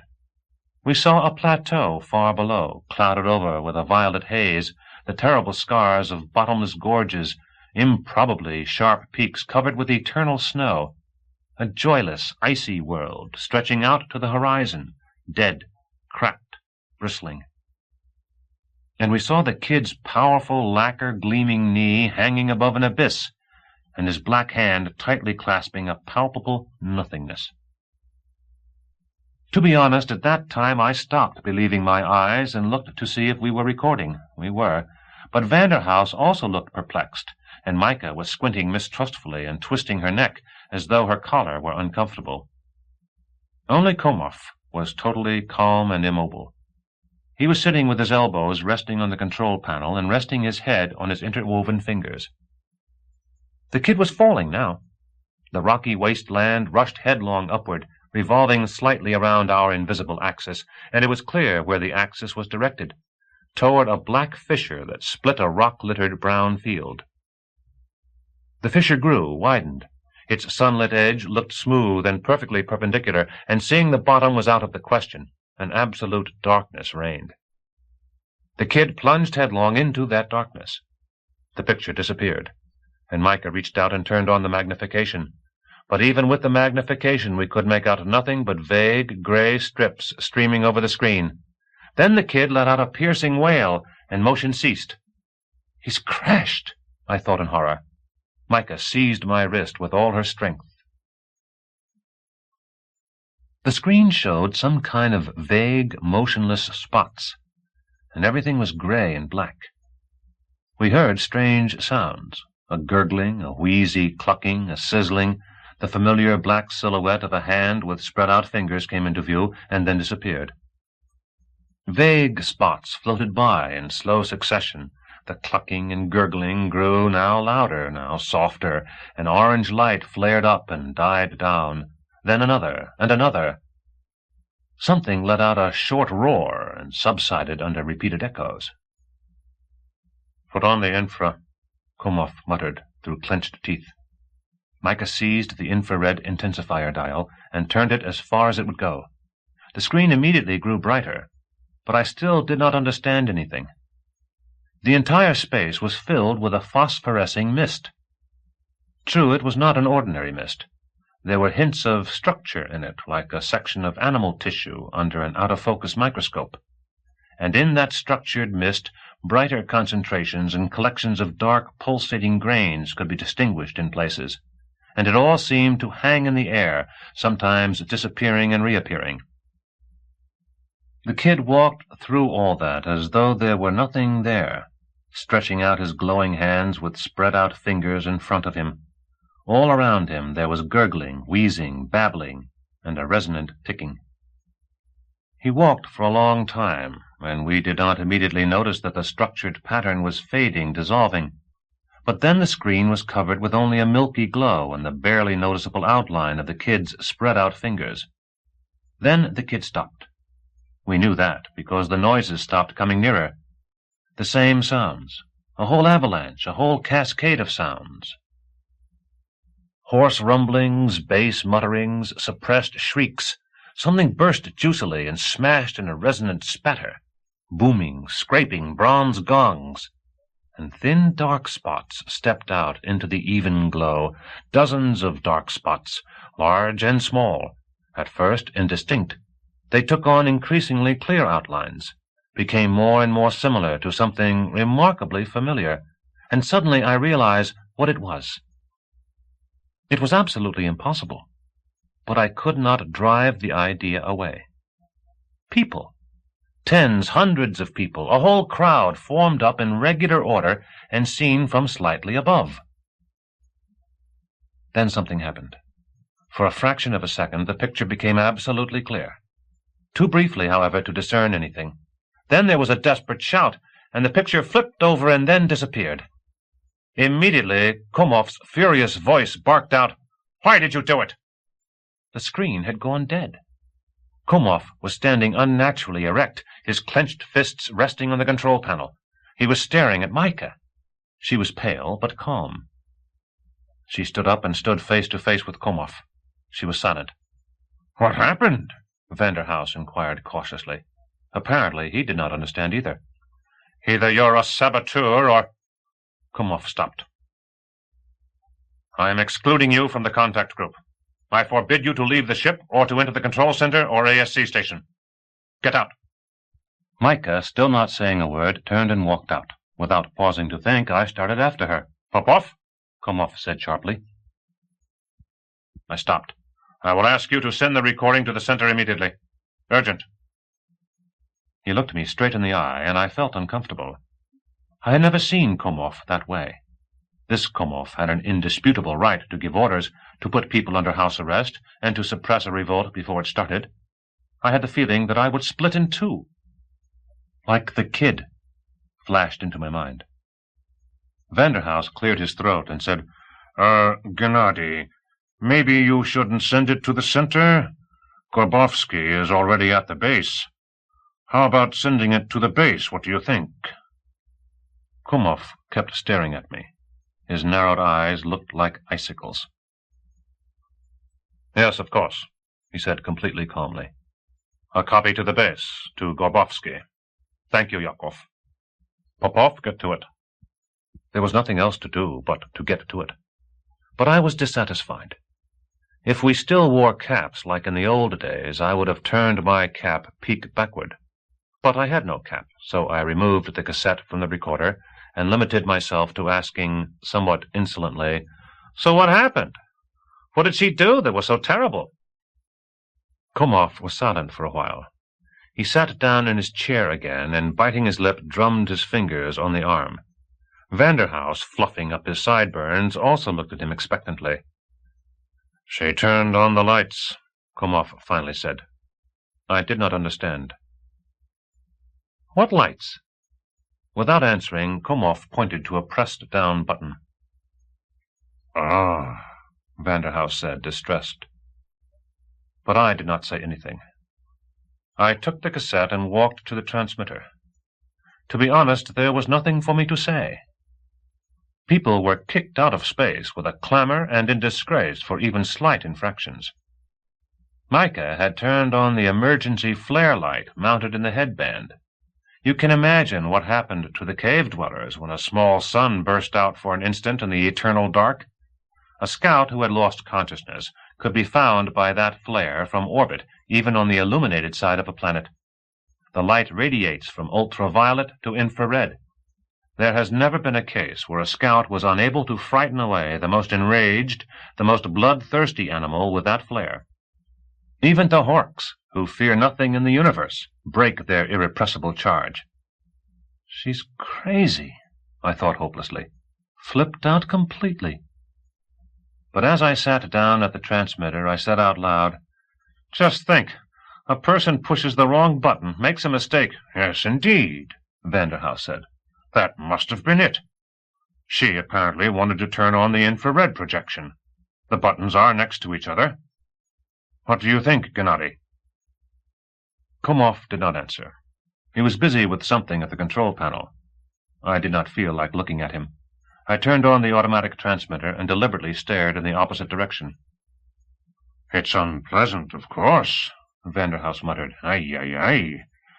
Really, it could reflect on interference. Hardly a pleasant thing. All of us have been tensed up lately, Gennady. It's not surprising that the girl made a mistake. I myself felt like doing something to improve the picture. The poor kid. I think it was he who screamed." "Here," Komov said. "You can admire the picture. 3 1/2 frames." I could hear Vanderhouse's worried puffing. I could not refrain and looked over at them. I could not see anything past their bent heads, so I stood up and walked over.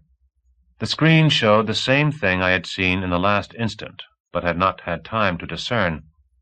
The picture was excellent, but I still could not fathom what it was.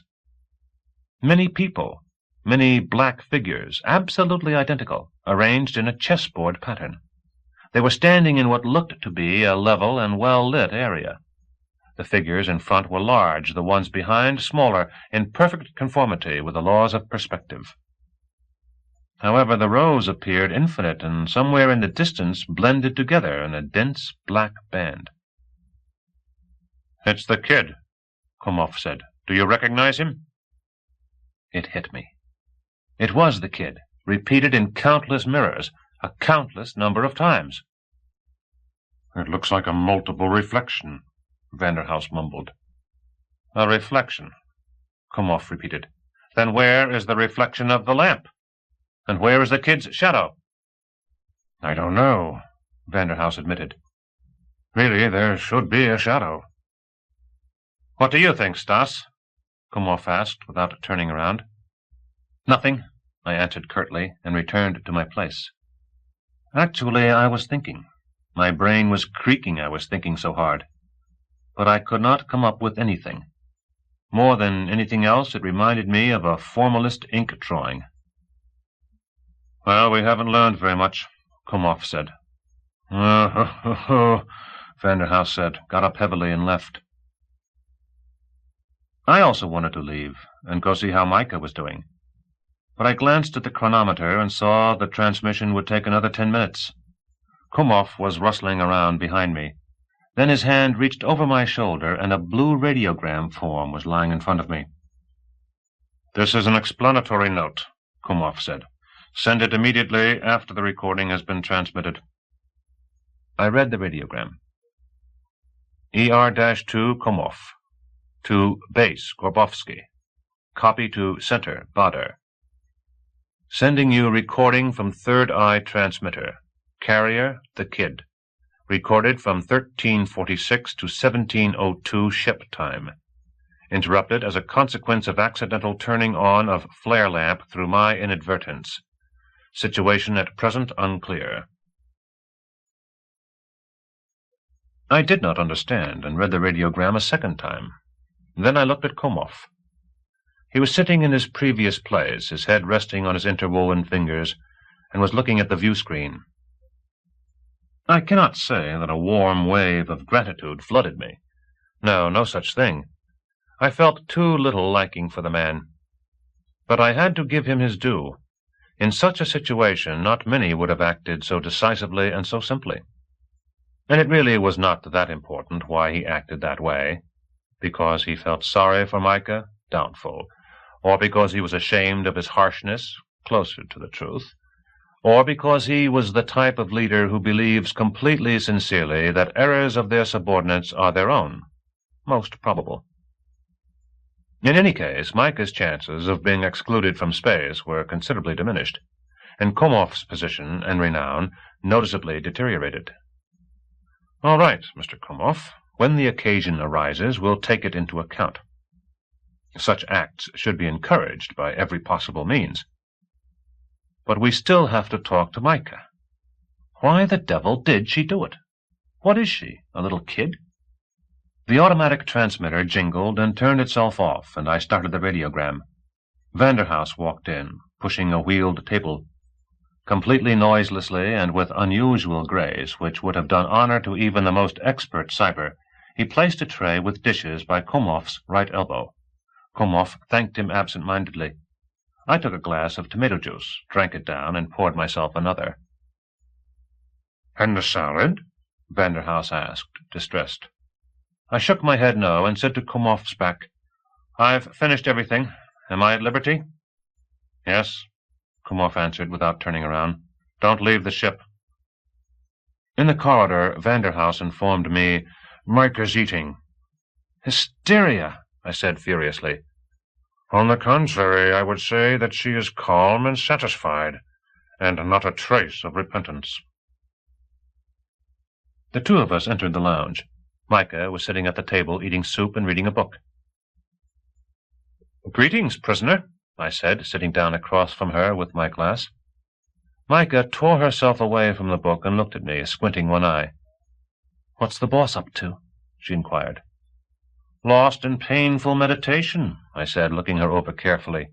"He is trying to decide whether to have you hanged on the forecastle immediately, or to haul you back to Dover and have you clapped in irons." "Anything on the horizon?" "No change." "Yes," Micah said. "He won't come any more." She said that with obvious satisfaction. Her eyes were joyful and desperate, like before. I took a sip of tomato juice and looked at Vanderhouse out of the corner of my eye. He was eating my salad with a gloomy look. It suddenly came to me that our captain was glad that he was not the one commanding this campaign. "Yes," I said. "It looks like you broke off contact for us." "Mea culpa," Micah answered curtly, and stuck her nose back into her book. But she wasn't reading.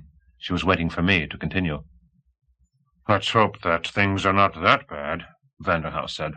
Let's hope that it's the usual kind of complication. You think the kid will come back? I asked. Yes, I do, Vanderhouse said with a sigh. He likes to ask questions too much, and now he has a heap of new ones. He finished his salad and stood up. I'm going to the control center, he announced. To tell the truth, it's an ugly business. I understand you, Micah, but I cannot justify your actions. You just shouldn't do such things. Micah did not answer, and Vanderhouse moved away, pushing his little table. As soon as his footsteps had stopped, I asked, trying to speak politely, but firmly, Did you do it on purpose, or accidentally? What do you think? Micah asked, staring at her book. Komov took the blame. That is? The flare lamp was turned on, it seems, through his inadvertence. Very nice of him, Micah said. She put down her book and stretched her arms. A magnificent gesture. Is that all you have to say? What do you want? A sincere confession? Repentance? Tears on my sleeves? I took another sip of juice. I was holding myself back. First of all, I'd like to know whether it was accidental or on purpose. On purpose. Next question. Next, I'd like to know why you did it. I did it to put an end to an outrage once and for all. Next. What outrage? What are you talking about? Because it's disgusting, Micah said forcefully. Because it's inhumane. Because I couldn't sit with my hands folded and watch a vile comedy turn into a tragedy. She flung her book away. And looking at me that way isn't going to get you anywhere. And there's no reason for you to stick up for me. Oh, but he's magnanimous. Dr. Mboga's favorite student. In any case, I'm leaving. I'll go to a school and teach the children that they must stop all these fanatics of abstract ideas and the fools who echo them. I had the fond intention of remaining politely correct until the end of our conversation, but here my patience burst. In general, I am not too good about patience. Insolent, I said, at a loss for words. You're behaving insolently. Insolent! I tried taking another sip of juice, but the glass was empty. And so? Micah asked, smiling contemptuously. That's all, I said sullenly, examining my empty glass. Indeed, there was nothing more to say. I had fired all my shells. I probably had gone to see Micah not to find out what happened, but to curse her out. If that's all, Micah said, then go to the control center and kiss your friend Komov, along with your Tom and the rest of your cyber technology. We, after all, are just humans, and nothing human is alien to us. I pushed away my glass and stood up. There was nothing more to discuss. Everything was clear. I had had a friend. Now I did not. Well, I'd get by. Bon appétit, I said, and headed for the corridor on stiff legs. My heart was pounding, and my lips were trembling repulsively. I locked myself in my cabin, collapsed on the bed, and buried my face in the pillow. Unsaid words circled, collided, and crumbled in a bitter and bottomless void inside my head. It was dumb, dumb! All right, then, you don't like the venture. There are a lot of things people don't like. After all, you weren't invited here. You turned out to be here accidentally, so act the way you should. You just don't know a damned thing about contacts, my poor unfortunate billeteer. Make your lousy sketches and do what you're told. What do you know about abstract ideas? Where have you ever seen them, abstractions? Today an idea is an abstraction, but tomorrow history would stop without it. So you don't like it. Well, then give it up. Everything was going so well. We had just hit it off with a kid, a great fellow, smart. With him we could move mountains. But no, my fine billeting officer. A friend. And now there's neither the kid nor a friend.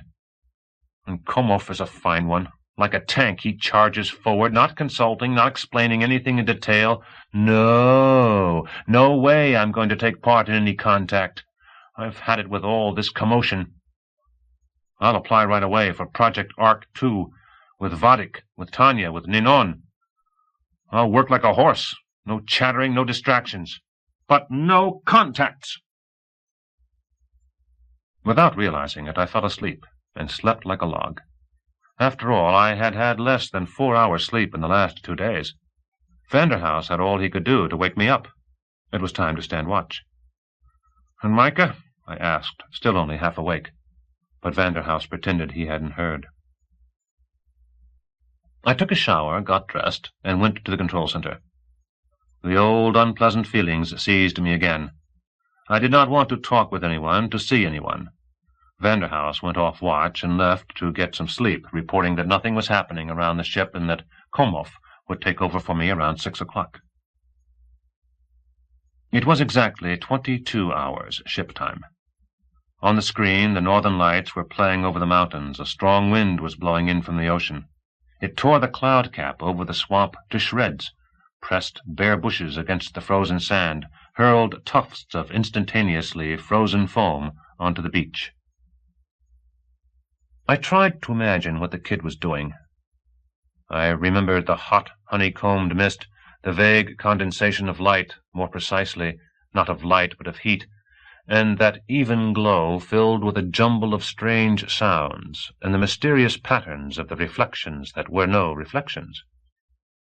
Well, he must be warm, comfortable, at home, and he had, and how, things to think about.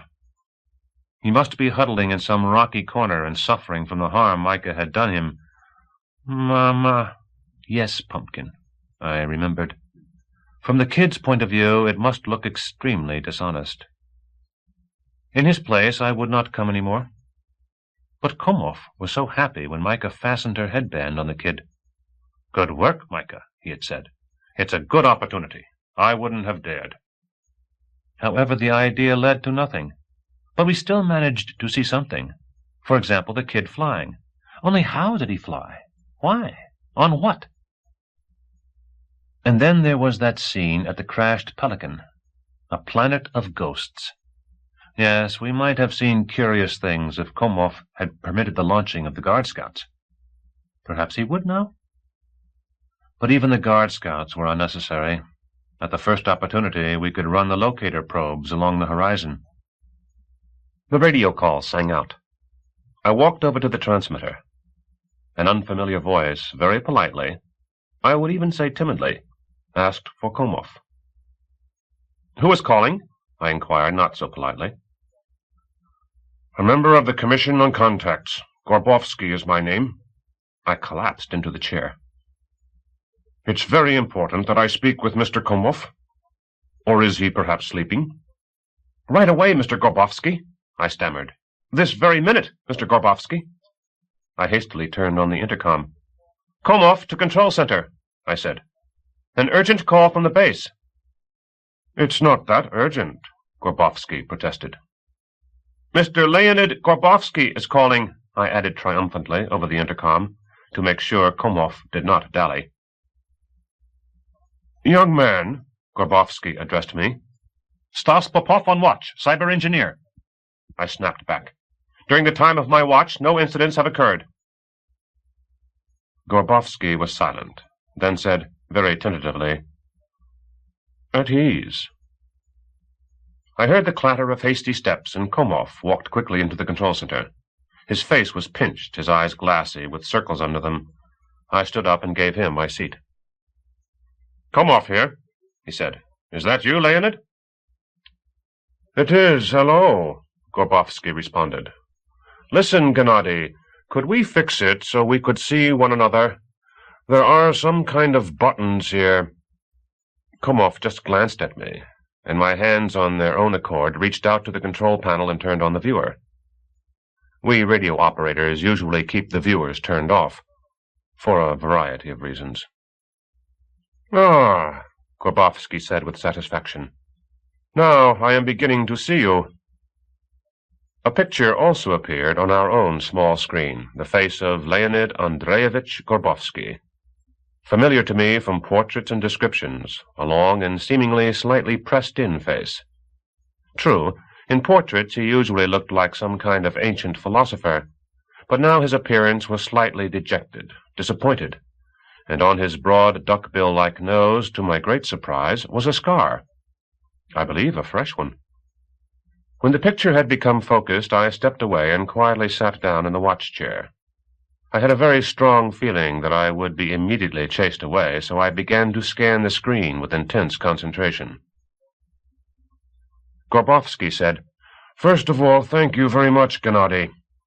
I've looked through all your materials and have to tell you that they are something special. Fantastically interesting, inventive, elegant, lightning-like flashes of inspiration." "I'm flattered," Komov said abruptly. "But—" "Why but?" Gorbovsky said in amazement. "And, you mean. And most of the Commission members hold the same opinion. It is hard to believe that such colossal work was done in 2 days." "I did not have that much to do with it," Komov said dryly. "Favorable circumstances, that's all." "No, don't be modest," Gorbovsky objected with emotion. "You have to admit that you understood very early who you were dealing with. That's not simple to know beforehand. And then your decisiveness, intuition, energy—" "I am flattered, Leonid," Komov repeated, raising his voice just slightly. Gorbovsky paused for a moment, and then asked very softly, "Gennady, how do you see the kid's future?" My feeling that they would ask me to leave immediately, without delay, in the twinkling of an eye, with the greatest possible speed, by the most direct route, reached its apogee. I hunched down and stopped breathing. Komov said, "The kid will be the intermediary between Earth and the natives." "I understand," Gorbovsky said. "That would be wonderful. But if the contact does not take place?" "Leonid," Komov said, "let's not beat about the bush. Let's say straight out what we're both thinking, and what we both fear more than anything. I am attempting to make the kid into a tool for Earth. For that purpose I am trying by every means available to me, and without mercy, if I can use the expression, to resurrect the human in him. The whole problem is that the human psyche, the earthly relation to the universe, is apparently alien in the highest degree to the natives who raised the kid. They are repelled by us. They do not want us. And that relation to us has saturated the kid's whole subconscious. For better or for worse, the natives have left enough human qualities in the kid for us to have the possibility of taking possession of his consciousness. The situation that has arisen is now a critical one. The kid's consciousness belongs to us, his subconscious to them. The conflict is very serious and chancy, I am very well aware, but we will resolve the conflict. I need several more days, literally, to prepare the kid. I will disclose to him the real state of affairs, free his subconscious, and the kid will become completely and totally our ally. You can't imagine, Leonid, the enormous value his cooperation would have for us. I foresee many problems. For example, the kid's subconscious repulsion could in principle be transformed, after we reveal the true state of affairs, into the conscious attempt to protect his home and his rescuers and guardians from us. Perhaps new and dangerous tensions will arise.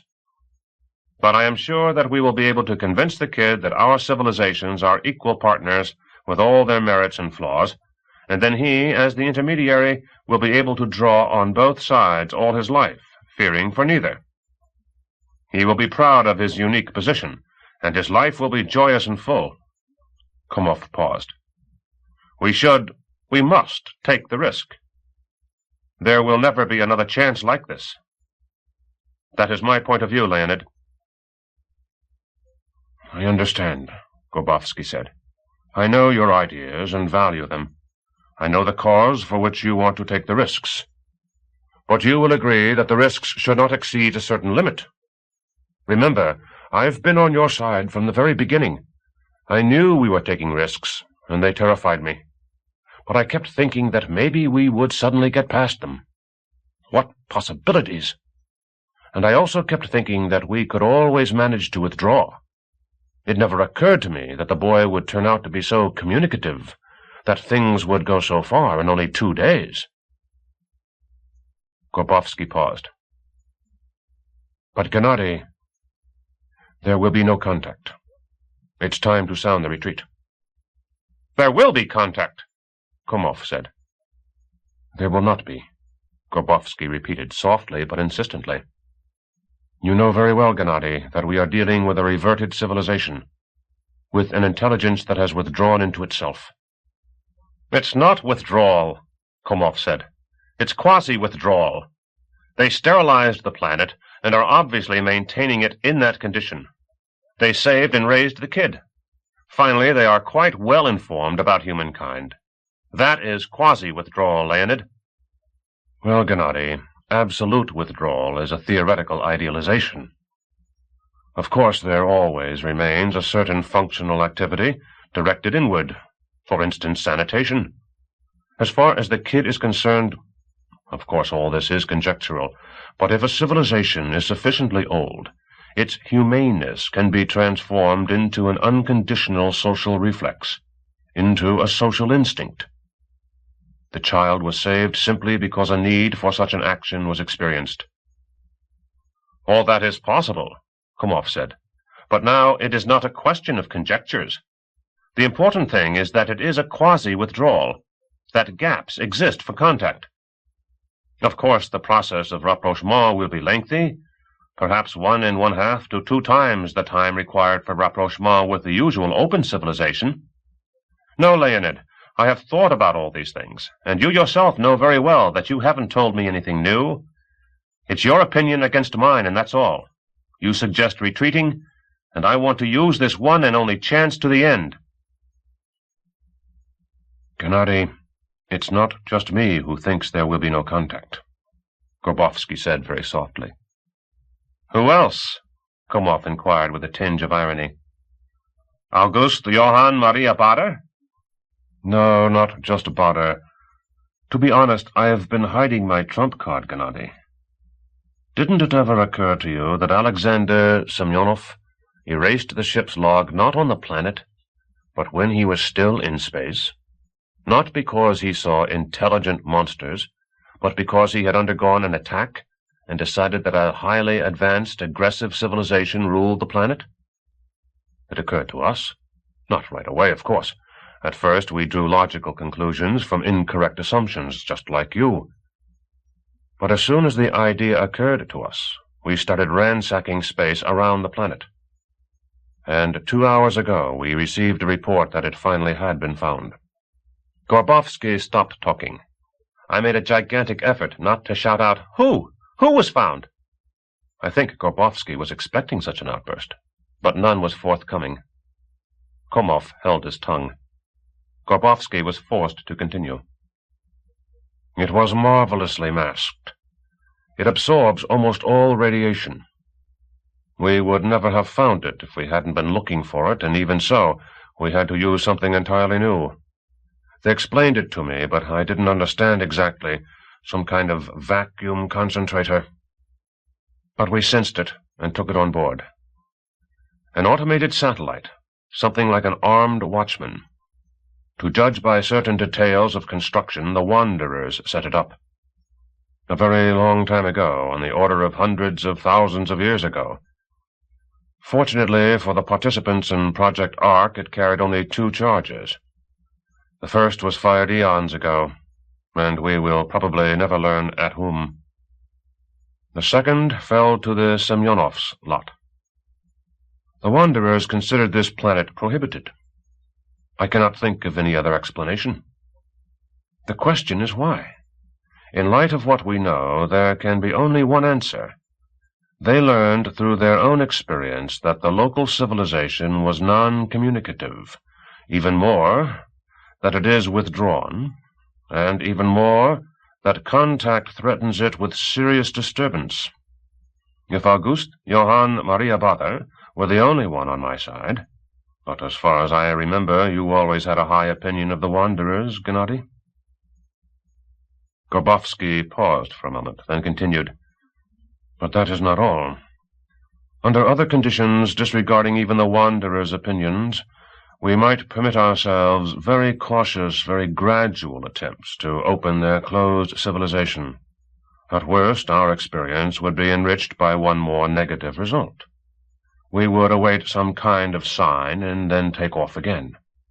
It would be the question of only our two civilizations. But the problem is that between our two civilizations, as between the hammer and the anvil, there is a third, and for this third civilization, Gennady, for its single representative, the kid, we have become totally responsible during the last several days. I heard Komov sigh deeply, and then a long silence set in. When Komov started talking, he sounded unusual, almost broken. He began talking about the Wanderers. First he expressed surprise that the Wanderers, in setting up the guard satellite, had taken a risk that bordered on the criminal, but then he himself remembered the indirect data that indicated that the Wanderers always traveled in squadrons, and that they would have assumed that any single starship had to be an automated probe. He also said that on Earth, too, the half-century barbarous era of single flight and free search was coming to an end.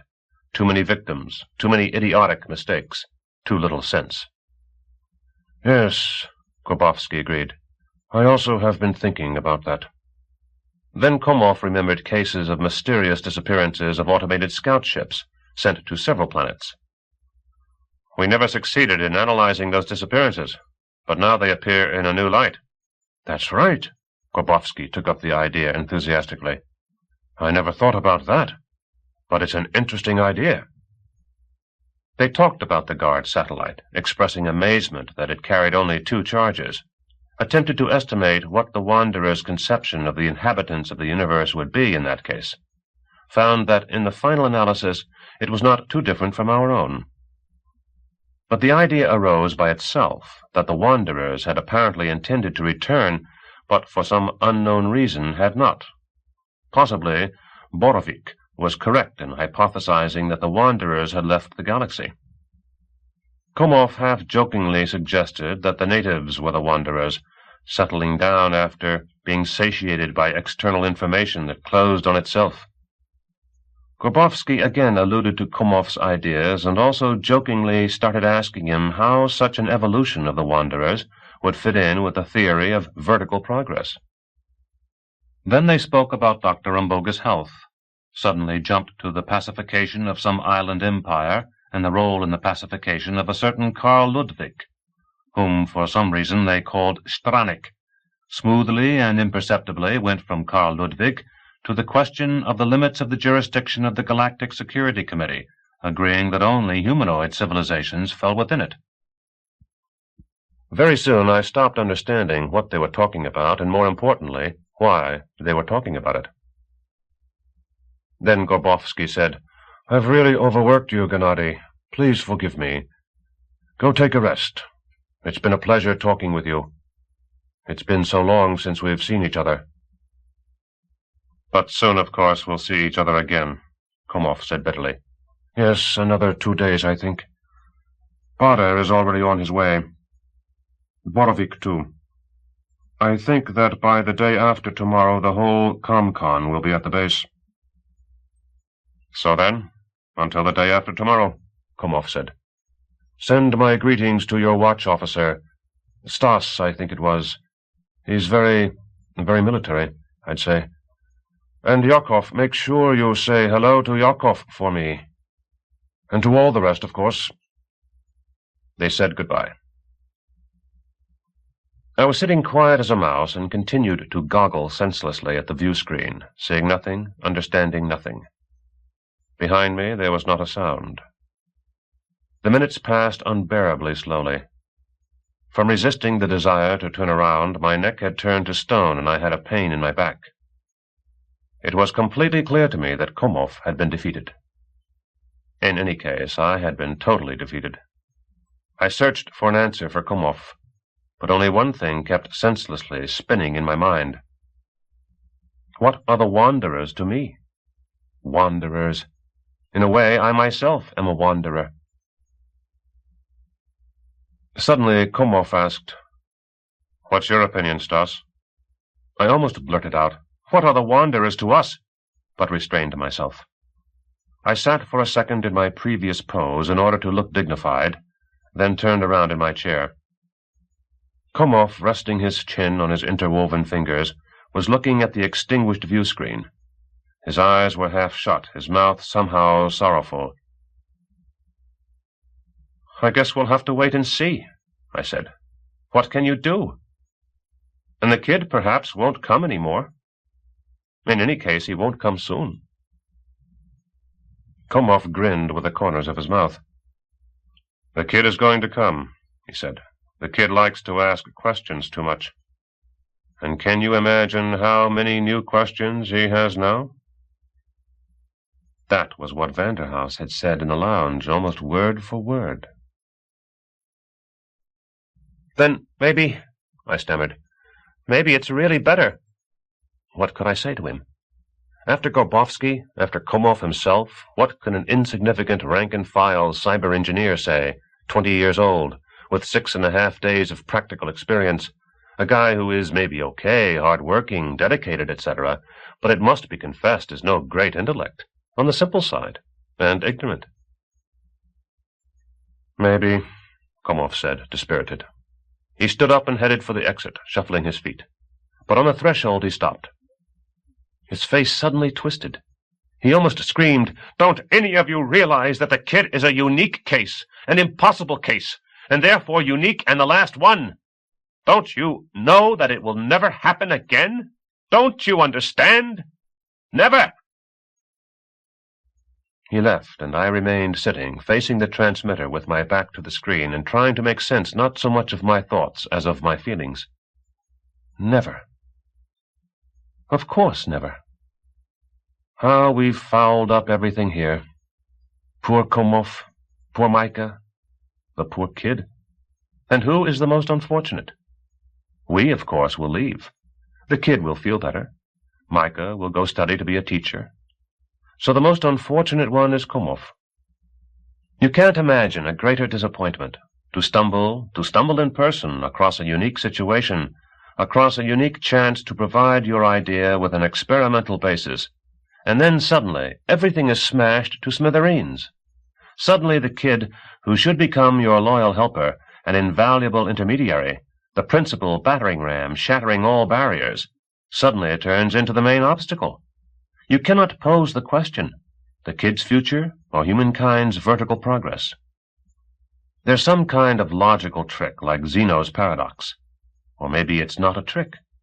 Maybe the question should be posed precisely that way. Humankind, after all. Lost in thought, I turned around in my chair toward the screen, absent-mindedly inspected the screen, and gasped in surprise. The great questions instantly flew out of my head. There was no hurricane. Everything around was white from frost and snow, and Tom was standing right near the ship, at the very edge of the dead space, in front of the entrance hatch. And I immediately thought that the kid was sitting there in the snow, but could not bring himself to come in, a lonely person torn between two civilizations. I jumped up and galloped down the corridor. In the lock I reached mechanically for my coat, but threw it down immediately, struck the hatch membrane with my whole body, and fell outside. The kid was gone. Tom had lit a signal, asking for instructions. Everything was white and sparkled under the northern lights. But right by the hatch, under my feet, a black, round object contrasted against the snow. The devil knows what wild ideas came to me in the first instant. I couldn't even force myself to bend over. It was our ball. Around it was stretched the third eye. The lens was shattered, and the headband looked as though it had been caught in an avalanche. And there was not a single footprint on the snowy shroud. Conclusion. He calls me whenever he wants to talk. "Hi, Stas," he says. "Can we talk, please?" 4 hours a day are set aside for communication, but he always disregards the schedule.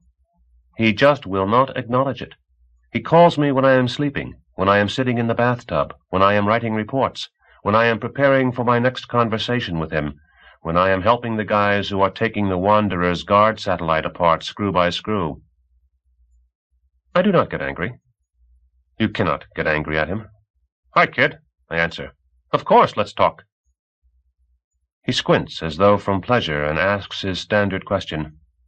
"Is this the real you, Stas? Or is it your picture?" I assure him that it is me, in person, Stas Popov, and no picture. I have already explained to him many times that I do not know how to construct pictures, and I think that he understood a long, long time ago, but the question remains. Maybe he is joking, maybe he cannot conceive of a normal exchange of greetings without the question, and maybe he just likes the word picture. He has his favorites, picture, tremendous, and on the pop-pop topsail. "Why does the eye see?" he begins. I explain to him why the eye sees. He listens attentively, now and then touching his eyes with his long, sensitive fingers. He is a superb listener, and although he has now ceased his habit of racing around like a madman when something especially strikes him, I still keep feeling an enthusiasm in him, a hidden, stormy passion, an indescribable, unfortunately inaccessible, all-consuming ecstasy in learning. "Tremendous," he praises when I finish. "Nutcracker! I will think this over and then ask again." Incidentally, these solitary meditations of his on what he has heard, the furious dance of facial muscles, intricate patterns of stones, sticks, and leaves, lead him very often to ask strange questions, like now. "How did you learn that people think with their heads?" he asks. I am slightly stunned and begin to flounder. He listens to me as attentively as before, and gradually I come to the surface, feel solid ground beneath my feet, and everything seems to be going smoothly, and we both are satisfied. But when I finish, he declares, "No, that is very partial. It is not always and everywhere. If I think only with my head, then why can't I think at all without my hands?" I feel that we are setting foot on slippery ground. The center categorically directed me to avoid at all costs any discussion that might lead the kid to the idea of the natives, and did so, I have to say, correctly. I could not manage to avoid such discussions completely, and during the last while I noticed that the kid seemed to suffer very much from even his own references to his way of living. Perhaps he was beginning to guess, who knows? For several days I have been expecting his direct question. I want the question, and I fear it. "Why can you, while I cannot?" "That we still don't know exactly," I admit, and add very cautiously, "There has been a suggestion that you are not completely human." "Then what is a human?" he immediately inquires. "What is a human completely?" I have only the vaguest idea of how to answer such a question, and promise to tell him about it during our next meeting. He has made me into a walking encyclopedia. Sometimes I spend days on end swallowing and digesting information. The Central Informatorium works for me. The greatest specialists in the most varied branches of science work for me. I have the right to contact any one of them at any time and ask for clarification concerning P-abstraction modeling, the metabolism of abyssal life forms, the methodology of constructing chess puzzles. "You look tired," the kid remarks sympathetically. "Are you tired?" "It's okay," I say. "I can hack it." "It's strange that you get tired," he announces pensively. "For some reason, I never get tired. What is it exactly, tiredness?" I fill my lungs with air and set about explaining what tiredness is. While still listening, he sets out in front of him his stones, which kind old Tom has reworked for him, giving them the form of cubes, spheres, parallelepipeds, cones, and more complex figures. At the moment I finish speaking in front of the kid, there has grown a most complex construction, definitely not like any other in the world, but nonetheless harmonious in its own way and strangely meaningful. "You spoke well," the kid says. "Tell me, is our conversation being recorded?" "Yes, of course." "A good picture? Distinct? Picture?" "As always." "Then let Grandfather see this figure. Look, Granddad. The cooling nexi are here, here, and here. The kid's grandfather, Pavel Alexandrovich Semyonov, works in the area of the realization of abstractions in the Parsifal sense. He is a rather run-of-the-mill scholar, but very erudite, and the kid maintains a constant creative link with him. Pavel Semyonov told me that the kid often thinks naively, but always originally, and that several of his constructions have a definite interest for Parsifal theory. Without fail, I say. I definitely will send it, today. Well, maybe it's nothing much, the kid suddenly declares and knocks down his whole construction with one movement. What's Lev doing now? Lev is the senior engineer on the base, a great joker and storyteller. When Lev talks with the kid, the surrounding ether is filled with laughter and enthusiastic shrieks, and I feel something akin to jealousy. The kid likes Lev very much, and asks for him every time without fail. Sometimes he asks about Vanderhaus, and then you feel that the sweet mystery of his sideburns has remained an unsolved and acute problem for him. Once or twice he asked about Komov, and I had to explain to him what Project Ark-2 was and why the project needed a xenologist. But he never asked about Micah at all. When I tried to talk about her, when I tried to explain that Micah did trick him, but that it was for his own good, that of the four of us, Micah was the first to understand how hard it was for the kid and how he needed help, when I tried to explain all this, he would simply get up and leave. And in exactly the same way, he stood up and left when I once, literally, tried to explain to him what a lie was. Lev is sleeping, I say. It is night for us now, more precisely, the night time of the shipboard day. So that means you were sleeping too? I woke you up again? It's not so terrible, I say sincerely. It's more interesting talking with you than sleeping. No, you go sleep, the kid orders decisively. We are strange beings after all. We have to sleep. That we flowed like balsam over my heart. However, recently the kid had been saying we frequently, and I was gradually getting used to it. Go sleep, the kid repeated. But first tell me, while you sleep, no one will come to this shore? No one, I say as usual. You don't have to worry. That's good, he says with contentment. So you sleep and I'll go think a while. Sure, go ahead, I say. Goodbye, the kid says. Goodbye, I say, and turn off the receiver. But I know what's coming. I do not go to bed. It's completely clear to me that today I am not going to get any sleep. He is sitting in his usual pose, to which I have grown accustomed, and which no longer seems torturous.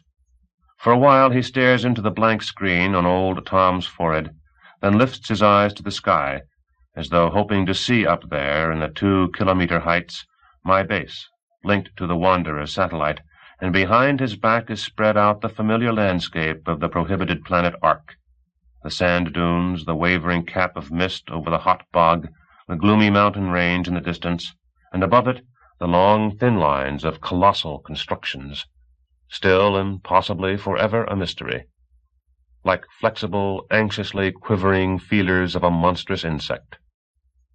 It's spring down there now, and big, unexpectedly brilliant flowers have bloomed on the bushes, and a warm breeze is streaming over the dunes. The kid looks around absent-mindedly. His fingers sort the worn, smooth stones. He looks over his shoulder in the direction of the mountains, turns away and sits for a while motionless, his head drooping.